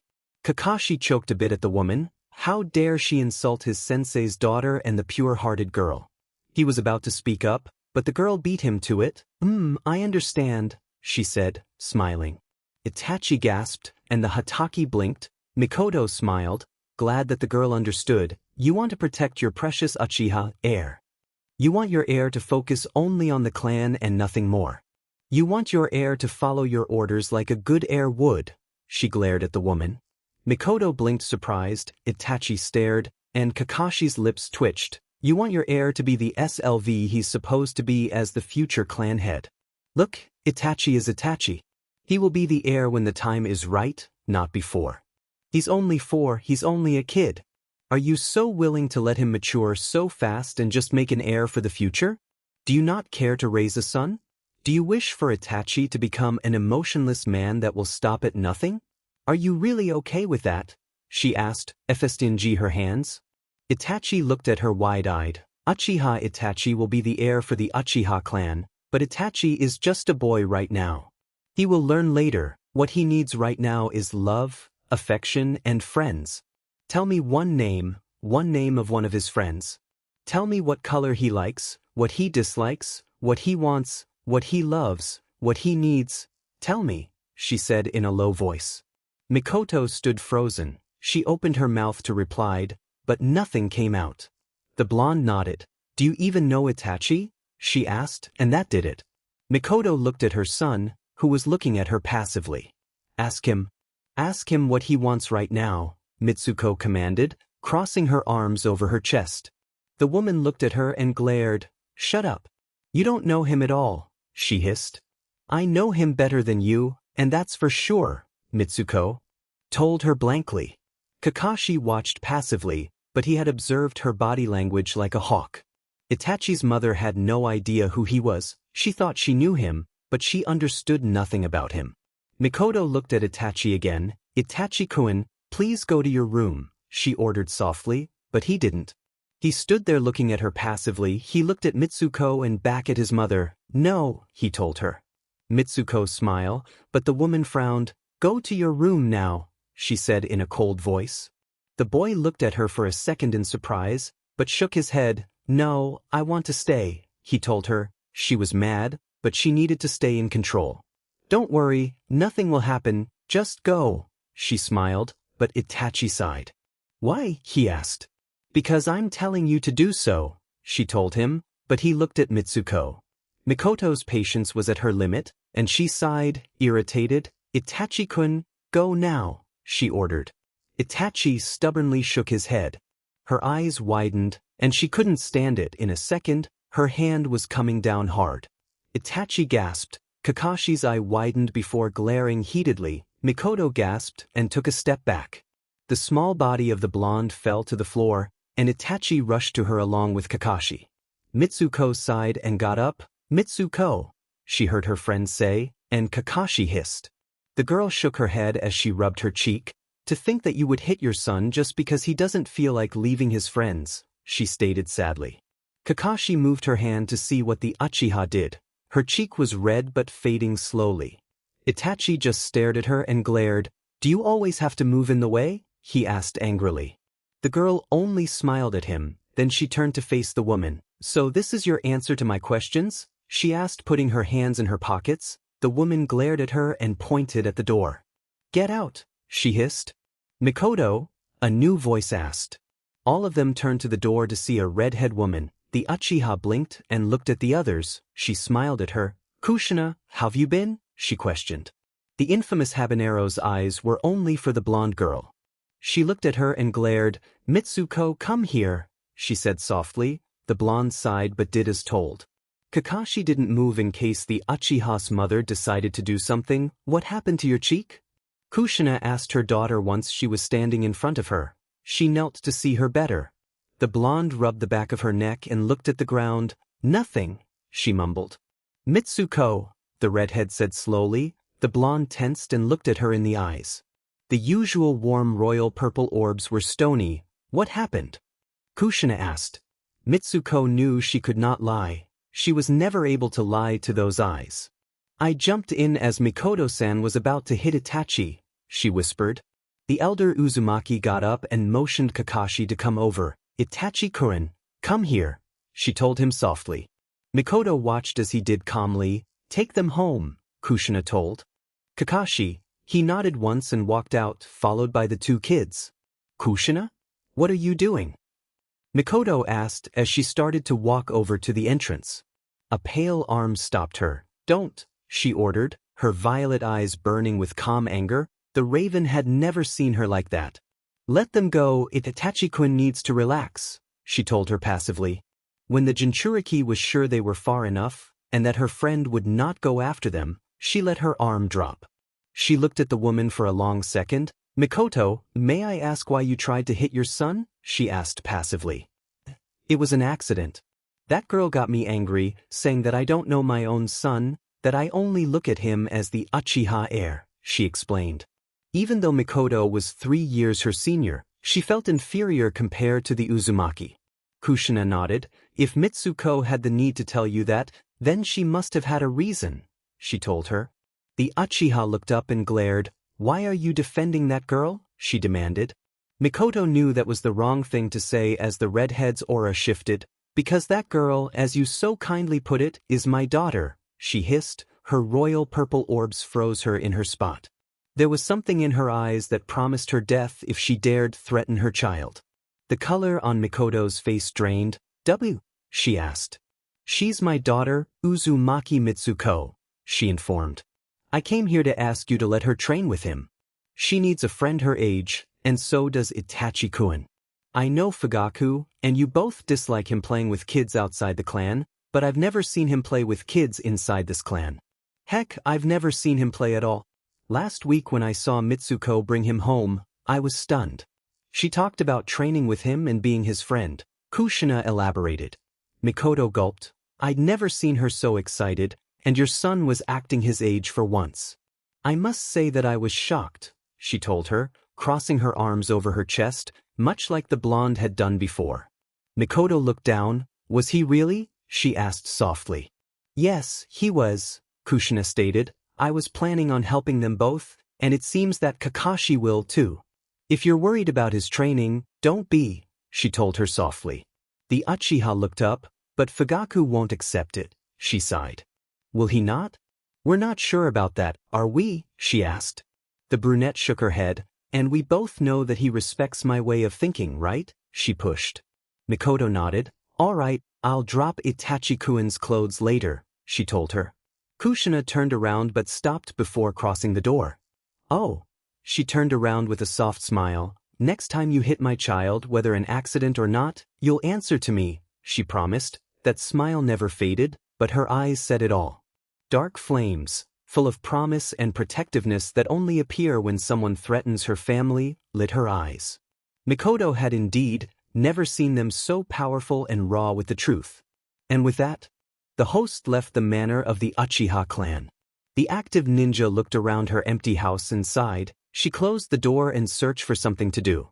Kushina was angry. She had never expected for the Uchiha to try and hit Itachi. But most of all, she never expected for Mitsuko to understand Mikoto's unknown feelings so well. She stomped through the village streets until she got home.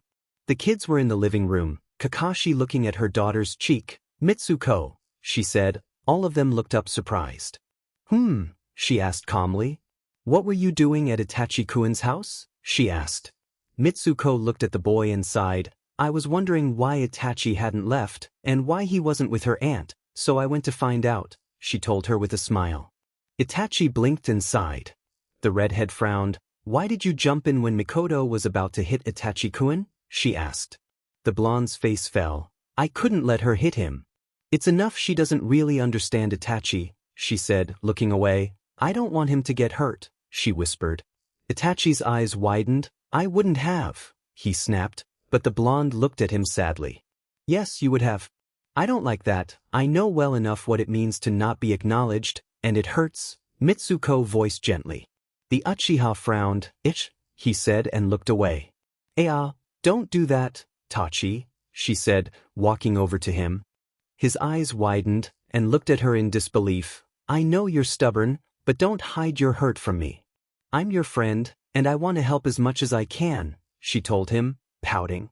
The boy tensed, seeing her lovely blue eyes sadden and her unhappy face. The heir sighed. Fine, he mumbled, and she smiled. Good. Now how about we train a bit? She asked happily. Kushina smiled and shook her head. Eat lunch first, she told them, moving to the kitchen. Kakashi smiled at the blonde from his spot on the couch. Ah, he said and got up. Both heir and heiress looked at him. I'm going home, but I'll be back after lunch, he told them, eyes smiling. Mitsuko nodded and glared when he petted her head. Fine. She stuck out her tongue at him before he disappeared from view. Itachi smiled. Let's help, he suggested. The girl nodded, and both went to the kitchen. Mom, Shernai left, but he'll be back after lunch, she stated, washing her hands. Kushina looked down at her. Is that so? And what are you two doing? She asked. Itachi smiled, and the blonde crooked a brow. Helping what else? She asked, laughing. Kushina snorted and went back to work. I have everything set, but want to deliver this to your father? She asked, holding a bento up. Mitsuko's eyes brightened, and she nodded. Itachi, let's go, she said, taking hold of her father's lunch. The boy shook his head but followed after her. The vessel smiled softly at the kids and went back to cutting the cabbage. The blonde skipped down the road, heading to the Hokage Tower. Where is he? Itachi asked, walking calmly. Next to her. The Hokage's office, she told him with a smile. The boy nodded, and they started to talk about what they were going to practice today. Mitsuko told him that Kakashi might be able to help her with her earth manipulation if Kushina couldn't. Her mom would help them both with water manipulation for sure, though. They talked about simple stuff as they walked down the main street to the tower. When they walked in, the ninja looked at them surprised, but other than that, let them roam freely. Itachi blinked at that. Why are they letting us walk around like this? He asked. The little girl giggled. Well, they know me very well here. And I doubt they think we are planning something with a bento box, she told him. Itachi shook his head and followed her through the halls and stairs of the building. The little girl waved at the ANBU standing on either side of the door, and one of them opened the door for them. Mitsuko thanked them with her sunny smile and walked in. When the door closed, she rushed to her father sitting behind the desk. Daddy, she said with the lunchbox over her head. Itachi stood there looking at the blonde wide-eyed. Sarutobi noticed him and smiled. Mitsuko, Itachi-kun, he greeted. Mitsuko and Minato turned to look at him, and both grinned. The little boy blinked at the same gesture. Minato-san, Tokasama, he nodded. Walking in to sit on the couch, something he wouldn't have done a week ago, and watched the blondes interact. Minato looked down at his daughter sitting on his lap. What are you doing here, Mitsu? He asked. She waved the bento carefully. Mommy asked me to bring you this, she told him, handing it to him. The blonde blinked and grabbed it. Really? Where's Kakashi? He inquired. He went home. He said he would come back, but he needs to rest, Mitsuko told him cutely. And Mommy wanted us out of the house so she could cook peacefully. She looked at Itachi and smiled. The blonde followed her gaze and nodded. Are you training after lunch? Minato asked her. Of course, she told him and hopped off his lap. He laughed as she ran to the third with raised arms. Gigi, she said as he picked her up. Itachi crooked a brow, and Hiruzen walked over and sat on the couch. How was yesterday? He asked her. Good. Shernai and Papa found Obi and I sleeping at the hospital, so everything is good, she smiled and looked at her friend. Right, Itachi? She asked with sparkling eyes. The three were looking at him. Yeah, he said quietly. Sarutobi nodded, and the little girl hopped off his lap. She turned to them and was about to say something when the door slammed open. The two imbus walked in after the man. He was glaring at the third and the blonde. Sarutobi got up. Orochimaru, what are you doing here? He asked calmly. Minato straightened up and set his lunch on the desk. Mitsuko froze wide-eyed at the man before her. The two ANBU quickly apologized. Sorry, Hokage-sama, Minato-sama, they urged. Minato waved a hand at them with a calm smile. Don't worry about it, go back to your positions, he told them softly. The two nodded and bowed. They closed the door behind them.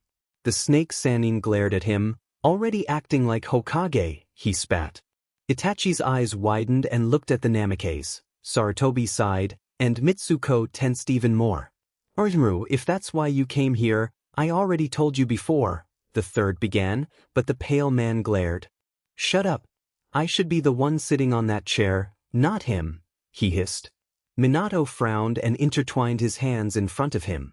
His blue eyes sharp and piercing at the man. If Sandaime-sama didn't choose you as his successor, it must have something to do with the way you view this position, he stated calmly. The golden eyes of the snake widened. And your feeling to this village, he enlightened. Quiet, I am more capable of being Hokage than a young ninja who thinks he's good enough to be named Yondaime Hokage, but that title belongs to me, he said as calmly as he could manage. Orochimaru, I have already named Minato Hokage. The councilling has already agreed, the third stated and looked at the children. Minato did the same. He looked at the shocked and confused face of Itachi and then at the tense body of his daughter. He looked at the Sannin with narrowed eyes. Come back another day. It's clear that you are too angry to have a civilized conversation, Minato told him. The older ninja glared at him. He looked at Mitsuko and froze. Heated blue orbs full of anger and determination looked right back at him. His blood ran cold as she gazed at him with such power. If he didn't know any better, she seemed to know all his dirty little secrets. He looked away. She has good eyes, he thought smugly, and then his eyes landed on the Uchiha. The boy looked at him, confused. A spark of interest lit in his mind as he recognized the boy and wanted to smirk. Uchiha Itachi, it's a pleasure to meet you, he purred in his mind. Minato narrowed his eyes as he watched the pale man. He stared at his daughter and the Uchiha heir. He saw the surprise and want in those golden orbs of his and felt the need to get both kids at his side. Arjun, come back another day, he repeated, this time in order. The Sannin snapped his eyes to him and scowled before turning around and leaving, slamming the door as he went. Mitsuko stared wide-eyed at the door. Her blood ran heated with anger. Her mind went from scenario after scenario to see what she would do about him. Just how had she forgotten about that snake? Just how had she forgotten about that snake? After all, he put her through in her last life. She should have been keeping a closer eye on him since day one, she remembered. The blonde turned around with a grave face. Minato hadn't seen many times but would need to get used to quickly. He sighed as he looked at her like any other shinobi. What is it? He asked in a calm voice. Sarutobi was shocked, and Itachi froze with her form. The Uchiha knew that stand. Tense shoulders, straight back, legs straight and close together fisted hands, and finally her tensed hair. He slowly got up and walked up to her. In a second, she had his hand in hers. Itachi needs to stay with us until Fugaka gets back. She spoke in a deadly serious voice, something she got from him. Minato blinked, surprised, and looked at her before looking at the stunned boy. Sarutobi blinked back his accumulated shock and sat down. Why? Minato asked her, narrowing his eyes a bit. Mitsuko stared at her father long and hard. He thought a bit and then, oh, Minato looked at the Sandaime. The two kids followed his gaze, and the almost retired Hokage looked at them. The girl sighed and bit her lip. He should not be trusted, she said quietly. Minato blinked confused as well as the others. Who? He inquired. Orochimaru, she said looking down. Hiruzen laughed. Come on, Mitsuko. He might have scared you, but he's a Konoha shinobi, he soothed her. He might not have noticed, but her hair tensed more. Her father's eyes were wide. We'll talk about this at home, he said at last. The blonde looked up at her father. And Itachi? She asked. I'll tell Kushina to talk to Mikoto, he said. The little girl sighed, relieved. All right, she cheered, beaming at the Uchiha. Itachi looked at her, confused, but felt that he knew what was wrong here. He had gotten a bad feeling about the man, and he did not like it a bit. She grabbed Itachi's hand and moved towards the door. Bye-bye, Daddy Gigi. Mitsuko smiled over her shoulder and left. Itachi gave a short goodbye as he was dragged out of the office by his friend. Minato laughed while the third looked confused after them. The Uchiha was a bit confused as the blonde started to grip his hand tighter. He narrowed his eyes and stopped when they got to a lone street. Mitsuko followed his halt but didn't turn to look at him. Mitsuko, he said softly. Do you know who that was? He asked her, tugging her hand to tell her to look at him. The blonde lowered her head and squeezed his hand. The boy's blank facade was pulled out and moved in front of her. Mitsuko saw his feet stop in front of her. She let go of his hand and snaked her arms around his neck.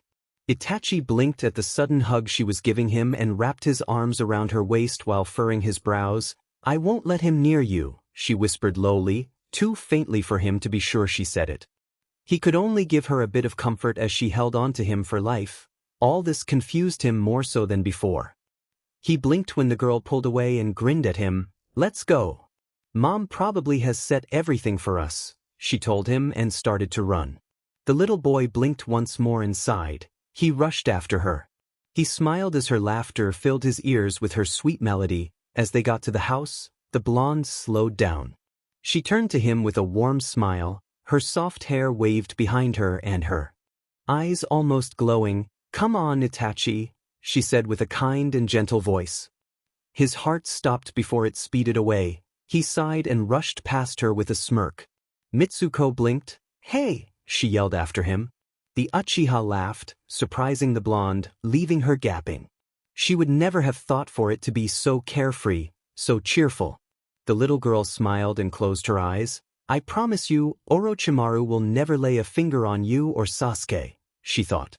Snapping her eyes open with a shine of unwavering determination, a sly grin broke onto her lips. She jumped up to a rooftop and jumped away.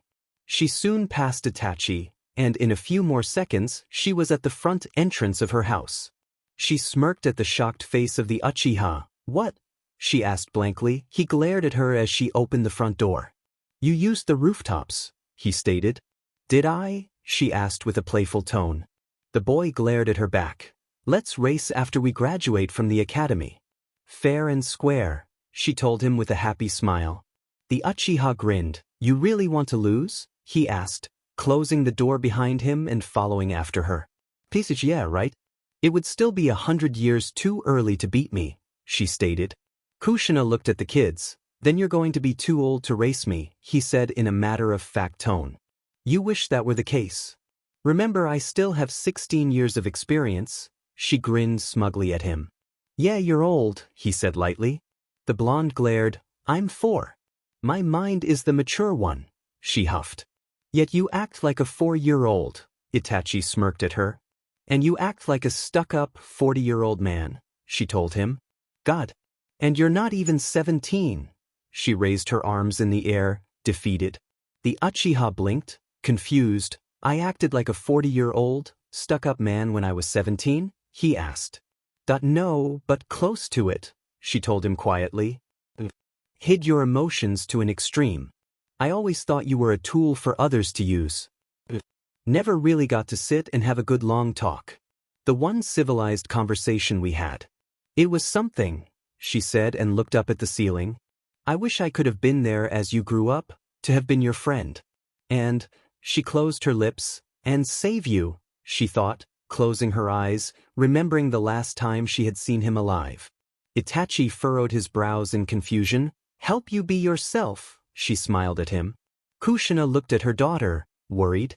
She had never seen her so emotional and unable to voice her feeling before. She was always so cheerful and unstoppable after she opened her mouth to say something. But now, she had almost seemed at a loss of words. "Can you tell me?" he asked. Mitsuko looked at him, confused. "Tell me about the me you met?" he clarified and waited for the response. The redhead observed her carefully for anything Mitsuko may give away.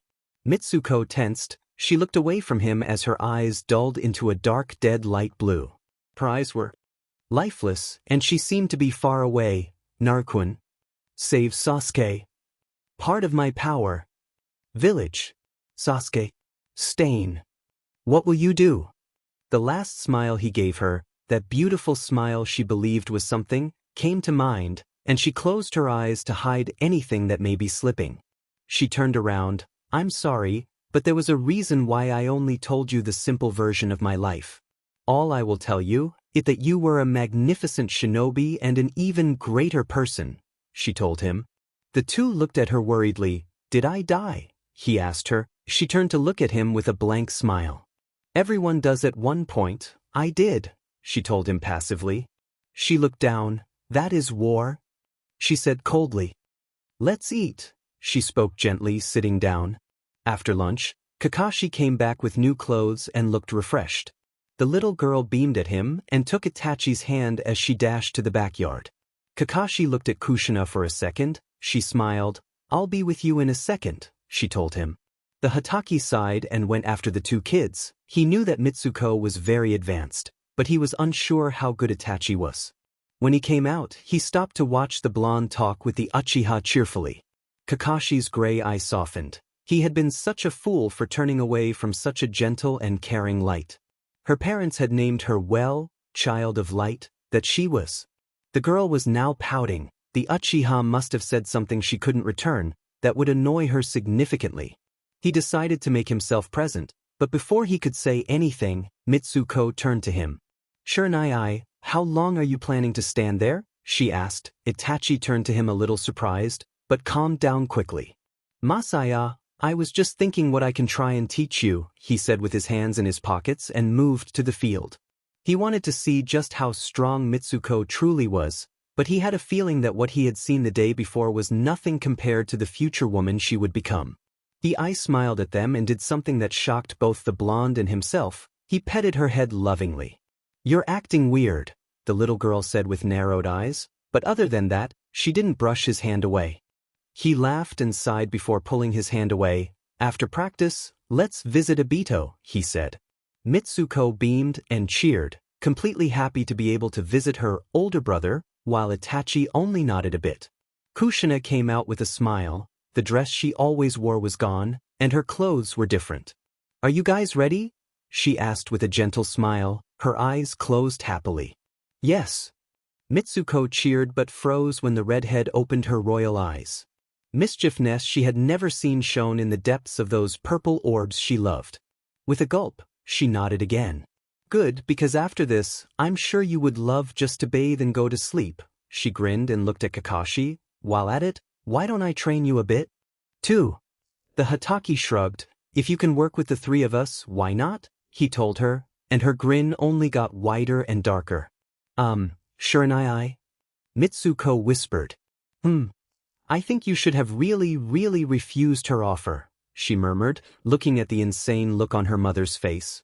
"Why?" he asked, confused. Itachi looking at her bemused as well. The little blonde shrugged. "Just wanted you to rest as long as you could." She sighed and got ready for what she believed would be hell training. "All right, we'll begin stretching. I don't want any pull muscles, and after you will run around the clearing 10 times, followed by 8 sets of 50 push-ups." Itachi's eyes widened, Kakashi crooked a brow, and Mitsuko sighed. Just to make it clear, the clearing was freaking huge, and 10 times around, it was about half a lap around the village. They got down on the ground and started to stretch. Kushina came over to them to help them do so better, pulling muscles slowly, but effectively.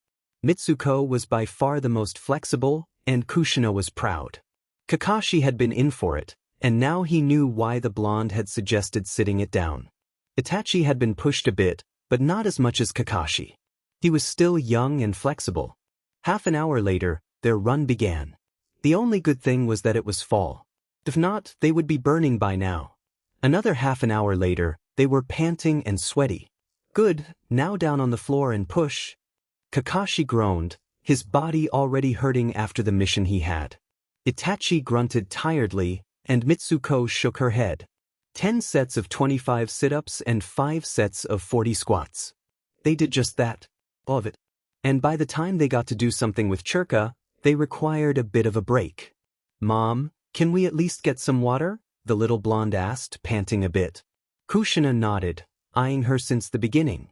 Her daughter might be small, but she sure had stamina. She had been impressed by her flexibility and now her endurance. She was sure now that Mitsuko knew how to take care of herself while training, even if Mitsuko took things a bit far, just like her. Itachi was panting on the ground while Kakashi was sitting down, trying to look cool.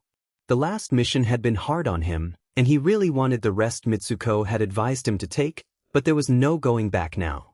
Kushina could be a devil, even his sensei knew when to stop pushing them, and more so after a difficult mission.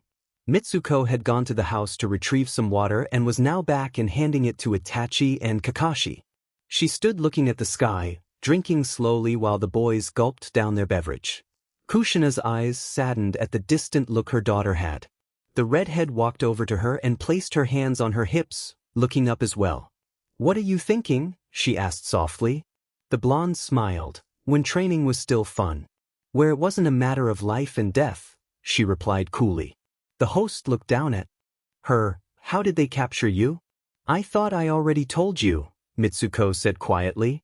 Not in detail. The little girl moved her eyes to meet her mother's. She held her gaze and sighed. Mitsuko turned around. Sorry, but the less you know the better, she assured Kushina and walked to the center of the field to sit down. The boys were calming down, and the three watched curiously as she sat there. Mitsuko closed her eyes and tried to relax. Her life had just gone from normal to freaking insane.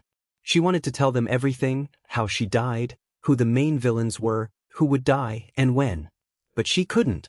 Kurama had warned Mitsuko before her rebirth.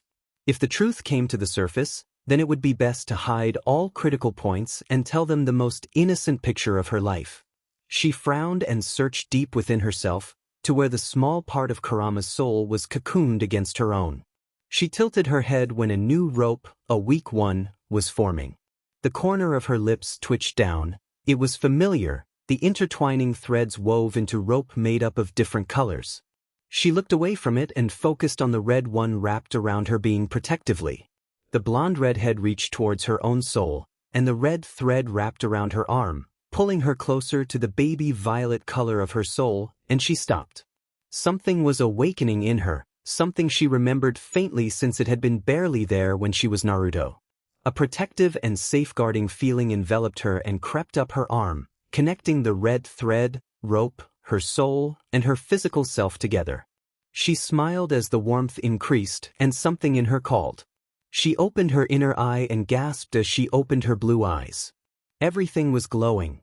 The chakra was flowing vividly through the trees, down the ground, through every leaf in herself.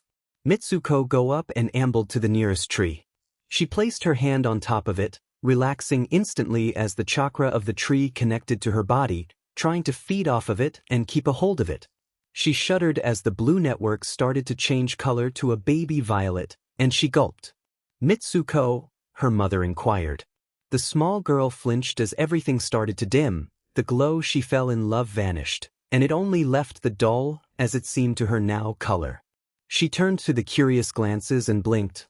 Yes, she asked unsurely. Is something wrong? Kushina questioned, concerned by the strange behavior. No, the blonde shook her head. So what's next? She sighed at the devilish grin her mother got. 2 hours later, Itachi and Kakashi lay on the couch, gasping for the air they still had to get back. Meanwhile, Mitsuko was sitting in a chair with a towel around her neck and slowly sipping some water. Kushina had only stopped since she got a bird from Minato to talk to Mikoto about Itachi straying until Fugaku came back. Kakashi had asked the redhead if they could go back to the hospital to visit Obito once they were good enough to walk. The Jinchuriki had agreed and left, leaving panting children behind. The silver-haired teen looked at Mitsuko. She was breathing normally now, and she seemed to be in deep thought. He looked at Itachi and wondered how it was that the boy could have even moved a foot in the direction of the house. The Hatake knew that these two kids would be a force to be reckoned with.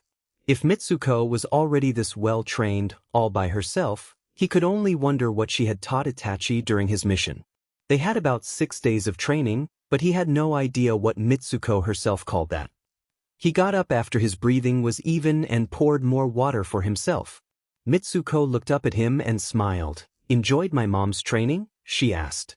The Jonin snorted. Loved it, he said sarcastically. Sensei does a better job at keeping us from overexhausting ourselves. Itachi had joined them by now. Really now? She asked, pouring some water for him. Itachi glared at her but took a sip. Yup, he's not as wild, he nodded. Mitsuko laughed. Of course he's not, that's my mom's job, she smirked. When will we visit Obito? Itachi threw in before the blonde really started to compare. He had a few of those speeches over the past week. Thank you very much. Whenever you two are ready, Kakashi said. Instantly, Mitsuko was up and heading to the door. No time to waste then, she called over her shoulder. The boys shook their heads and followed after the girl. She led them to the hospital, and when they went in, they met the nurse that had escorted her before. Mitsuko grinned sweetly as they passed by the nurse. Soon, she was opening the door to the Uchiha's room. We're back, she cheered when she saw Obito sitting up looking over a magazine. The Uchiha smiled and closed it. Mitsu. He then looked behind and blinked. Itachi, he said lower. Obito, the heir nodded back, climbing the bed next to Mitsuko and making himself comfortable. How are you? He asked after the silence had been too long. The teen blinked and smiled sheepishly. Better, thank you, he said softly, giving him a small smile. Mitsuko sighed. When will you be able to get out of here? Haven't been told yet, he frowned. Oh well, what do you want to do? She asked. Obito shrugged and turned to Kakashi. How's Rin? The silverhead blinked. I haven't seen her, he said and sighed. I'll go over to her house after this and tell you tomorrow. She'll visit, you know, he assured him. The Uchiha nodded and looked at his cousin. Is Mikoto-san still on her mission? No, the younger Uchiha said. She came back last night. That made the teen blink. Then how are you with Mitsuko? He asked before he could think over his question. He smiled awkwardly. I mean, I know she wouldn't let you just hang out with someone outside the clan, even if I think that's ridiculous. Of course, I don't disapprove. I actually love that you chose Mitsuko as your friend. She's really something and she will help you a lot. Pretty much strip you from all the Uchiha clan's uptight rules and all. But I mean, Mikoto-san just wouldn't let you out of the house just like that? He bit his lower lip. Mitsuko beamed at him. Don't worry, Obi and I. Hopefully, Itachi will stay with me until Fugaku comes back from his mission, she nodded. Itachi looked between the two and had to smile a bit at their similarities. Obito freaked out about this and pointed at his face. You're smiling, he exclaimed. Now the boy glared. And? He asked. Obito scratched the back of his head. Well, truthfully, I haven't seen you smile for a long time, Itachi. I've known you since you were a baby, and I've rarely seen you smile, he said sadly. I'm delighted you were able to meet this kid, he nodded towards the blonde, because it has really lifted something from you. You've changed a bit, you know? And I hope you keep that up and change for the better. He grinned. And Mitsu, don't give up on him. We Uchihas are quite stubborn as you've seen. Mitsuko rolled her eyes. Well, as if we hadn't seen that before. Right, Shiranai? Kakashi laughed. Nope, never before, he winked at her. She giggled and smiled happily. She looked at three boys and smiled fondly. I'm happy, she said. The three blinked and couldn't help but smile at her. Why is that? Obito asked. Because I have all of you, she grinned, jumping off of the bed and turned to look out the window. It's nice, she whispered softly. A sad smile adorned her face.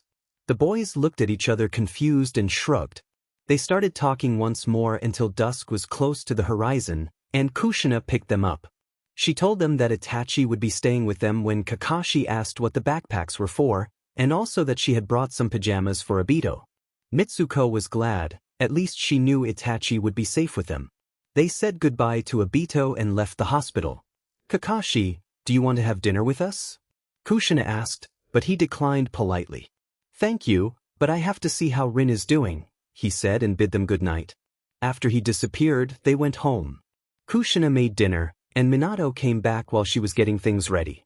Daddy! Mitsuko had greeted him after he walked through the door. Itachi had followed her and bowed his head a bit in greeting. Minato laughed as he carried her to the kitchen and ruffled Itachi's hair as he passed by. The boy had no idea if to be mad or happy that his hair had been messed up, but the smile that crawled over his lips made the decision for him. He quickly followed them to the kitchen. The blonde put Mitsuko down and greeted his wife with a kiss on her cheek, while the children finished setting the table. The small family and their guest eat while they talked about their day and what they had liked and disliked. They spoke of what would be going on tomorrow and what they could do. For Itachi's was different.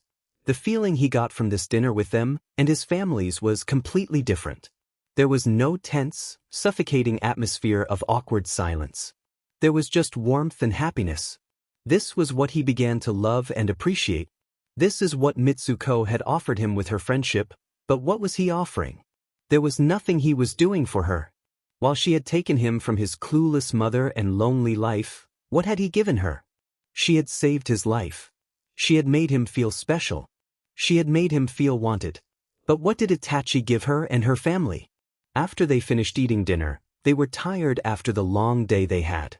Kushina said that Mitsuko's bed was big enough for the two and that she didn't want Itachi to sleep on the couch or floor. Minato had been against it, but the redhead asked him what could possibly go wrong. They were only 4 after all. And so, that's how they ended up lying on the same bed, with a comfortable silence. Just when Itachi had been about to pass out, Mitsuko spoke softly, "You know I won't ask you for anything. But you being my friend is all I will ever ask. That's all I need, and I will accept nothing less. You don't have to give me anything more than your friendship, Itachi." Itachi bit his bottom lip. A warm feeling was bubbling inside of him, and he didn't want it to ever disappear. To be cared for like this, he had never had the chance to. And he didn't want it ever to end. With a soft "thank you," he went to sleep, followed closely by Mitsuko. The green chakra glowing against the chest was dimming. The person was dying, and there was nothing that could be done. The wound was far too lethal, and there was nothing else to be done. Why couldn't she save anyone? Why did she have to lose someone again? She rose from her spot and went to another medic to ask what else there was to do. She was told to keep on looking for wounded shinobi and try to heal them, but not to wander outside their perimeters. She rushed through groaning bodies and kept her hard work. It had been a day since the mission had begun, and they were making little progress. The mission will be over tomorrow for her. After all, she needed her rest.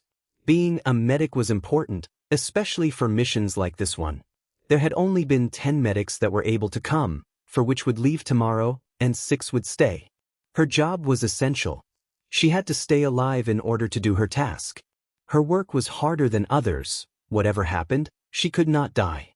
Many others would follow after her if she died, just because she could not live longer to save others. She was working so hard, but one of her most beloved had died. Just because she had been weak. But it had been his duty. A medic was the most important of the group.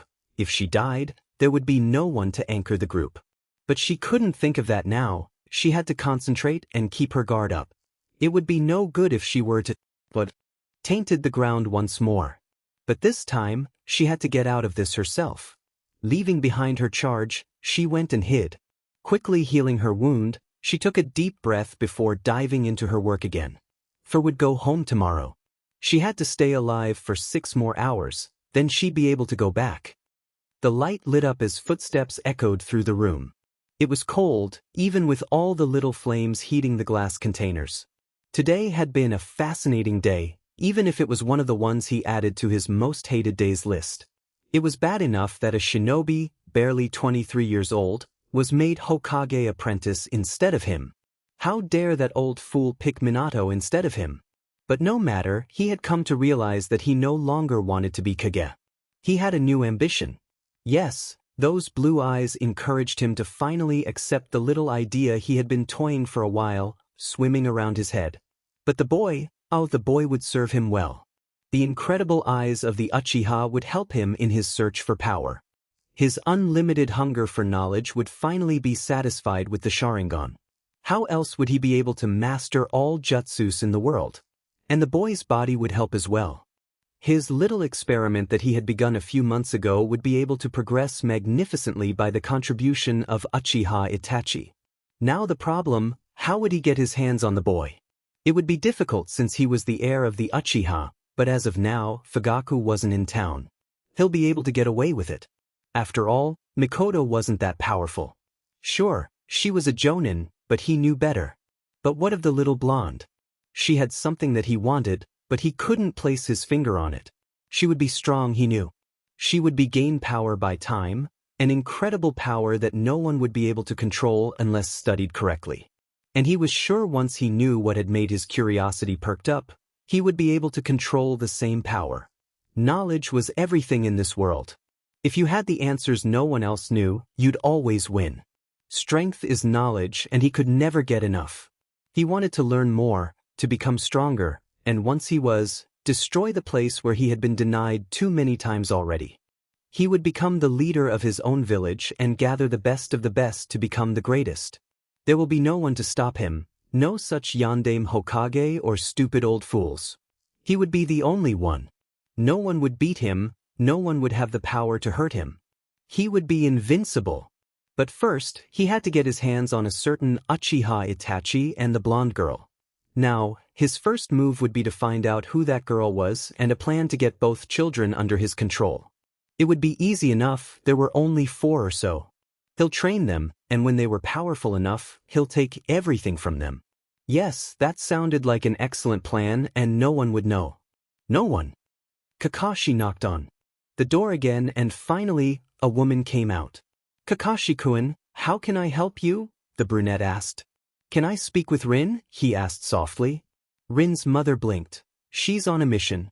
All medics available were called for assistance," she replied. Oh, he didn't know what to say.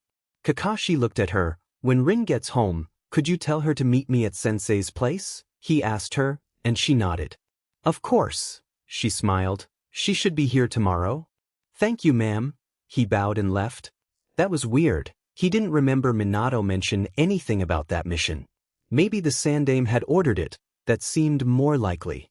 Well, tomorrow he would tell her that Obito survived, and well on the road of recovery. Then they could visit him with Mitsuko and Itachi. Mitsuko was the first to wake up. Her eyes landed on the peaceful and innocent face of the boy, and she smiled. How she wanted to keep him like this for as long as she was able to keep him from his clan's darkness and to just have him smile like last night. She sighed, reaching for a black strand of hair and brushing it away from the soft face of the Uchiha. To think that she would be able to meet the boy in such a state, to be able to know the real person he really was before any of the horrible things fell upon him. Mitsuko frowned, turning on her back and staring at the ceiling in thought. What will she do about Orochimaru? He was a wild card since Mitsuko really didn't know what happened to him. She only knew he left the village after some of his experiments were found out, especially the one that had to do with children. She scowled. That BSTRD probably already begun his studies with them. She hated to be unable to do anything. However, Mitsuko knew they would need him later on since he would be the only one to help with the Kurama in the future. Her brows furrowed as her thoughts increased on the subject. Would the third be able to do anything this time? Would he be willing to kill the man? She didn't know. But her priority was Madara. She had to stop him at all costs. Once Madara went down, she would be able to worry about the snake. She turned her head, and her frustrated look softened into a small smile that lit her face. It didn't matter at the moment. She still had a year to prepare for the day that will change everything in their lives. Mitsuko tore her gaze from Itachi and got out of bed. Being as quiet as she could, she grabbed some clean clothes and left the room. She took a quick shower, dressed, and dried her hair as much as she could with the fluffy orange towel. Mitsuko went back to her room and smirked. Itachi had curled around the pillow she had slept on, his face resting over it, showing half a smile across his lips. She shook her head and grabbed a few scrolls before she left the room again, closing the door behind her quietly and headed down to the living room. She blinked. It was barely 7:23 in the morning, but she shrugged. She sat on the sofa and opened the scroll on primary ceiling and started to read. Mitsuko stopped a few minutes later, wondering what she was doing, and went outside before making 3 kagebushin, each with enough power to make 19 other clones and enough chakra to work on their jutsus. She waved them off, and they ran into the forest to practice each assigned jutsu. Mitsuko sighed and turned back, going inside while closing the door quietly. She stopped when she saw her father leaning on the door frame with his arms crossed over his chest and a frown on his face, looking at her with a crooked brow. "What are you doing?" he asked her. Mitsuko smiled sheepishly. "Starting my training." She tried to walk past her father, but he stopped her with his stern gaze. "On what?" he questioned. The blonde sighed. "Nature training," she mumbled, not looking at him. Minato blinked, surprised, wondering for how long she has been doing this sort of thing, and almost groaned. He pushed himself from the archway and walked over to her before he knelt to her height. "How so?" he asked softly. Mitsuko looked at him, trying to see if he had any questions besides the ones he had asked. When she saw the genuine curiosity of how she trained, she smiled lightly. "By kagebushin," she told him gently. "Just like I trained for the Ray Shuriken back when I first tried to learn it," she said. The man smiled. "Really?" Mitsuko nodded and looked down. She bit her lip. "Can you train me, Dad?" The Hokage apprentice sighed. Minato tilted her head up and smiled apologetically. Sorry, Mitsu, I can't right now, he sighed, placing his hand on her head. The girl smiled sadly. Not even for 10 minutes? She asked dejectedly. Minato almost flinched. Of course I can. He grinned at her, and she beamed. Thanks. She hugged him before running back to the living room, Minato trailing after her. He chuckled and went to sit next to her, his eyes widening at the scroll she was reading.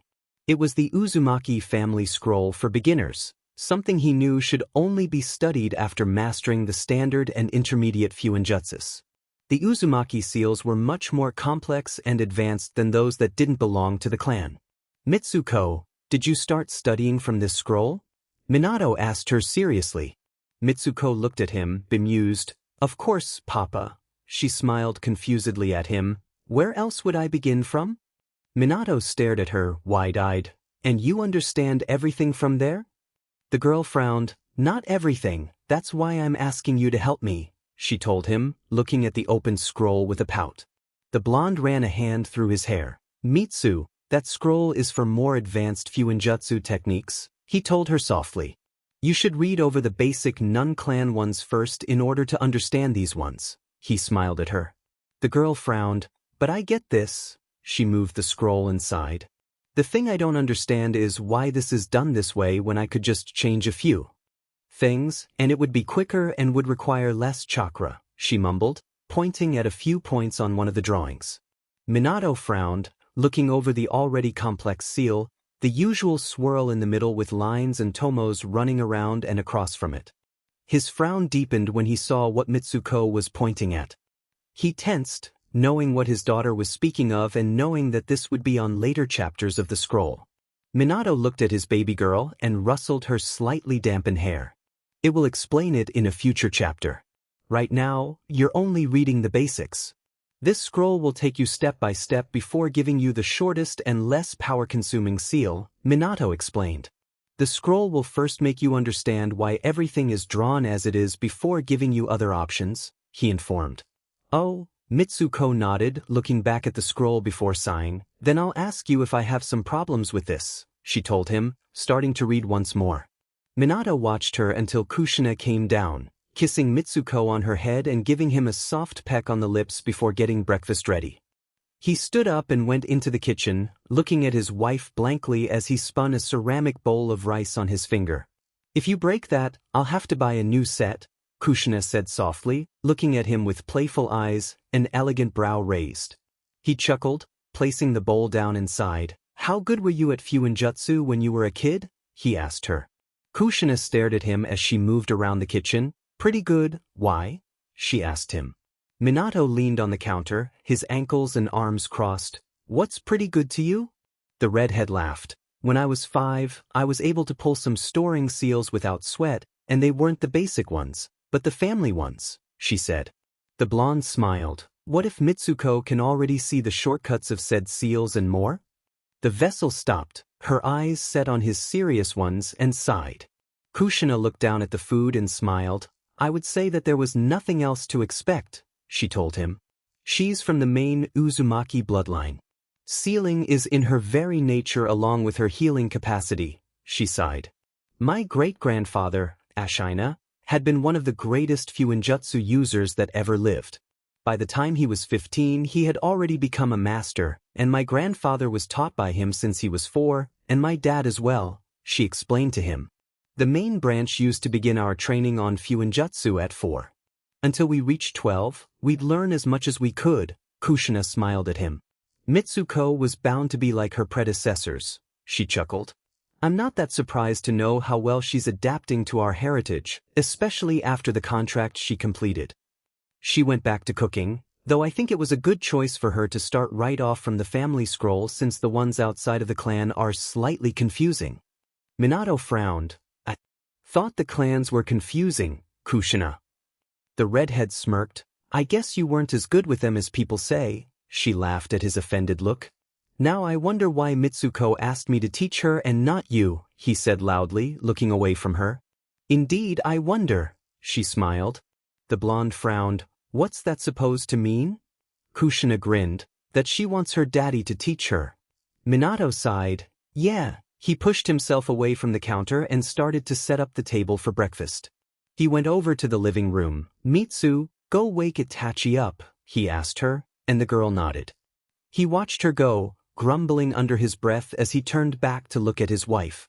He stopped. "What?" he questioned, confused by the look she gave him. Kushina shook her head. "If in some future those two end up together, you can't really complain, Minato," she smirked. "Itachi will know what he gets himself into, and you'll know everything about him, so no need to worry," she chirped.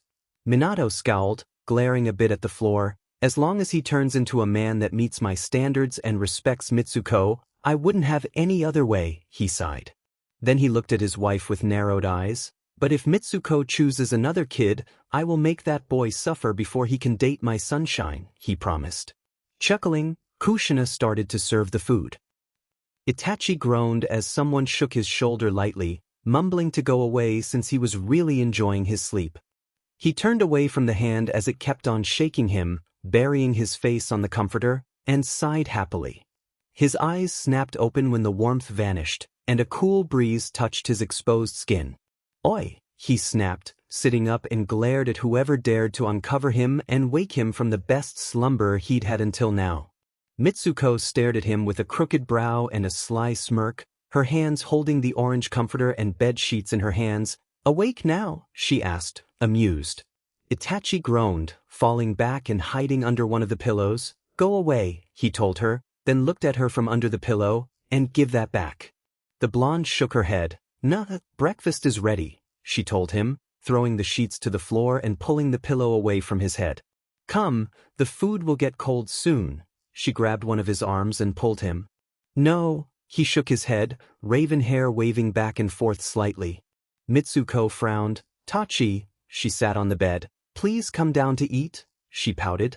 His eyes widened. But I want to sleep," he told her. Her wide blue eyes seemed to glow as her blonde brows furrowed. "Please?" she asked, giving him her infamous puppy dog face. Itachi tried to pull away, looking elsewhere.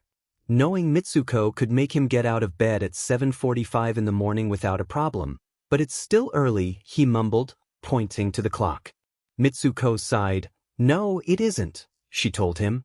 The boy groaned. "I usually wake up at 8-something, he said lowly. The blonde smiled. "All right." She got up and he looked at her, surprised. She put the sheets back over him and smiled. "I'll just tell Mom how you prefer to sleep than eat the food she cooked," and she turned around, heading out of the room. Itachi blinked slowly, frowning before jumping out of bed and running after her. "Don't. I love her cookin'," he said, and the girl smirked at him. He grumbled when she finally started laughing and headed into the bathroom. He used the toilet, washed his hands and face, and went down to the wonderful aroma of Kushina's cooking. He sat next to Mitsuko as the redhead and blonde were putting last-minute dishes on the table. They were about to begin when a loud voice came from the entrance. "Good morning." The white-haired Sannin entered the dining room with a grin and went to kiss Mitsuko on the forehead. "Sensei," Minato greeted with a grin. "Would you like to eat with us?" Kushina asked. Jiraiya shook his head. "I just came to tell Minato that Hiruzen-sensei asked me to tell you to not come in today," he said sheepishly. Mitsuko and Itachi were eating already, though Mitsuko was listening in on their conversation as she spoke to Itachi about what he wanted to do today.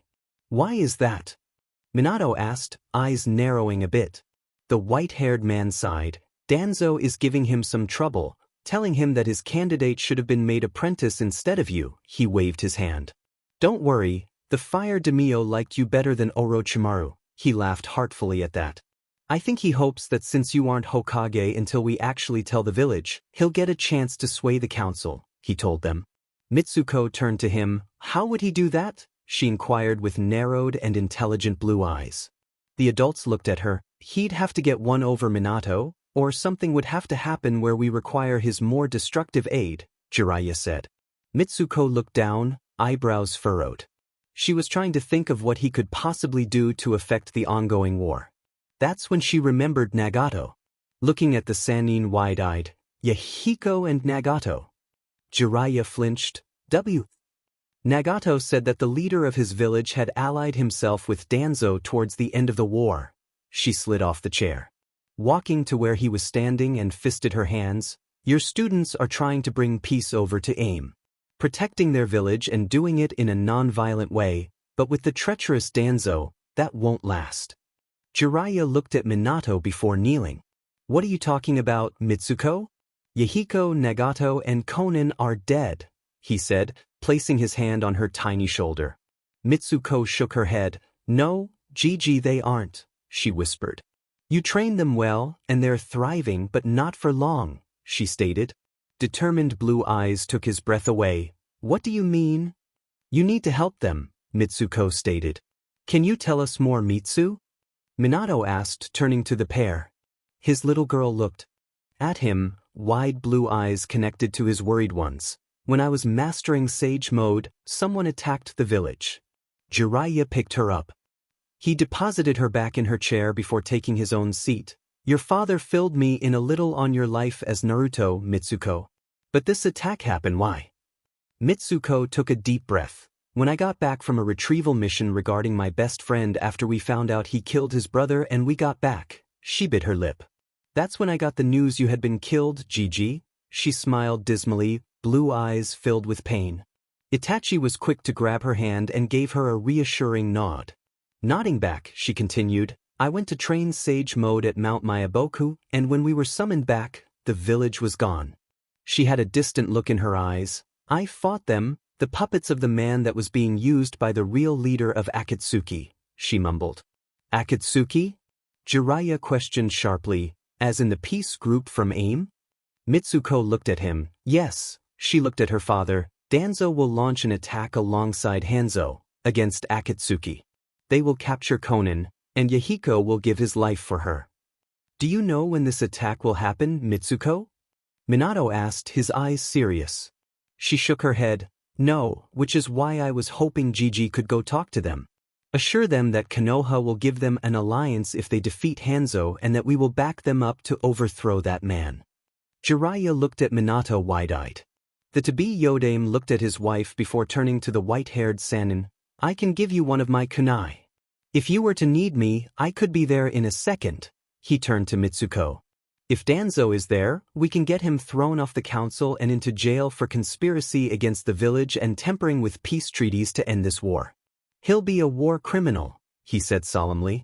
Mitsuko perked up at that. We can prevent Yahiko from dying. That will ensure us that the masked man won't be able to use Nagato. How powerful would your students be, sensei? Minato inquired. They are pretty infamous, Mitsuko said, eating again. Liking his dry lips, Jiraiya took notice that Itachi had yet to let go of her hand. They would be pretty fearsome. The three have always had great chemistry as a team. I'd imagine Nagato has gotten better with his Rinnegan, he told them, and Yahiko would have everyone on his side. Well, what do you say about visiting your old students, sensei? Minato asked with a smirk on his face. Mitsuko's face lit up. Will you stop Danzo? She asked hopefully. Minato grinned. Yup, I doubt AIM would like to mess with Konoha's Yellow Flash and one of the legendary Sannin. He smiled at her. Tsunade is in town, Jiraiya said, shrugging. She might want to tag along.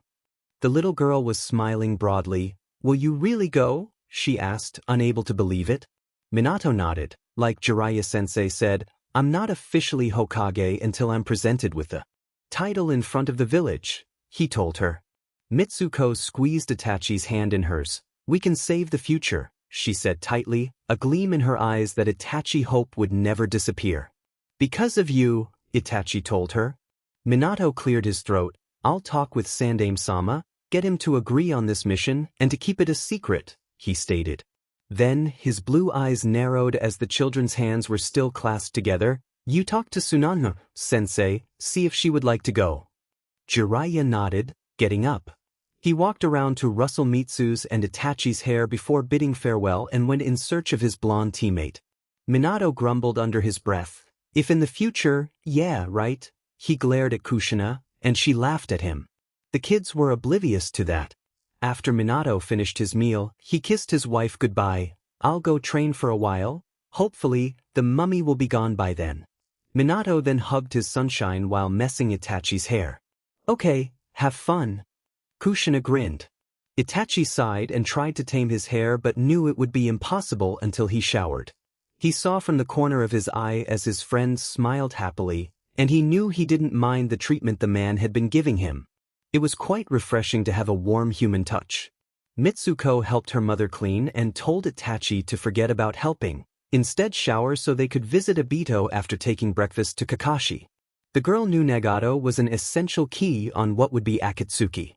If they didn't have him, they wouldn't be able to collect the bijus, and if they didn't have the biju, Madara would be unable to use their power to begin the war. What are your plans for today? Kushina questioned softly as she washed the dishes, and Mitsuko rinsed them.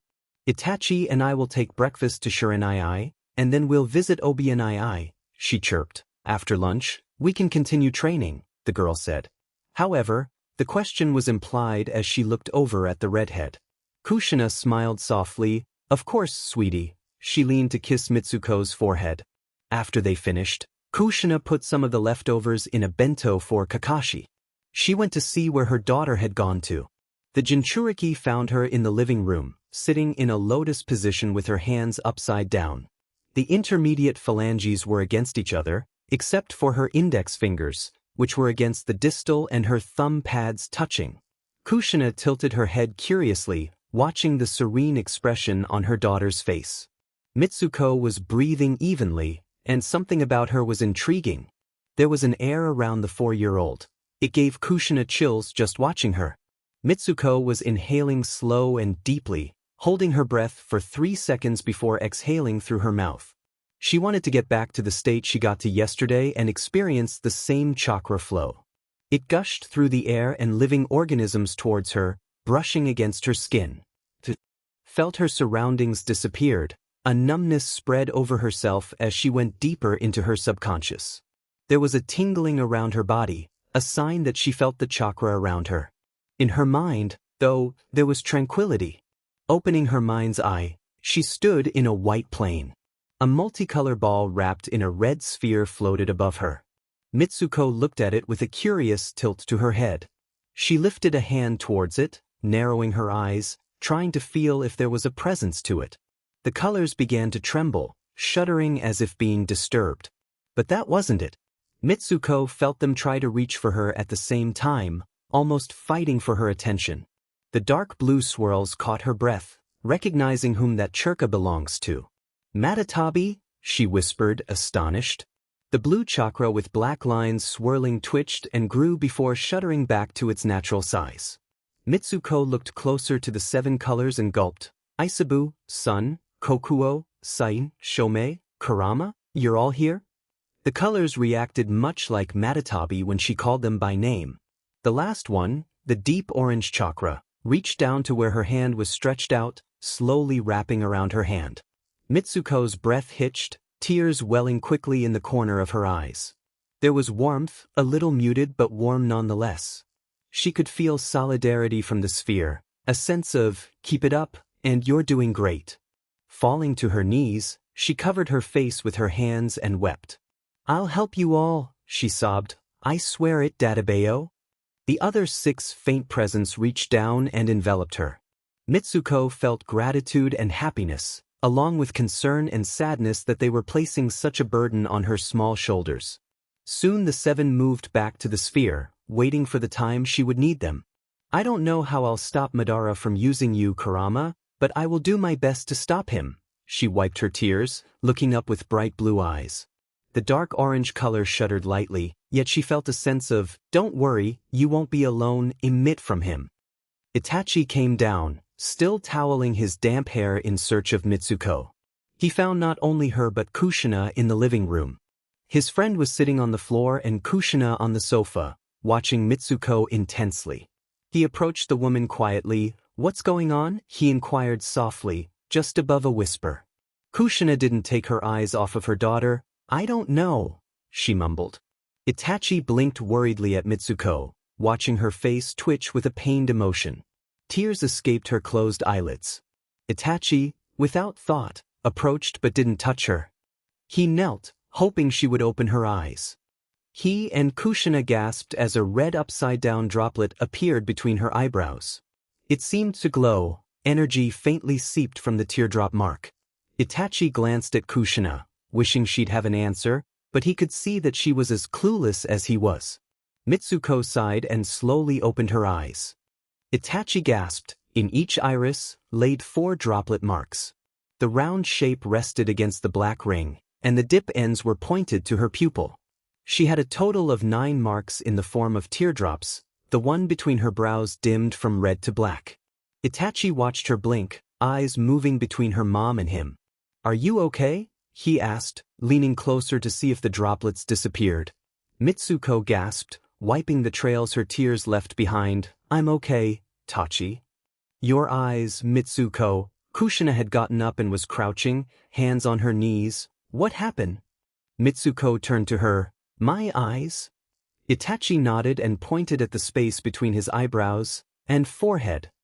Confused eyes shifted from violet eyes to his obsidian orbs. Finally, the girl got up and rushed to the bathroom to see what they were talking about. Mitsuko froze at her image, having no idea what the marks meant. She wiped at the one on her forehead, and it didn't smudge at all. She bit her lip and walked back to the living room. "I don't know, I never had these before." Kushina sighed. "We'll worry about that once we figure out why they appeared." She retrieved the bento. "For now, go deliver this to Kakashi." Mitsuko nodded. "Okay." Itachi grabbed it. "I'll take it." The blonde snorted, getting close to grab the towel and slipped it from his shoulders. Mitsuko handed it to her mom. "Come on, we have to visit OBNII too." "Be careful." Kushina walked them to the entrance, watching them put their sandals and jackets on before they headed out.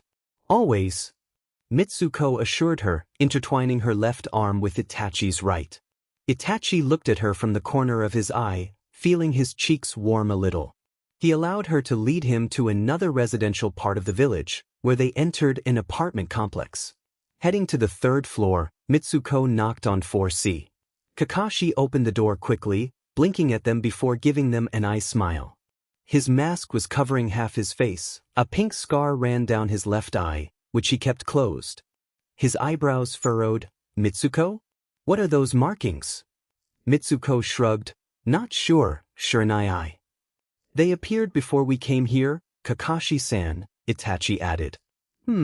Kakashi accepted the bento, stepping aside. "Would you like to come in?" Mitsuko shook her head. "We're going to visit OBNII, she grinned. "You can come over later, though." Kakashi smiled under his mask. "I'll go see if Rin is back." He ran his hand through his silver hair. "We might drop by at the hospital when you're still there."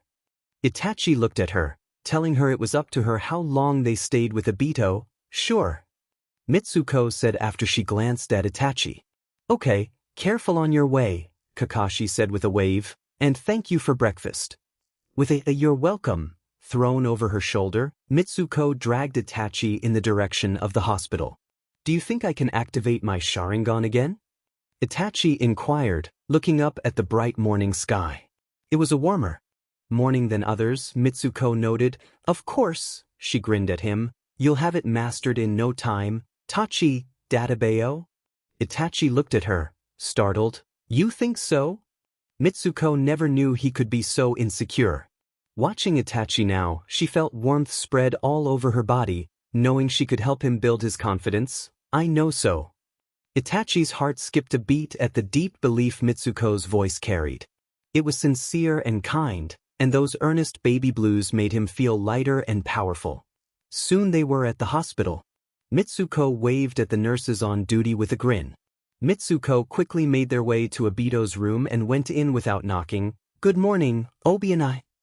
Itachi blinked wide-eyed at his older cousin, watching as he snapped to attention, left eye bandaged. His right leg was propped on a pillow, encased a cast, while the left was covered in bandages. "Mitsu." "Itachi," he yawned, "how are you two doing?" The girl quickly climbed the bed while Itachi took to the armchair. "We're good. How's your stay here?" she asked. Obito blinked again. "What happened to you?" Mitsuko rubbed her mark, looking away. "It appeared earlier this morning, Obito and I-san," Itachi filled in. Obito glanced at him before sitting up. He tilted her head his way with his fingers. "It doesn't seem to be a dojutsu," he mumbled. Mitsuko blinked. I doubt it's anything, she pouted. It glowed red, Itachi told her.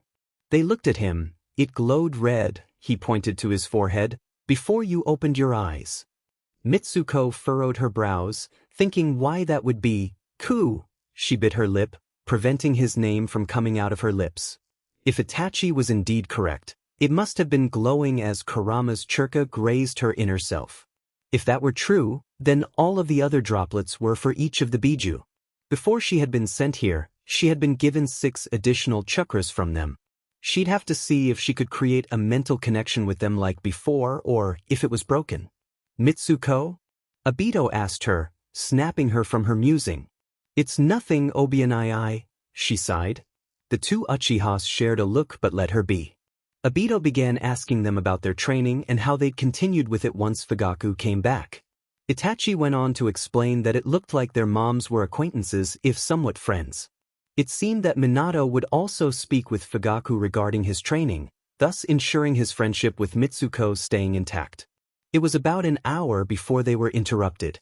Kakashi showed up with a tired and disheveled Rin.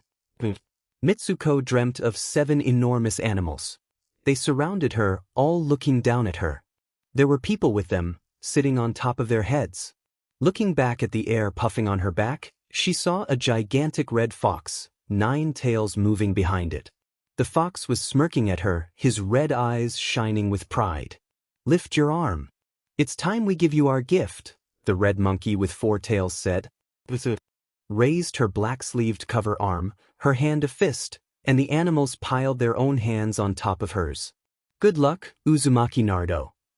The little girl gasped. Memories flooded in her head. The memories and experiences of one Uzumaki Naruto, the boy she had been before the red fox, Kurama, sent her back. There was pain, so much pain in those memories. It was dark and bitter, something suffocating and cold. She was drowning in sorrow she had long since experienced. It was massive in her chest. Mitsuko fell to her knees, hand tightening over her chest as she tried to gasp for air. The animals, except for the red fox, vanished. She looked at him with tears in her eyes. He laid on his stomach, muzzle on the ground to try to be eye level to her. There was something in those red orbs. Kit, his deep and powerful voice said. Kurama, she choked. I will send you back, he announced, to save us from all of this, and when the time is right, you will remember. Mitsuko blinked confusedly at him. Remember, Naruto, Kurama ordered. Remember, Mitsuko. Mitsuko woke up with choked-up gasps. The tears weren't stopping. The pain wasn't going away. It hurt so much, so very deep in her heart. She remembered everything. She knew she'd have to stop Uchiha Madara. But oh, she had no idea how she'd do that. The door to her room opened, the light from the hall seeped in along a tall figure. She was sitting in bed, the sheets pooled on her lap. Mitsu? A soft voice asked. Mitsuko hiccuped. Blurry vision impaired her from seeing who it was. The man came closer. A shocking mop of blonde hair was the first thing she noticed. Her heart skipped a beat. Pipapa? Namikaze's Minato swooped in, gathered her in his arms, and she remembered all the good in her life as Naruto. Her friends, from all the nations she had visited with Ero Sannin, flashed through her mind. Finally, her mind settled on the 2 Uchiha that had her mind and heart riddled up in those last moments as Naruto in the war. Itachi and Sasuke. As she wrapped her little arms tightly around her father, she vowed they would not suffer again. They would be able to live the life they should have. She'd stop Uchiha Madara. She'd save the Biju that lent her their power. Once Uzumaki Naruto, now Uzumaki Mitsuko, she'd change the world for the better. She'll help bring peace. Daddy, she burrowed deeper into Minato's embrace. Come, you'll sleep with mommy and me tonight, he said softly, rubbing a comforting hand on her back that made her feel all the security in the world. As they entered her parents' room, as her father gently laid her down, she knew. With Kushina's tender arms enfold her in their security, and as her father's presence draped behind her, she knew that with their love, she'd achieve her goal. Kakashi headed to Rin's home a little past 10. This time, though, Rin answered the door. Kakashi took in her pale complexion and dirty clothes, messy hair, and the bags under her eyes. He blinked at her. Are you okay, Rin? Rin nodded at him. Kakashi-kun, did something happen? No, have you eaten? He inquired. I ate earlier before I made it back from the mission, she said softly. Nodding, Kakashi sighed. Before you take the needed rest, will you come with me? Rin nodded and stepped out of her house, closing the door behind her. Where to? Kakashi began to lead her in the direction of the hospital. I want you to see something, I'm sure it'll help you, he said, looking ahead with his hands in his pockets. It did to me. Okay, Rin said, somewhat sounding detached. How was your mission? Rin glanced at him before setting her eyes on the street. Hokage-sama asked for all available medics to report to the front lines to help, she said. I was called as soon as we got back. I didn't even get to go home, she shrugged. Kakashi nodded. Glad you're here now, he said. Rin smiled. Me too. Soon they were upon the hospital, Rin sending him a questioning glance, but he only smiled at her. They greeted the nurses, and they went up to the floor where Obito was. Kakashi opened the door to his room, and then Itachi's Sharingan activated. He stood his ground till I got there. Mom was on her way too. Mitsuko's chipperly voice greeted his ears. Your Sharingan awoke? Obito asked Itachi. Rin gasped. Hearing his voice must have shocked her. She pushed past him to see with her own eyes what her ears had already told her. Kakashi saw her stop in the middle of the room, the three looking their way. Obito's concerned eye became wide as he saw Rin. Mitsuko watched the girl run to his side and threw herself at him, wrapping Obito in a hug as she wept. Kakashi came to stand by where she was sitting at the foot of the bed to watch over his teammates. Oh my God! Obito! She shook and gasped as she held on. Mitsuko saw Obito blush but hugged Rin back, a tender smile on his lips. Hey, Rin, he said gently. Rin pulled back, checking over him with her eyes. Are you okay? How did you survive? How did you get back here? Are you okay? Obito grinned, rubbing the back of his head. He nodded. I'll live, gotta stay here for about a week before I can leave and have 4 weeks with the cast, he told her. Rin wiped her eyes before hugging him again. I'm so glad, she sobbed. Mitsuko glanced at Itachi and smiled at him. He stared back with a soft smile of his own. Rin, let Obito breathe, Kakashi butted in. Why don't you go home and rest? You can come back after, he told her, looking at her with his worried eye. You do look a little tired, Rin, Obito commented, looking at her and furrowing his brows. It's okay. I just want to spend a little time with Obito-kun before I head home, Rin grinned at the silver-head teen. Itachi, let's leave them alone for a little. We can come back later, Mitsuko said, hopping down from the bed. Oh. Rin turned to her. Mitsukin, I didn't see you there. Hello, Nathan, Mitsuko grinned at her. Rin, this is my cousin, Uchiha Itachi, Obito introduced, hand pointing in the boy's direction. Itachi, this is my other teammate, Noera Rin. Itachi nodded. Nice to meet your acquaintance. Likewise, Itachi-kun, Rin smiled at him. Itachi stood once Mitsuko turned to him. We'll be back, Obito and I-san. He nodded to him, moving to his friend with his arm ready. Mitsuko giggled as she intertwined her arm with his again. See you guys, and pulled him to the door. Obito couldn't help but gasp at the fond look Itachi sent Mitsuko. After the children left, Rin turned to Obito. How did you get back here? She asked again. Obito looked at Kakashi, who shook his head, before turning to Rin. I honestly don't know, Rin, he smiled unsurely. Rin sat down on the bed, frowning. But you're okay? Yeah, he nodded. The last thing I remember was how I was almost buried alive, then I woke up here all patched up. Kakashi went to sit on the chair. Mitsuko told us he was here when we went to report to Hokage-sama, he sighed.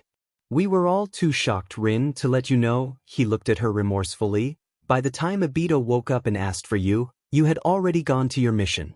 Rin waved her hands in front of her. And no, don't worry, Kakashi-kun, I'd have reacted the same way. Are you okay, Rin? Obito questioned her, his face full of concern. Rin quickly nodded. Yes, I'm a little tired, but I'd rather be here, she assured him. What did they say about your eye? She looked between the two. Tsunade-sama looked at it personally. Obito smiled. She said the transplant was done exceptionally well and that I could have an eye transferred, but I declined. Why?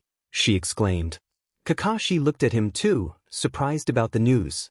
Well, I have my Sharingan now, he grinned at Kakashi, and if Kakashi can get around with one eye, so can I. Oi oi, Obito, Kakashi chastised gently. I can give you back your eye, he said, quickly jumping to his feet and moving closer. Obito chuckled. Nah, you need it more than I do, he waved him off. You can give it back once you're able to regrow your eye, he said with a mocking wiggle of his visible eyebrow. Kakashi frowned. Won't the clan object? Rin was looking between the two, noting that their animosity over the year they had been teammates was gone entirely. Now there was genuine kinship. The air around them was entirely different. It doesn't matter what they think, Kakashi, Obito glared. They can shove their opinion where the sun doesn't shine for all I care.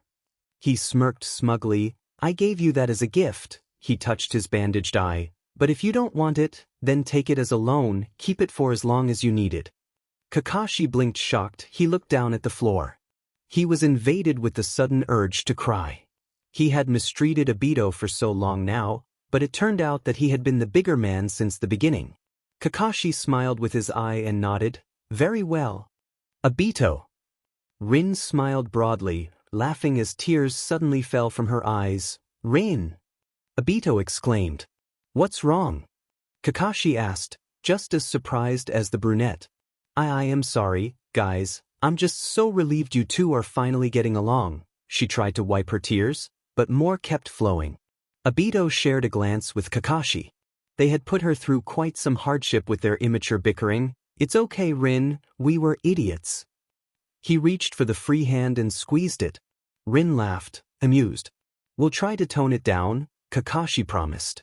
Obito grinned. If we don't argue, the world may end, Rin. Kakashi nodded. This self-sacrificing idiot still has a lot to learn.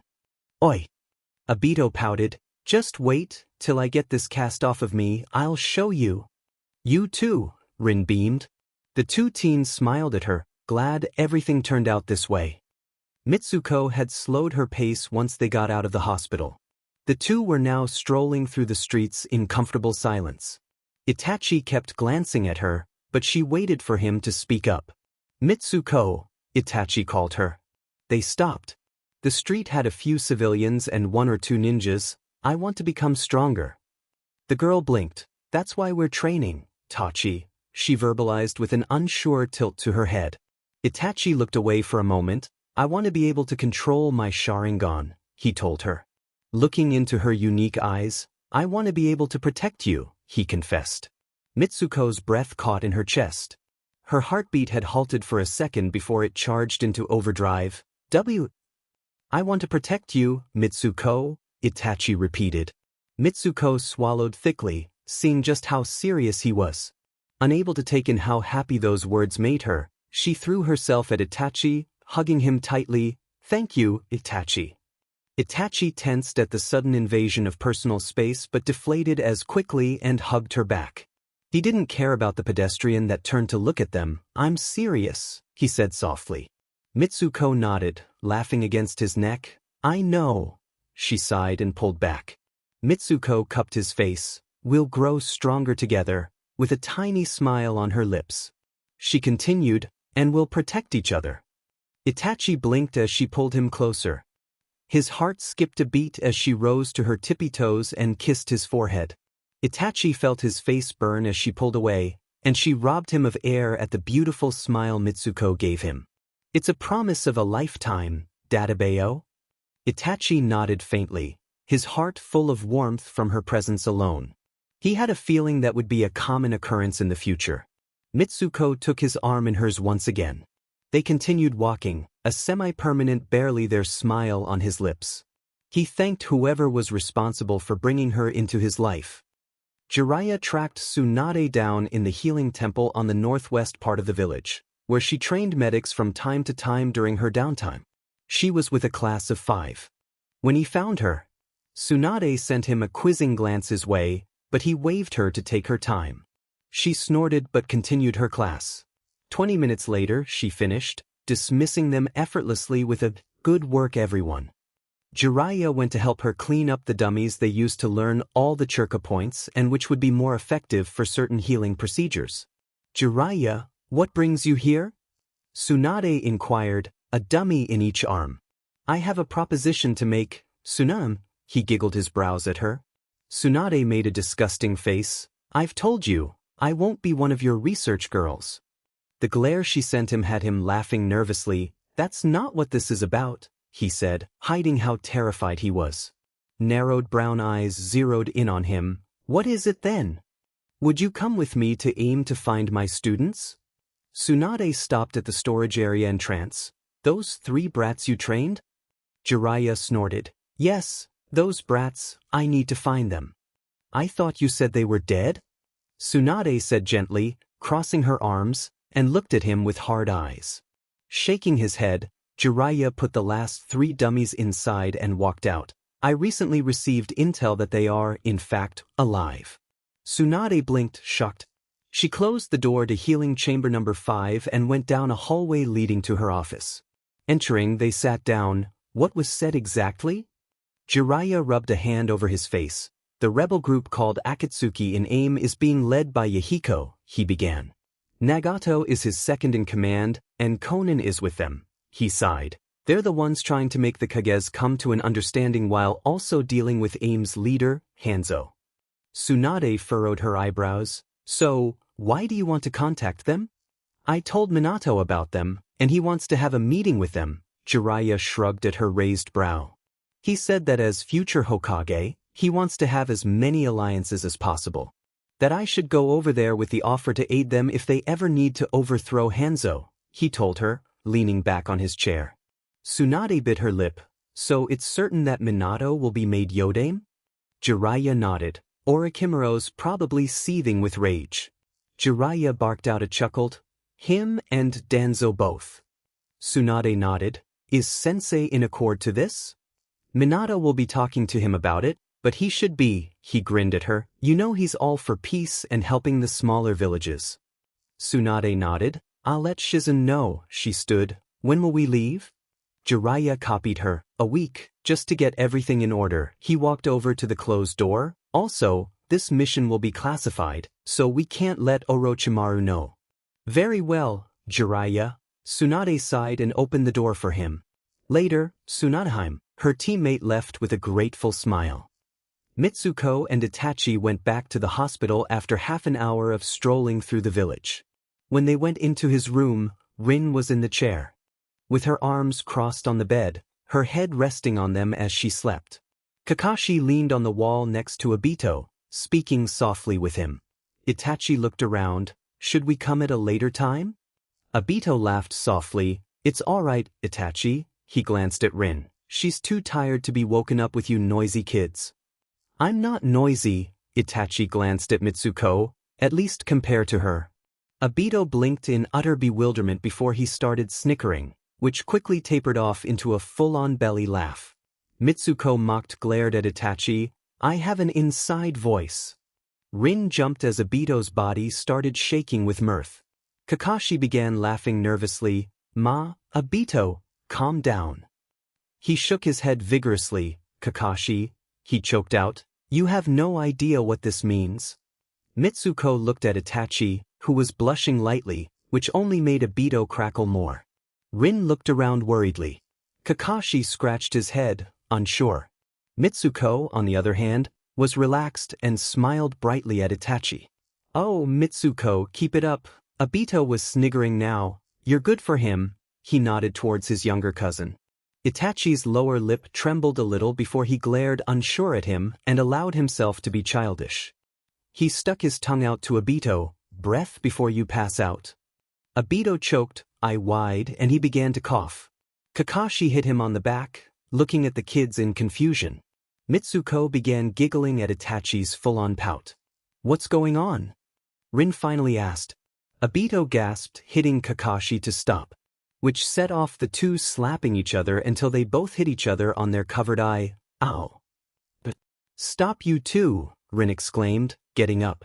Mitsuko brushed her shoulder against Itachi's. He looked at her, and she did a victory sign with her hand.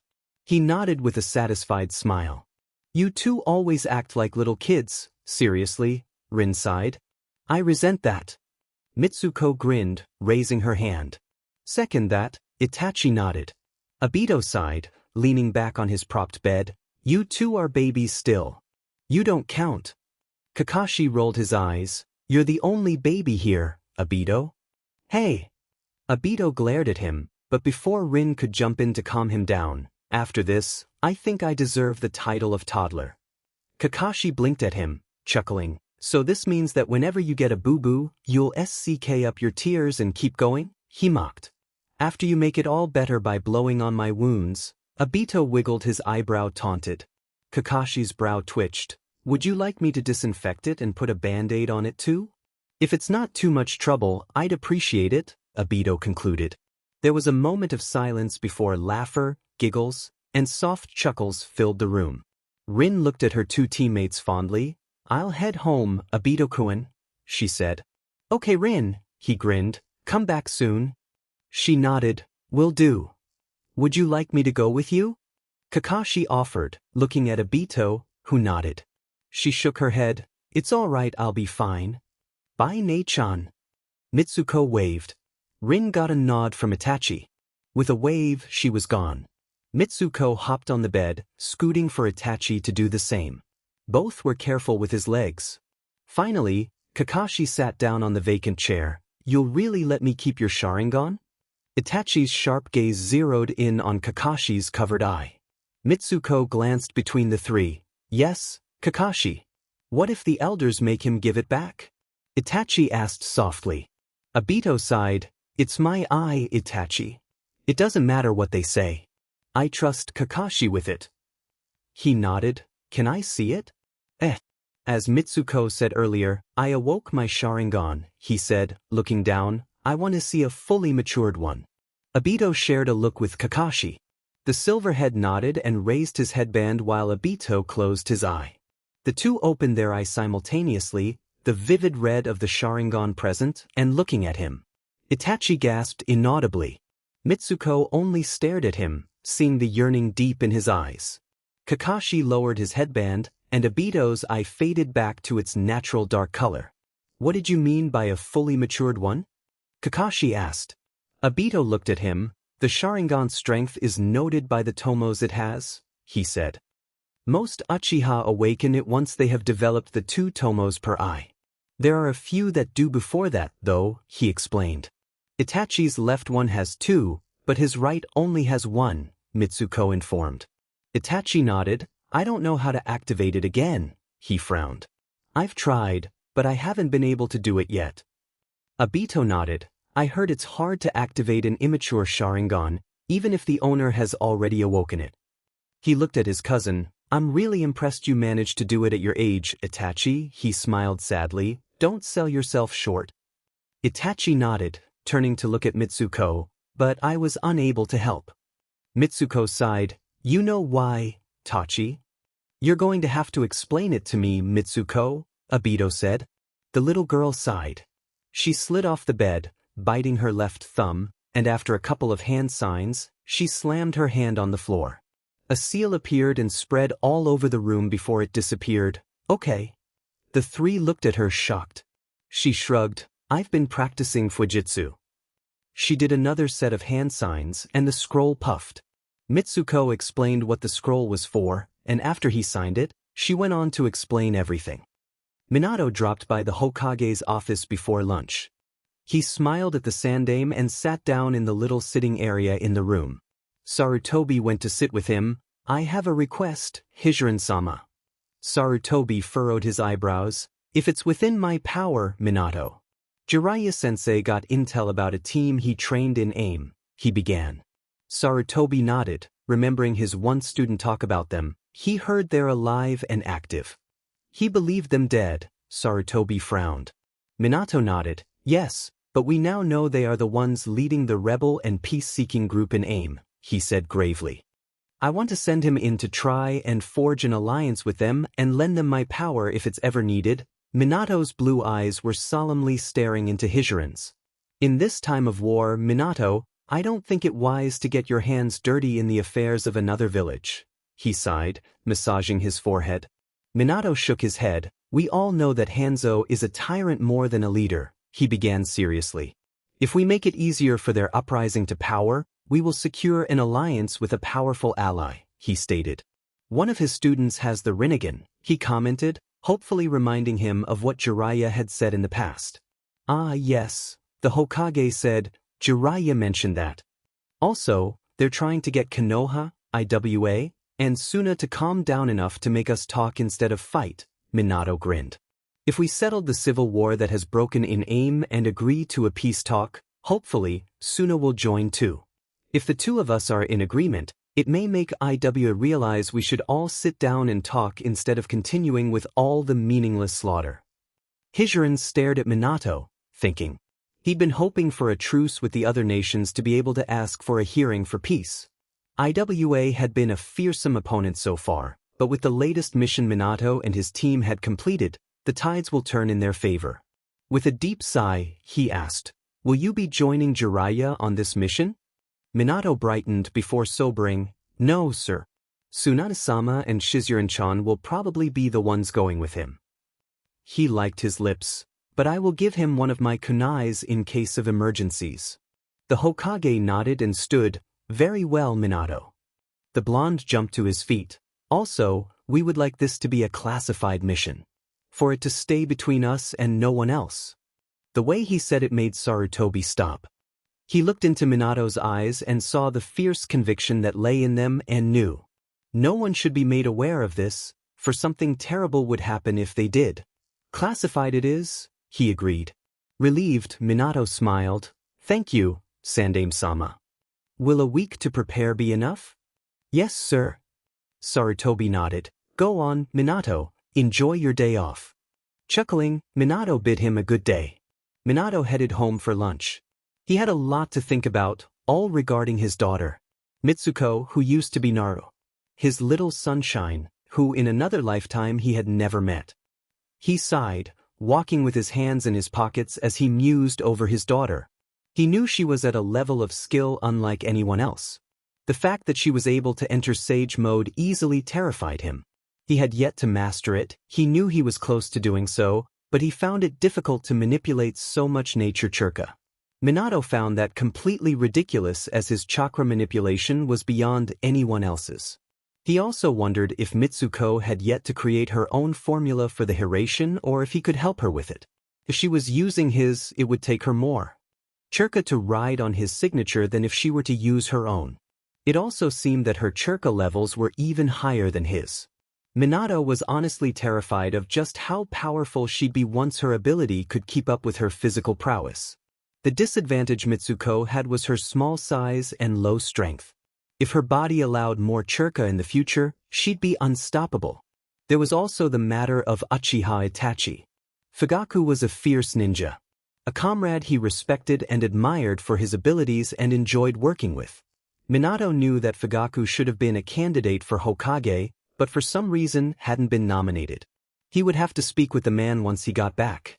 Not only to allow him to train Itachi because he wished to polish the young boy as a ninja, but to keep an eye out on him. In the future, if Mitsuko ever chose to pursue a romantic relationship with him, he'd be ready. Minato knew those Uchiha were loyal to a fault, a trait all Uchiha had. He knew because Obito was the same. With the antagonistic rivalry gone between his two students, he knew that Obito would begin to grow in ways he had been waiting for. Kakashi will push him to lengths only he can do. Obito will complement Kakashi's style too. Minato had also been planning on asking Tsunade to train Rin. With the help of Tsunade, Rin will overcome her weakness. She will gain the confidence to march forward instead of taking a step back to allow her teammates to deal with the opponent. He entered his house. I'm home, he called. Minato took his sandals off and frowned when no one answered him. He went to the backyard to see if his family was there. Indeed, he found Mitsuko sparring with Kakashi on the left side. Kushina was sitting on the outer corridor with Itachi watching them. Kakashi's still having a hard time, Kushina said, amused. Welcome home. Minato ruffled Itachi's hair, this time making him blush lightly as he passed him to sit on Kushina's other side. He kissed her cheek. She's something, huh? They are going at it, taijutsu only, but Mitsuko was definitely faster than Kakashi. She's outstanding, Kushina agreed. Have you done much with targeting? Minato inquired. Not yet. I wanted Itachi-kun to see how important taijutsu is. She smiled at the boy.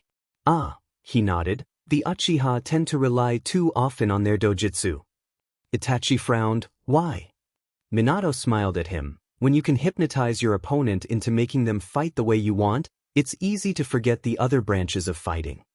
Itachi titled his head, so it's better to be well-versed in all three styles than just focus on our genjutsus, he concluded. Kushina laughed. Yes, Itachi-kun. She watched Mitsuko land a kick on Kakashi's blind side, still not used to fighting with one eye. There are individuals who can recognize when they are trapped in a genjutsus, and that can overcome the Sharingan's ability to hypnotize, she informed. He nodded, eyes fixed on the Mitsuko, Minato called. The little girl blocked the kick sent her way. Yes, Papa. She dodged the set of 3 punches Kakashi directed her way. She crouched down, right leg rotating to hook on the back of Kakashi's knee. The teen buckled, arms stretched to catch himself. Mitsuko vanished in a blink of an eye, appearing mid-air, spinning with her leg outstretched, and would have landed her hit if Kakashi hadn't used his arms. The teen still landed hard on his back. Have you developed your own formula for the Hiration? Kakashi almost grabbed her leg, but she jumped away quicker than expected. Not yet. She took a deep breath, glancing quickly in his direction. Kakashi relaxed when Minato motioned them closer. Kakashi was fanning himself with his shirt. The little girl sure put him in a tight spot. Minato frowned. Mitsuko, what happened? He motioned her to come closer. Don't know, Daddy, she mumbled, allowing him to tilt her head up as he inspected the markings. I didn't sense anything from those marks, Minato, Kushina sighed. Minato let her go, sharing a look with his wife, who nodded. Kushina, do you mind helping Itachi in target practice while I help Mitsuko with her formula? Minato asked. Mitsuko's eyes widened, a smile broke, and she began vibrating with energy. Really? You're going to help me, Daddy? Sure, come on, Kakashi, you're helping too, Kushina said, getting up and leading them to the target area. Itachi smiled at her before following the two. Minato chuckled. Yes, but first can you let me know how you've been using mine? Mitsuko nodded. I figured out how it works and have been using your chakra signature. It seems our chakra are similar enough that I'm able to use it, she explained. So you have been piggy riding on my formula, he stated, though wanted an answer with the look he directed at Mitsuko. The girl nodded. Yes, sir. Minato blinked, lips twitching in amusement and amazement. Nodding, he got up to retrieve a blank piece of paper, a brush, and ink. He set it down in front of her and handed her the brush. This is the hard part of the technique, he began. Mitsuko stared at the writing utensil in skepticism. She blinked her wide blue eyes at her father. Why? Understanding the mechanism to teleport is easy to grasp once you've done your first successful jump. Minato smiled kindly. The difficult part is honing down point A to point B. He pulled out his 3-point kunai. This seal is the catapult you use to achieve the jump. Minato set it down. When you first began practicing, how were you able to aim at the seal? Mitsuko bit her lip. I did it by sensing the small chakra imprint you had left behind on the seal, she mumbled, brows furrowed in uncertainty. Minato blinked. What? Reaching for the kunai, Mitsuko looped her finger on the ring and brought it up to eye level. Your seal has your chakra in it, Papa. She placed her left index finger on the mark, eyes intense as they waited. The mark began to glow a faint blue, which made Minato shiver. I sense it. Minato stopped breathing. There's barely any chakra there, Mitsuko, he rasped out. I haven't come across a sensor that can detect it yet, he gulped. Mitsuko seemed to snap out of her trance, the mark's glow vanished, and she smiled innocently at her. I'm well acquainted with your chakra, Daddy, she grinned broadly. I always know where you and Mommy are within the village or close to arriving. The future Yodame smiled weakly. I see. He stared at her, unable to wrap his head around the information she provided. Oblivious to this, Mitsuko placed the weapon down, took the brush into her left hand, and began twirling. She glanced to where the others were and giggled as she saw both Kakashi and her mom gap at Itachi. Out of the 5 targets, he had nailed 3 shuriken in the bullseye, and 2 close to the mark.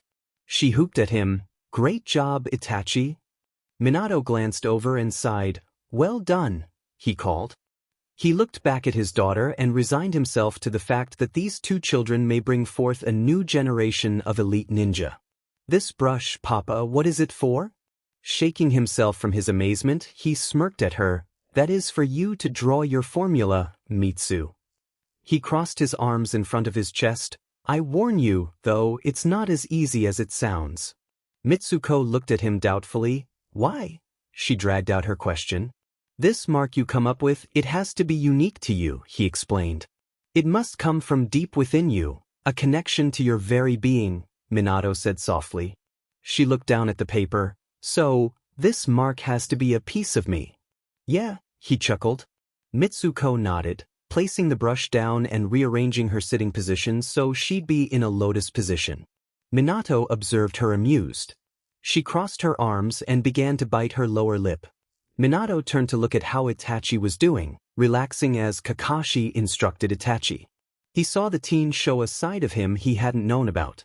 Kushina was commenting here and there, but Kakashi seemed to have taken over Itachi's lesson. "Daddy." He turned to his daughter, tensing as those blue eyes stared at him. "Yes?" Mitsuko took a deep breath. "About Orochimaru." She stopped. Minato narrowed his eyes. "What about him?" "He's obsessed with immortality," she told him gravely. "He'll do whatever he thinks necessary to achieve it." She turned to gaze at Itachi, even taking over the bodies of children. The freezing feeling of water drenching him overtook him. His insides turned, and he too glanced at Itachi. "What?" "In the future, he will leave Konoha and gather young ninja of elite clans," she hissed coldly. "He'll experiment on them, train them, before stealing their life energy and whatever Kekkei Genkai they possess." Mitsuko's entire body was shaking in rage. Minato watched her, outraged with the mere thought. "He already is." She turned to him. Those eyes penetrated his very soul. Gulping and afraid of the answer, he asked, "Already?" Mitsuko nodded. "He's already experimenting." His eyes widened. "What?" he snarled. "He has kidnapped children, Yodame, and he's killed dozens of them," she stated with fire in her eyes. "Do you know where he conducts his research?" he questioned slowly, trying to contain his repulsion and anger. Mitsuko looked down. "I don't." She sent him a helpless shrug. "The Sandaime found him, but I don't know how or when."